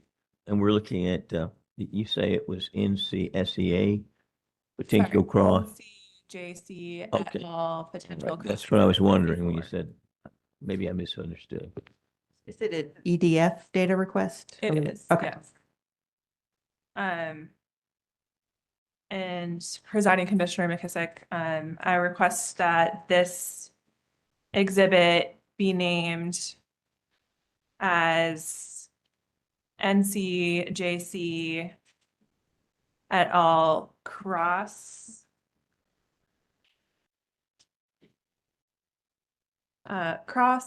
PBR policy panel direct exhibit 2. Oh, and It's- let me add the names in there as Yeah, well. you would need, go ahead. And Farmer. That would be Apologies. correct. Yes. Now we got it 100%. Thank you. It's been marked and identified. You can move its entry when you conclude your testimony. Or conclude your cross-examination, I should say. Thank you. Mhm. And can I turn so do you recognize this to be EDF data request to Duke Energy Carolinas? Yes. And looking at this request 2-16 question E. There you are, EDF is asking for DC to provide a rationale for switching the incentive to a basis on maximizing clean energy environmental attributes, CEEA sales. And the response to question E is to please refer to the direct testimony of Laura Bateman and Renee Farmer. Is that a fair depiction? Yes. So is it fair to say when asked to provide additional support for the rationale beyond what's in your testimony in data requests that the panel did not provide additional analysis, such as a cost benefit? The question asked for the rationale, and we believe that we explained that in our direct testimony. So that was the response. Thank you. No further questions. And Presiding Commissioner McKissick, I would now request to move into the record NCJC et al. Cross PBR policy panel, Bateman and Farmer direct Exhibit 2. Without objection, your motion's allowed. Thank you. Okay.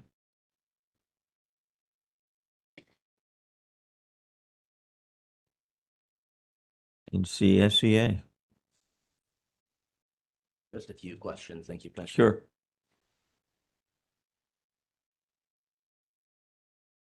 Afternoon. So in response, or Ethan Blumenthal on behalf of NCSEA, thank you. In response to Commissioner McKissick's question regarding risks, if the commission were to deny the MYRP application and defer to standard rate making, you cited storm cost recovery as a potential risk. Is that correct? Or you recall that? So if that's what I said, I probably need to clarify that what I meant is that is a risk that the company faces overall, but not necessarily whether or not the commission approves or rejects a PBR application. Thank you. I'm sure I misstated that a little bit. Thank you No, for I clarifying. might have misstated. Are you familiar with the company's utilization of storm cost securitization? Yes.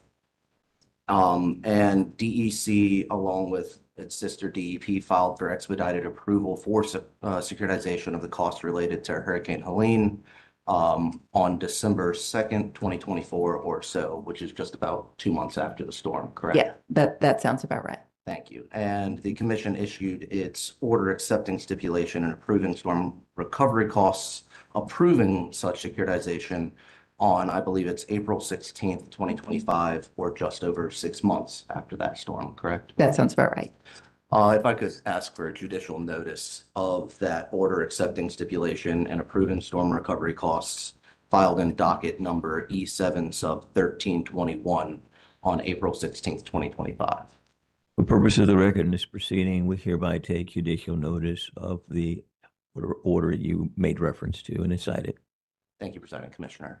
And then finally, this just over 6 month turnaround would fall within the usual term utilized under standard rate making, correct? I'm not sure what you mean by that. The period of time upon which the a standard rate case would cover as far as being able to come back in and ask for a subsequent rate case. I think the securitization was expedited by this commission, which we very much appreciate. But if you're trying to say that because we were able to pursue securitization, that eliminates all storm cost risk, I would disagree with that. I mean, one, the company faces the risk in our actual response. We need to respond and restore power, and that is extremely challenging. And there's a lot of operational risk with that. And then in terms of cost recovery, I think I might have said this in the securitization docket, that we're one of the only utilities that in our earnings call that quarter had to talk about how we had negative earnings impacts from Hurricane Helene due to some of our inability to recover storm costs in North Carolina. And then in addition, the securitization proceeding that you referenced was contested. We were able to reach a settlement agreement, but contested proceedings have risk. And so to say that somehow we don't have storm risk because we have the ability to take advantage of securitization and have that available to us in this commission did approve an expedited recovery in that instance. It doesn't eliminate all risk. Thank you. No further questions. Thank you. We'll now proceed to Walmart. Yeah, just very briefly. Can I trade it, please?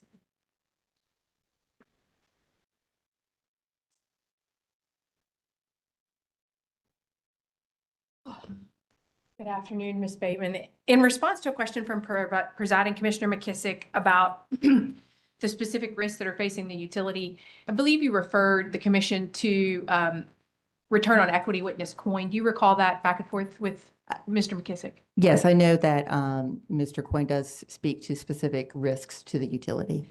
And just to confirm, Mr. Coyne is a retained expert that is not an employee of Duke Energy Carolinas. That's correct. And am I correct that he was not your return on equity witness in the last rate case? I think he was a witness in the last rate case. So has he been continuously employed by the company since the last rate case? No, we hire him as an expert witness for this rate case. We hired him for South Carolina, but he's not like we hire him for specific rate cases. And so As far as I'm concerned, but yes. now that you say that, it's possible that with all of our different jurisdictions, it's possible we've continuously been in rate cases since the last rate case. And, but as an outside witness, help me understand, why would you Presiding have Commissioner, because Yes. I'm struggling to understand the connection of this line of questions to anything that a commissioner asked about. Well, Mr. Durack, I specifically identified the question that Presiding Commissioner McKissick asked that is the basis for my questions, which was specifically his question to Ms. Bateman about the risks that the company was facing and her response to that question, which was that she referred Mr. McKissick, Commissioner McKissick, to company witness Coyne. So I'm attempting to understand the reason that she would refer the commissioner to a outside third party rather than her own knowledge of the company's risks as a long-term employee of DEC. I'm going to overrule the objection. You can proceed, but, make sure it's limited. I believe it was, and I believe it was specifically limited, so I appreciate the ruling, Your Honor. Sure.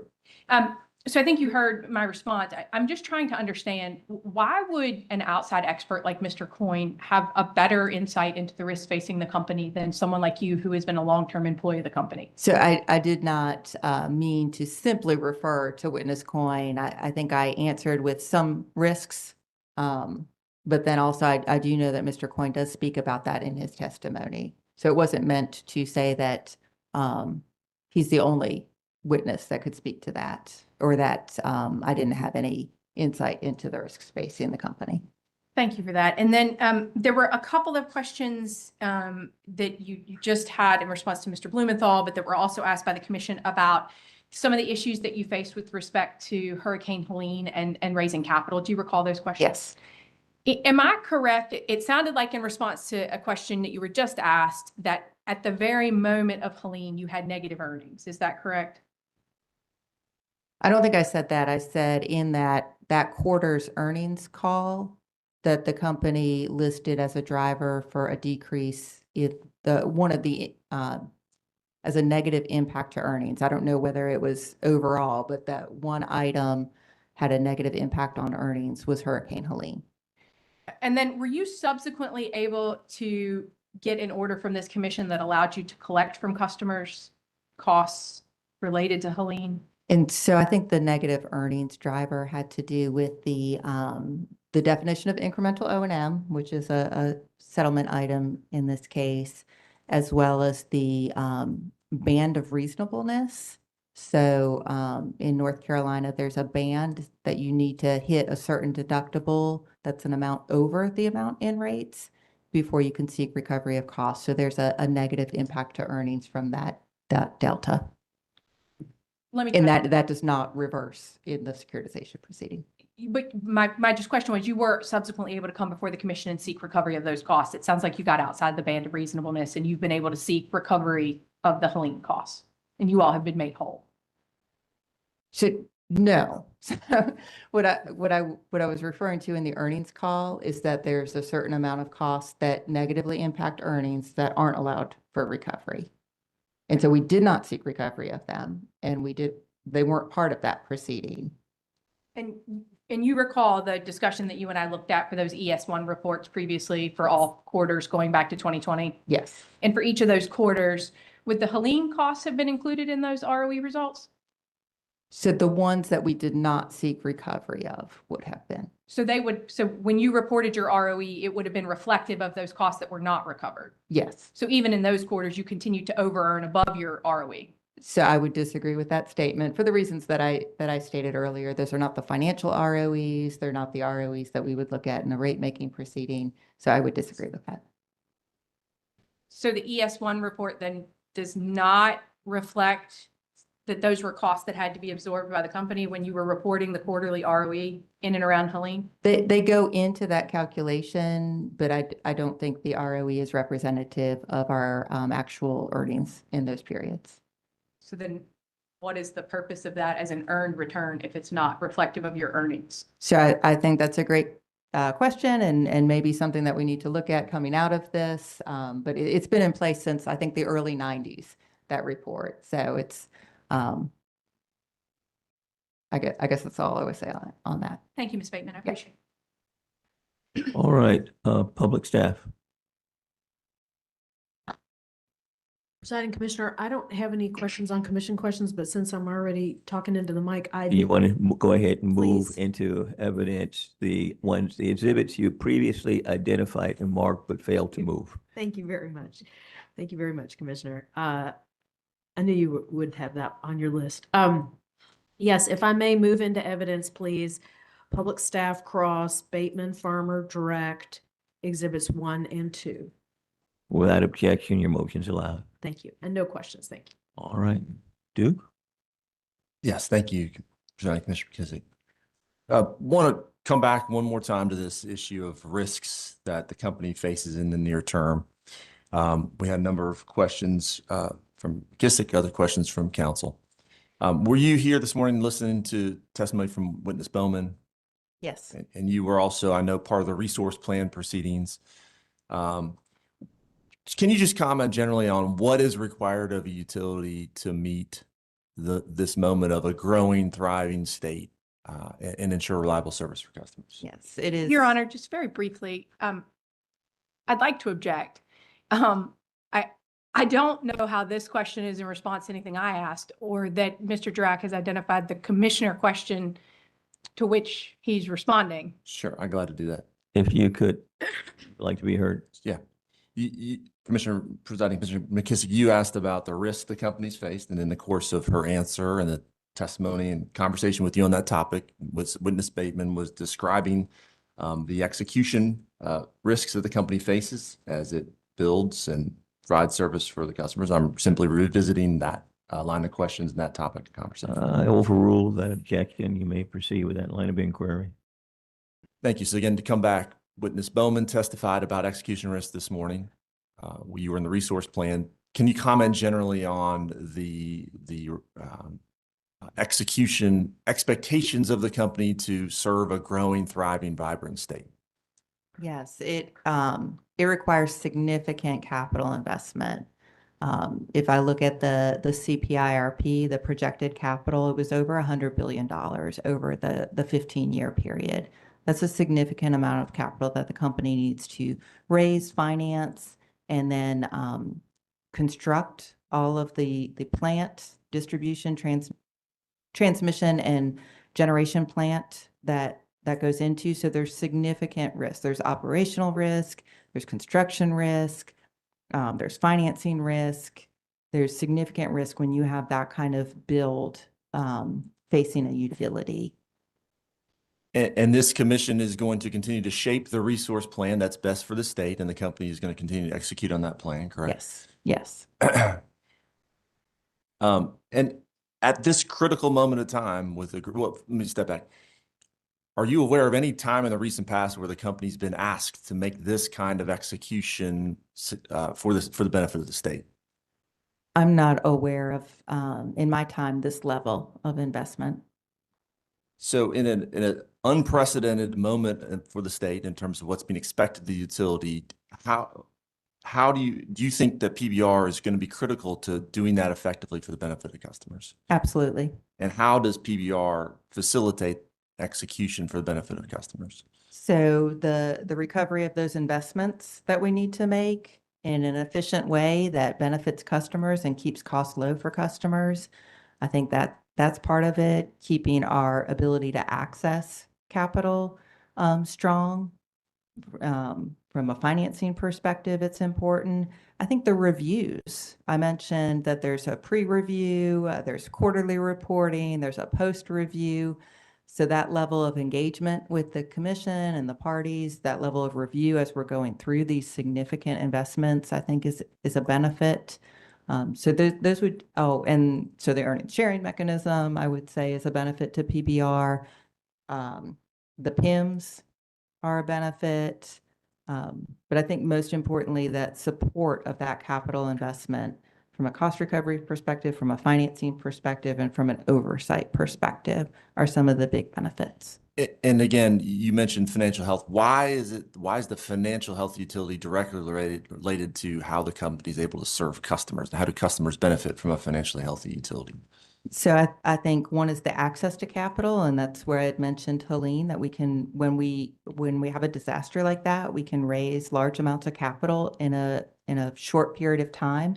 We can do that because we have strong credit rating, strong credit metrics.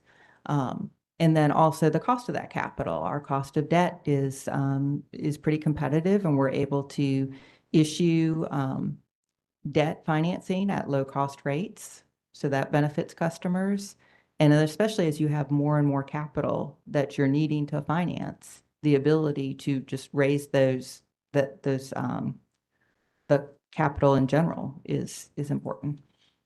And the sort of flip side of that question was also asked of you, which is what are the risks of going back to traditional rate making?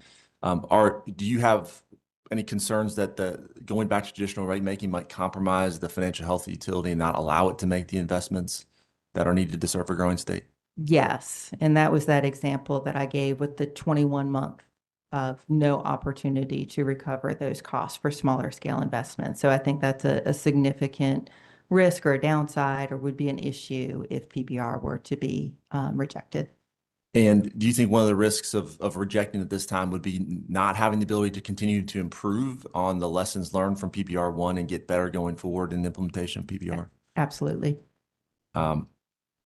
And you mentioned it just a minute ago, but if you could just reiterate again, what are some of the tools, oversight, transparency that go away without the benefit of performance-based rate making? Yeah. So we've talked about some of them, the ability to make those smaller scale investments. And there's a substantial amount of investment that the utility is going to have to make over the next several years. So it facilitates cost recovery of that in a way that keeps costs low for customers. And I'm thinking particularly about rate case costs, because otherwise you would have frequent rate cases, deferral costs. So there's financing costs if you have additional financing costs if you have deferrals. There's additional oversight with PBR, the ability to review the projects ahead of time, and then the quarterly reporting on those projects. And then they're still subject to a post-implementation review in a rate case. So that significant increase in oversight and reporting. And the technical conference is another touch point where there's increased transparency on projects. There's the cap of rate increases on rate years 2 and 3, if applicable, an earnings sharing mechanism that provides for a reach back of earnings sharing, and we've never had that before. It's always been if you are over earning, the commission could call us in for a rate case to change rates going forward. But the earnings sharing mechanism is the first time that there's a reach back to those over earnings to share with customers. And that is available under PBR. The PIMs, we've mentioned the PIMs, and we are walking before running, but I do think we've seen some good progress with our time of use PIM, and then the reliability I think is an effective PIM, and we've proposed some modifications to the other, and our others are hoping to see improvement there. I think those are some of the main ones. Thank you. And oh, can I mention decoupling too? course, yeah. Just because it's been such a hot summer, I do think that it decouples the utilities earnings from the amount of kilowatt hours that per customer that they're using. And so in a hot summer like this, when they're using a lot of kilowatt hours under traditional rate making, the company keeps that margin, that additional margin. But under decoupling, we give it back to customers through the decoupling rider. Thank you. And just one final question. With all that background and all the benefits of PBR that you've explained, all the drawbacks and risks that come with moving back to traditional rate making, is it your expert opinion that the PBR proposed by the company in this case is in the public interest? Yes. Okay. Thank you. I have no further questions at this time. All right, very good. Thank you. This panel at this point in time you will be coming back on rebuttal, so you will remain under oath.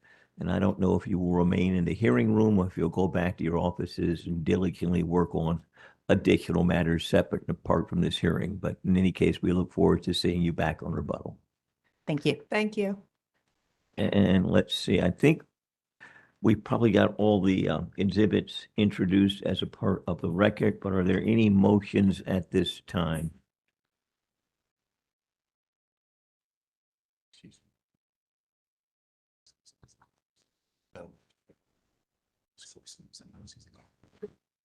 We have one procedural matter, if we could. Yes. We have one of our witnesses, Melissa Culbreth, who all the parties have agreed to waive cross-examination. So pending the commission's confirmation, we would move to excuse her from appearing at the Okay, we hearing. will take that under advisement. In fact, I will look to my colleagues now. I believe there have been 3 witnesses which have been identified previously during the day as persons who would like to be excused. Is there any commissioner who has questions of any of those witnesses? Yes. Sure. On this subject, CUCA also filed a motion this afternoon for witness Sean McLaughlin. And just wanted to alert you that that was before you as well. All right. What we will do in the morning is confirm that there's no questions from commissioners on about any questions that would be directed to the witnesses that have been moved to be excused, and assuming there are none, each of those persons will be excused. Thank you very much. And with that said, it's now 4:55, which seems to be a reasonably good stopping point for today. So we will resume in the morning at 9:30 a.m. And we will go off the record at this time and stand in recess till tomorrow morning at 9:30 a.m. If there are any other motions that need to be made at that time by any party procedurally before we begin deliberations that day, please be prepared to make those motions at that appropriate time. Thank you. Have a good day.